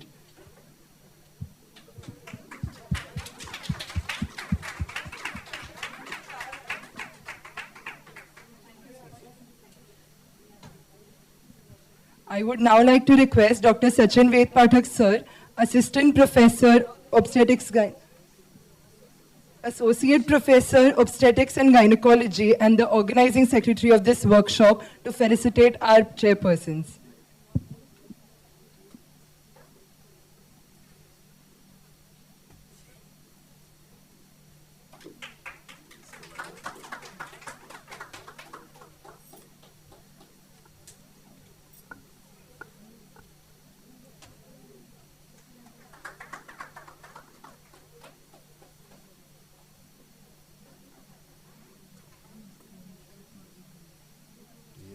Expansion, Myomectomy.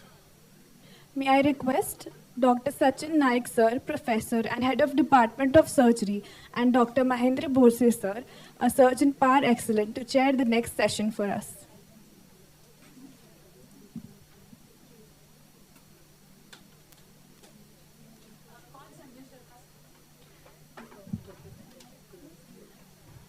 May I please request Colonel Dr. Sanjay Sharma sir to chair the next session for us.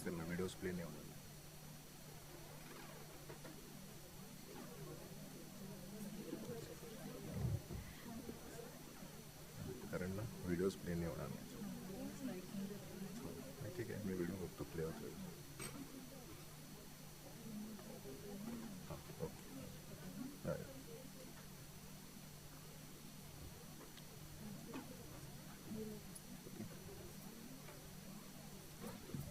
Sir, should I start? May I please request Dr. Swapnil Dhakne sir to chair this next session for us.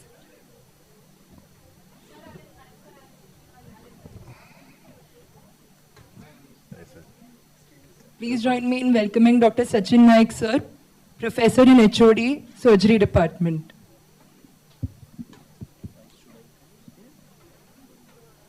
So few words about Dr. Manish Machwe. He is director of Machwe Hospital. I am seeing sir right from my residency days in AFMC. So it is always good to hear from sir, and he is a very humorous person. So let us see how he will take us through in his talk. Over to you, sir. Thank you so much. Good afternoon, everyone. First of all, I have to thank Myanmar. Every year I come here, and all the people who organize this wonderful event, which is really good. In the afternoon, I hope today also we have hysteroscopy. Yeah, so thank you very much. I know I am standing between you and lunch. I know your gray cells are done. See, everybody has limited gray cells in the brain, which can take information. I know it is done. And I always believe that the two things because of which the delegates can never concentrate. One is hypoglycemia and second is bladder full. So any which ways, I hope lunch is there. If you get bored by the videos, you can of course go and have. So I pray to Lord Ganesha to sail me through this presentation. Yes, of course. So something different today, right? I dedicate all my endoscopy videos and presentations to teachers. There are so many. It's just that this presentation has only 3, but there are so many. So for example, when Nilesh was telling you about the endotip trocar, which is made by a Canadian called Artin Ternemian. I was very fortunate in Germany. He taught us, Kundan was there, he taught us, he was one of the faculties, he taught us suturing. So, endotip cannula, where you directly put it under vision, the primary port is Artin Ternemian's find, right? And for postgraduates, the different entry techniques were being discussed. So when we put a direct trocar, which I do, because my teacher Uma madam is here, and in Sassoon when we used to do labsters, we used to directly put direct trocars, because we had to finish so many surgeries. So where is his sound आया क्या, whose sound आया क्या, वो bubble अंदर stuck हो गया क्या, इसको time नहीं था, क्योंकि उसके बाद फटाफट जाके खाना भी खाना पड़ता था, राउंड भी लेना पड़ता था. So direct trocar, it's called Ding-Felter's technique. Okay, so remember in exams, it's called Ding-Felter's technique when you use the direct trocar technique. All right, okay. So retroperitoneum, I know. So some of you will think we started with, establishment of how to establish a endoscopy unit and basics of endoscopy, and so many students and so many teachers, colleagues. Why do we need to discuss retroperitoneum? Friends, retroperitoneum is something which at times can save your patient's life. So if you do not know retroperitoneum, please start knowing it, because it is required in so many more indications also other than this. That just because या स्लाइडला एवढंच पुरलं त्यामुळे तेवढंच लिहिलं. Pelvic hemorrhage, of course, morbid adherent of placenta, cervical pregnancy, big uteri, distorted anatomy. So it is required in obstetrics, it is required in open surgery, it is required in laparoscopic surgery, and right, left, and center everywhere. So why do we need to discuss it? I call it a minefield. Why do we need to discuss it at greater length and learn? And these are my, ifs and buts about a few things, because there are vessels, ureters, nerves, muscles. During our post-graduation, we hardly thought about this other than internal iliac artery ligation and devascularization of the uterus for a case of atonic PPH or traumatic PPH. Other than that, we never thought. And, the earlier concept was, if you see the ureter, remain away from the ureter. Don't see it too much, like your mother-in-law. ज़्यादा मत देखो. दिमाग का दही होता है, right? So keep away. So, and we are trained, of course, some of us were really fortunate. Now again, I am taking Uma madam's name. My teacher from Sassoon, we were really, really fortunate. All of them, Sushma is there, she'll remember. So many cases, such a huge workload, and teachers, dedicated teachers, like I don't think any medical college, even including Sassoon, has these people now, right? So that is the reason why we got all the confidence in doing retroperitoneum. Forget about laparoscopy, that came way later, right? To know about all these things. Of course, there is a lot of fear and uncertainty, that is the reason why I put my mentors and teachers' name, because they are the ones who removed this fear from my head, that don't fear, right? And of course, it is still, the retroperitoneum is still riddled with a very mysterious thing. So when somebody presents retroperitoneum, no, people think कि इसको ही जमेगा, अपने को नहीं जमेगा. अरे मेरे को जमेगा तो किसको भी जमेगा भाई. Seriously. So no, don't worry about that. I'll run through few slides and only show you videos. So we all know that peritoneum is the largest serous membrane in the body. It has two layers, the parietal layer which lines the abdominal and pelvic cavities, and the visceral layer which lines all the viscera. Now whenever an organ is covered by peritoneum in all sides except the blood supply, it's called an intraperitoneal organ. And whenever an organ is not covered by peritoneum from all the sides, it's a retroperitoneum. So this is for a mnemonic for somebody who's appearing for NEET, etc. SAD pucker. These are all the retroperitoneal structures of which interest to us are the ureters, the colon, and the rectum, right? So these, and of course the blood vessels, etc. This we can skip. So now if you want to know, if you want to make the retroperitoneum dissection easy, there are some hows. What are the hows? How to enter, how to dissect, which energy source, and of course predictive anatomy, right? All right, so there are two approaches. If you want to enter the retroperitoneum, there are two approaches. First approach is, it depends on where the infundibulopelvic ligament is. So when you enter the retroperitoneum lateral to the infundibulopelvic ligament, it's called oncologic approach. Why? Because if you want to remove the lymph nodes, do a lymphadenectomy, you have to go lateral. Right? And if you enter the retroperitoneum medial to the infundibulopelvic ligament, it's called medial or endometriotic approach. That is exactly what we do in endometriosis, because we have to dissect a space called medial pararectal space, also called as Ukabayashi space. It contains one of the most important things, the inferior hypogastric nerve. So we all hear nerve sparing, nerve sparing. अरे कौन सा nerve और किधर spare हो रहा है आज बोलता हूँ, right? So don't worry about that. How to enter is point number one. So this is, I'll show you both the techniques. चल रहा नहीं क्या भाई? दिख रहा है? Don't worry, my ras is mesh ras, no? तो असं रडून होणार presentation. हे तुमची चूक नाही आहे, मेष ras.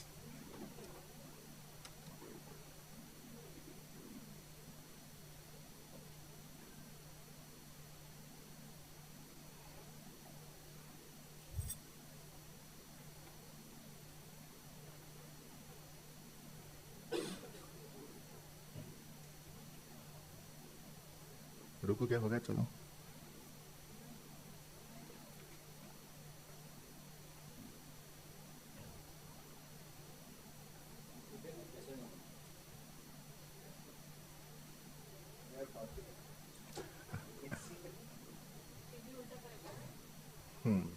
That's one more option.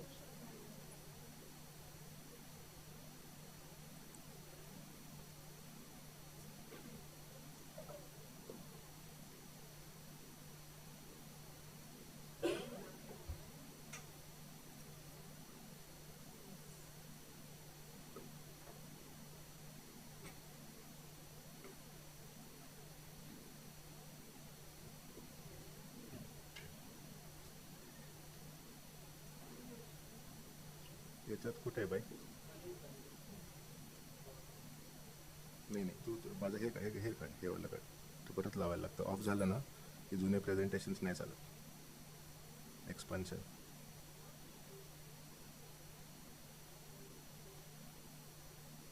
हे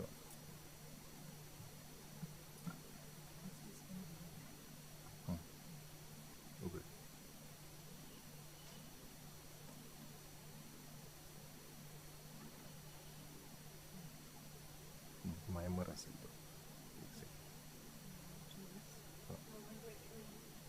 नाही हे काय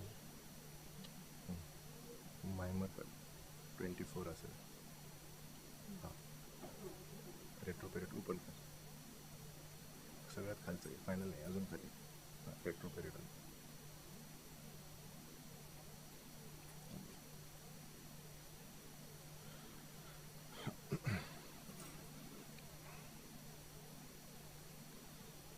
All right. Okay. So this is the lateral approach by which we are entering the retroperitoneum. So as you can see here, okay, as you can see here, this is the round ligament. This is the infundibulopelvic ligament here. So lateral to the infundibulopelvic ligament, and somewhere here would be the external iliac vessels, right? So what you have to do is pull the peritoneum. pull it towards yourself and only take a superficial cut. All the structures are deep. There are levels at which structures are placed in the retroperitoneum. Level 1 is external iliac artery, external iliac vessels and ureter. Level 2 is internal iliac. Level 3 are the nerves and the veins. So you have to remain superficial. That is what we are doing here. This is the infundibulopelvic ligament and we are just opening. So this is how you sort of open it. This is on the other side. So this is on the right side. Again, you can see the round ligament there, infundibulopelvic ligament here, and external iliac vessel somewhere here. So in between, parallel to and lateral to the infundibulopelvic ligament, lateral approach, or also known as oncological approach. Of course, you can use different instruments. You can use a bipolar shearer here. Right? You can use bipolar and scissors also. You can use a bipolar shearer as is shown here. Nothing different. Again, the same technique. Lateral to the infundibulopelvic ligament. This is the external iliac artery and the vein nearby. And we are opening this with a shearer. So this is the lateral approach. Again on the other side with the infundibulopelvic ligament being medial to this. And this is the second approach. So this is approach number 2. This is the infundibulopelvic ligament. And we are opening the retroperitoneum medial to the infundibulopelvic ligament. This is also known as endometriotic approach or medial approach. Right? So 2 approaches to enter the retroperitoneum. So this is anatomy which we have to know, which we have to understand, right? And we have to know all these spaces. So we all know that anterior to the bladder you have Retzia space. Where do we need to dissect in this place? A space, especially when you are doing SUI surgeries. So if you are doing laparoscopic Burge, of course you have to dissect this space if there is bladder injury, right? All the videos I cannot show you, but I'll tell you, you can go to my channel, Dr. Manish Machwe on YouTube. There are 86 videos and about every complication. So I have made all complications. I have opened bladder, I have opened rectum, I have opened sigmoid. Last week I opened inferior vena cava. So everything I have done. So somebody who says that he does not do a complication, झूठ बोलता है साला, तो operate नहीं करता है, right? सब complication है और सब कॉम्प्लिकेशन का वीडियोस भी है. So if you have a bladder damage in laparoscopy and you have to suture the bladder, you have to dissect cave of Retzius. You have to also dissect the cave of Retzius if you are doing a ureteroneocystostomy, which means a ureteric reimplantation for a uretrovaginal fistula. Right? Even those four of those videos are there on YouTube, so don't worry.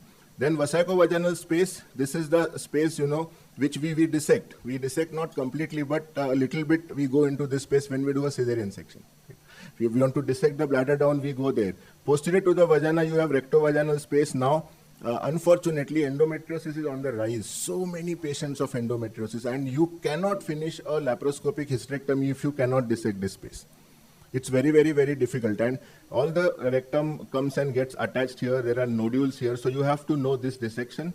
And of course, presacral space or retrorectal space. This you have to only know if you are doing a resection anastomosis. So if doing a resection anastomosis for multiple bowel nodules or involvement of bowel by deep infiltrating endometriosis, then you need to dissect that. Laterally, of course, are the spaces which are more important for us to know, because if you want to, Mahendra showed you, he ligated the uterine vessel here. So you have these pararectal spaces divided by the ureter into a medial and lateral. L for L, easy to remember, lat goes is lateral, Okabayashi is medial. This contains the uterine artery, this contains the inferior hypogastric nerve and the plexus. You have paravesical space. This space hardly we have to dissect, only 2-3 instances. In obstetrics, we need to go to that space if there are too many adhesions because of previous LSCS. So Dr. Shirish Shet has described you come from lateral to medial. In that case, and of course, if you are doing a radical hysterectomy, you have to dissect that space. So this anatomy is something which you have to know how to dissect. Very, very, very important. I'm reminded by, and you all must have heard Dr. Puntambekar sir give this lecture so many times, and these are his words, remain parallel and lateral, P and L, P and L. So once you start operating, it just swings from one side to the other side, and automatically your hand movements are such. So you have to be in the longitudinal, parallel and lateral to, this is the ureter here. You can see external iliac vessels. There is only loose areolar tissue there. There's nothing. But there are small capillaries or veins. You prevent that bleeding, because if the tissue gets stained, then your vision gets hampered. So that is why you remain parallel and lateral and dissect in the longitudinal way. Do not cut anything unless you are sure about what you are cutting. Most important. Very good is, best thing is that this space or this place where retroperitoneum, hardly you see any anatomical variation. You can see anatomical variation in all other places. Maximum anatomical variation you see in this place is 2 ureters. That's it. Uterine artery arises from internal iliac only. Internal iliac divides into anterior and posterior branch only. Ureter will close the bifurcation of common iliac into external. It remains the same. You do it for 1, 2, 3 patients, then automatically you start doing it. Right? So this is how you keep on dissecting.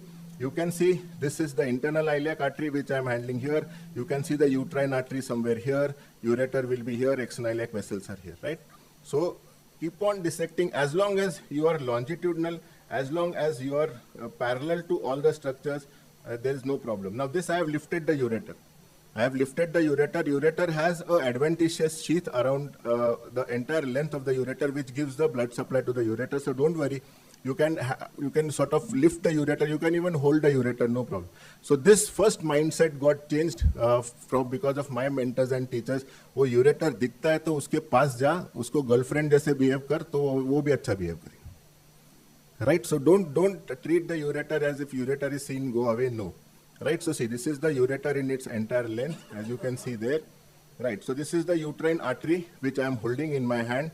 And this is the thing which is asked in exams so many times, water under the bridge, ureter going below, uterine artery come above, right? So there is a fork. The fork is formed by the uterine artery above, the uterine vein below, and the ureter goes in between that fork. So you need to remember this, especially when you are doing a radical hysterectomy, even if it is open or even if it is laparoscopic. You have to remember this, where the ureter. Again, on the other side, you can see dissection, how to dissect. Be longitudinal always. And do not cut anything which you do not know about. So this is the ureter. I told you there are different layers or there are different depths at which structures are placed. And ureter and common iliac, external iliac vessels are number 1. And then if you dissect here, you will see the internal iliac artery. Right? So their internal iliac vessels are placed at a little lower level. So this is the anatomy. Here you can see again, this is the anatomy which you can very clearly see now. This is the internal iliac artery. This is the uterine artery, this is the ureter, and this is the radical hysterectomy. So what I will now do in this case is go and dissect the paravesical space. I am dissecting that now. You can see that is a paravesical space. We have to dissect that space till we see a muscle called levator ani muscle, right? So you go down there, you can see now that is the levator ani muscle there. So this is the case of radical hysterectomy, you know. So you remain, see, very clear anatomy, no problem at all, right? All right, so again, this is what is the lateral thing. So you all know there is psoas muscle here. Then you go, you have external iliac artery and vein. Then you have internal iliac vessels. You know, then you have the uterine artery crossing over the ureter from here. Then you have ureter and all these spaces. So exactly the same thing is seen here. When you see this is a photograph I have taken when I did a radical hysterectomy. So you can see everything. You can see genitofemoral nerve. You can see psoas muscle, you can see external iliac artery, you can see external iliac vein, you can see obturator nerve, you can see internal iliac artery continuing as obliterated hypogastric vessel, you can see the obturator internus muscle, and then you can see the ureter. Right? So entire thing is seen completely in this picture. This picture is from the other side, from the same case. You start genitofemoral nerve, psoas muscle, external iliac artery, external iliac vein, obturator membrane, obturator internus muscle, obturator nerve. You know, there are, I'm not trying to tell you how to do a laparoscopic lymphadenectomy, but these are all margins of from where we have to remove the lymph nodes. So internal iliac artery and ureter, right? So all this is pretty standard, and of course, so some dissections, you know, if you have to do, you have to know the anatomy very well. This is a picture which is showing, you know, ureteric lateralization. Ureter is here. We are trying to lateralize the ureter so that entire parametrium can be removed in a case of radical hysterectomy. So this is laparoscopic radical hysterectomy for endometrium. So laparoscopic radical hysterectomy, in one word, my teacher used to always say, is lateralization of ureter. If you lateralize the ureter, then and only then you are able to remove the parametrium. So even if you are doing a open Wertheim hysterectomy, which we now do for cancer cervix after LACC trial, nobody does a laparoscopy for cancer cervix patients. So you have to understand that this is true. Even so, this is the ureter. You can see it is entering the bladder here, and we have to lateralize it so that the entire parametrium can be removed. So that is what is being shown here. So anatomy all the way you have to know. Again here, this is the dissection of the rectovaginal space. We know that there are two layers of Denon-Wheeler's fascia. One layer is covered by the vagina, one layer is covered by the rectum. You have to exactly go in between those two layers. How to identify? Keep the fat with the rectum. Again, sir's words, fat belongs to rectum, fat belongs to the bladder. This applies in open surgeries also. As long as you are above the fat, no problem. All this can go down and you can have a very clear dissection in that area. This is lymphadenectomy, but not a thing to discuss today. But again, the point is that if you know the anatomy well and if you know how to dissect, these things are not difficult to do. So again, this is a picture which is very commonly seen now because of endometriosis. I don't know what has changed. There are so many theories why endometriosis is suddenly increased so much. Every now and then we get these endometriosis patients, and you have to dissect the ureter, you have to dissect the spaces, and see, the entire rectum is stuck there. So if I have to remove that rectum from there, I have to remove the uterus, I have to know all the anatomy properly, I have to dissect the ureter. See, this is the ureter. This is the ureter. So I have to dissect here, I have to take the ureter away, otherwise I cannot remove this part of adnexa. It's going directly into the adnexa. And so this anatomy really will help you dissect. Of course, you need some experience, some training. Again, here you can see the arrow where I have kept is the ureter. It is bang going inside that adnexa. So unless I dissect and keep the ureter away, and I told you, ureter goes in between the fork which is formed by uterine artery and vein, which means that uterine artery and uterine vein will be very, very, very near. And if something happens and you are not dissecting in the correct plane and uterine artery starts to bleed, it's still okay because you can hold it. If uterine vein bleeds, boss, big problem. Because it retracts and then you do blind coagulation and that leads to ureteric fistulas. So you have to be, very clear about the anatomy when you are dissecting all of this. Again here you can see, I'll show you. Here again the ureter is going bang into the adnexal mass. So this is the ureter. It is going directly into the adnexal mass. So you have to dissect. See, why all this bleeding is happening is because of neovascularization, which is a hallmark of endometriosis. Endometriosis is equal to neovascularization. So unless it's an old endometriosis where there are fibrotic areas, these are areas where big problems. So now I know this is external iliac. I am holding the infundibulopelvic ligament. I have dissected the ureter. So I know I can now cut this part. Unless I have dissected the ureter, I cannot. It's very near. See, this is the ureter there. So I am now coagulating the infundibulopelvic ligament, knowing very well that the ureter is here dissected and out of harm's way. Then only I can do this. And at the end, if I can show you. See, so what we did in this case was some part of the mass we removed, some part of the mass we kept on the ureter, and when there was space to dissect, then my assistant was holding the ureter and we removed rest of the mass. So some part of the mass which is there, we removed it later. So in two steps we removed both these masses, one on the ureter and one from here. So at the end, see, this is the mass which I'm holding the ureter and removing this. So this is the ureter now completely separated, full TO mass removed from that side. So of course anatomy is there all the way. And I told you that posteriorly also you need to know this because see both sides pararectal spaces I have dissected and this is all the rectosigmoid which has gone and attached to the uterus. Now if I have to remove that uterus, I have to take the rectosigmoid down. Very important part here is that do not use any energy source. Even if it bleeds, let it bleed. If you use energy source and there is, an injury to the rectum, patient will present with rectovaginal fistula. And these rectovaginal fistulas, ureterovaginal fistulas, vasagovaginal fistulas, of course we get patients now. I'm really happy that at one point in time, and this happens with everyone, at one point in time when I had my ureterovaginal fistulas, I used to call a urosurgeon. He did not know laparoscopy, so they used to open and then implant the ureter. Now since so many years, if the patient comes to us or we have a complication, we do it laparoscopically, we implant the ureter, right? So if you are willing to learn, then all this is there for you. Everything you can learn, no problem at all. Again, this is a simple trick which Mahendra also showed you. So he showed you a shoelace knot. So this is a knot which we put on the uterine arteries. You can see this is the uterine artery, this is the internal iliac. And this is done in order to temporarily prevent, it does not stop the blood supply going to the uterus, but it reduces the pulse pressure. How do we ligate internal iliac?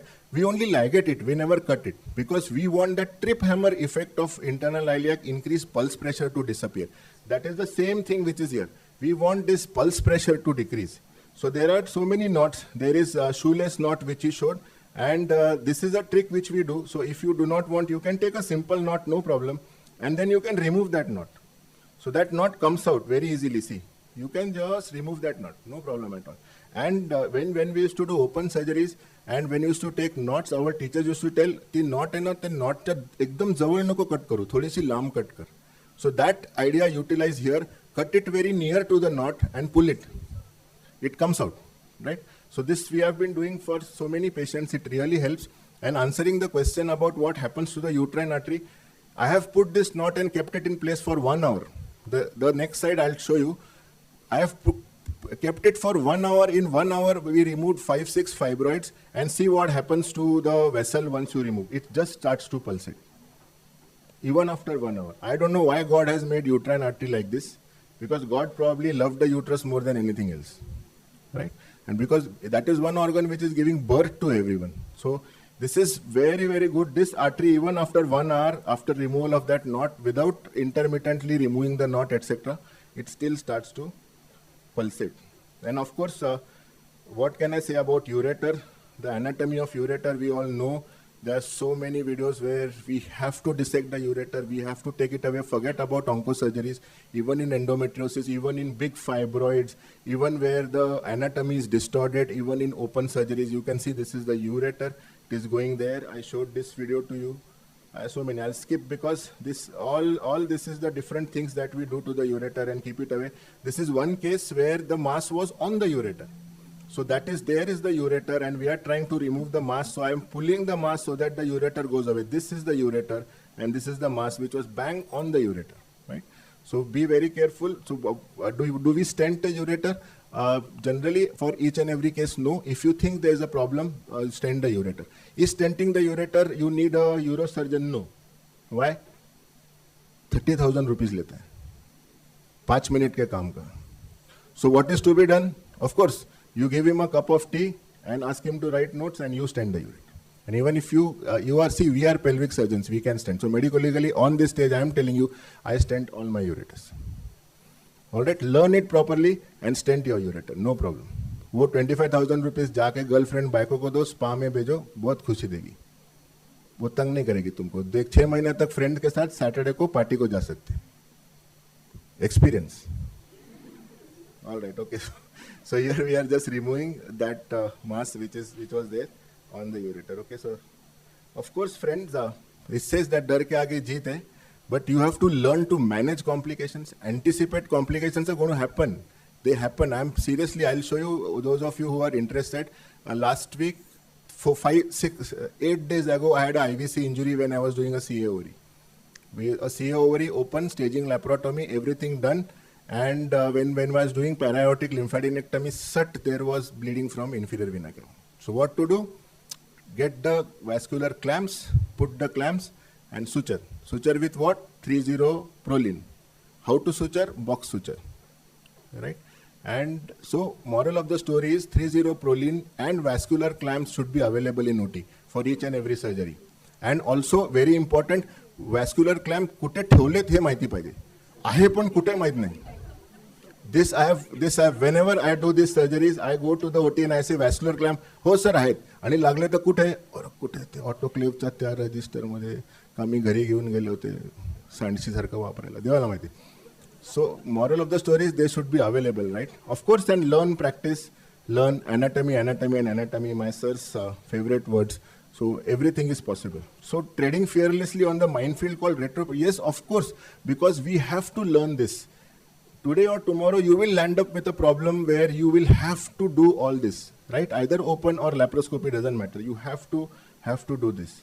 बस एक ही चीज याद रखने का, डरेगा नहीं साल. Thank you so much. Excellent lecture, Manish, as usual. A lot of humor and way you stressed upon anatomy, no? The word predictive anatomy, as you rightly said. So we all know anatomy, surgical anatomy and everything, but predictive anatomy is something which we have also learned. Unless you know beforehand that what structure next is going to come in, you cannot dare to cut the structure. The moment you start teasing around, abhi aage kya aayega, then the whole surgery is gone for a toss. So excellent lecture. Any questions? They are welcome. Before you start, I'll just show you this video. I could not put it. Just one thing I have to show you all. Because wo reh gaya hai. Because if we do not see that, it will remain incomplete. So I'll just show you something. So this is, we are opening the medial pararectal space, because what we do now is, in case you have peritoneal deposits of endometriosis, please understand, don't burn them, right? There's no point in burning them. You have to do a procedure called peritonectomy, which means you have to remove that entire peritoneum. It's also called butterfly peritonectomy, name which is given by Dr. Sanjay Patel from Ahmedabad, because you remove the peritoneum in inverted U shape in a butterfly shape, butterfly peritonectomy. So when you are doing a butterfly peritonectomy, this is the patient where we are doing butterfly peritonectomy. The idea is that the disease is not where you see it on the peritoneum, it's below, it's like an iceberg. So you burn that area, it comes out from another area. So if you remove the peritoneum, the new peritoneum which comes does not have endometriosis, and it comes in 24 hours. But this is what I wanted to show you, not anything else. This is your inferior hypogastric nerve. Right? Very, very important. So everybody says nerve sparing. Why? Because it supplies the vagina, supplies the rectum, and supplies the bladder. If you damage this nerve, there are voiding difficulties, there is constipation, and more importantly, the vaginal dryness. So patient comes to you with, pain in the vagina, pain after intercourse, lot of vaginal dryness. So always try and save this nerve, which is inferior hypogastric nerve. It is joined by S2, S3, S4, and it forms the inferior hypogastric plexus. And you have to save every part of it. So when we are doing this surgery, or when we are doing radical hysterectomy, or when we are doing endometriosis, whatever, you need to save. So this is on one side, that nerve, and yeah. So this you can see, and save similarly on the other side. So for want of time, I will not play, but you can see that nerve very clearly. It is situated 1 to 2 centimeter below the ureter. And it starts from the lateral side and comes to the medial side. So, and you can very clearly see the nerve. See here also you can very clearly see that nerve. See, very clearly. So protect that nerve from all sides. Don't think it is fascia. Fascia is different, nerve is different. That is something which I wanted to show. Thank you so much. Thank you, sir. I would now like to request Colonel Dr. Sanjay Sharma and Dr. Sachin Naik, sir, to felicitate our speaker, Dr. Manish, sir. Can we have a round of applause, please?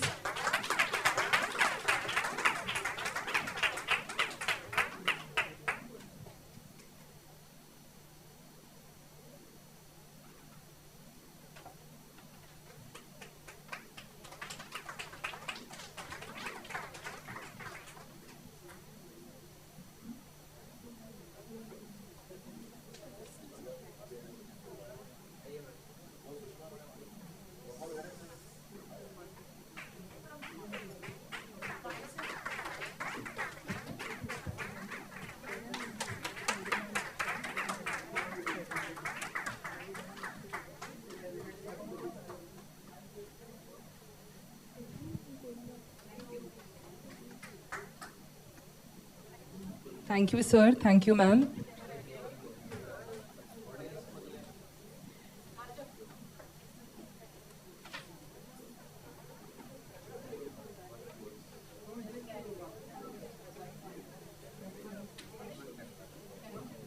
I would now like to request Dr. Vaishali Korde, ma'am, to felicitate our chairpersons, Dr. Sachin Naik, sir, and Colonel Dr. Sanjay Sharma, sir.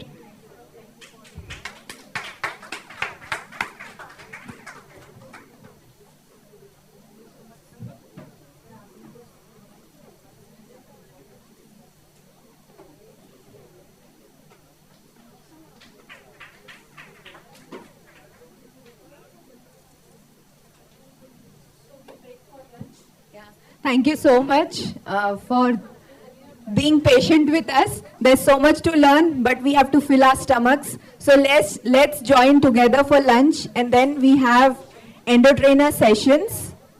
Please finish your quick lunches so that we can have some nice time for endotraining. Thank you so much.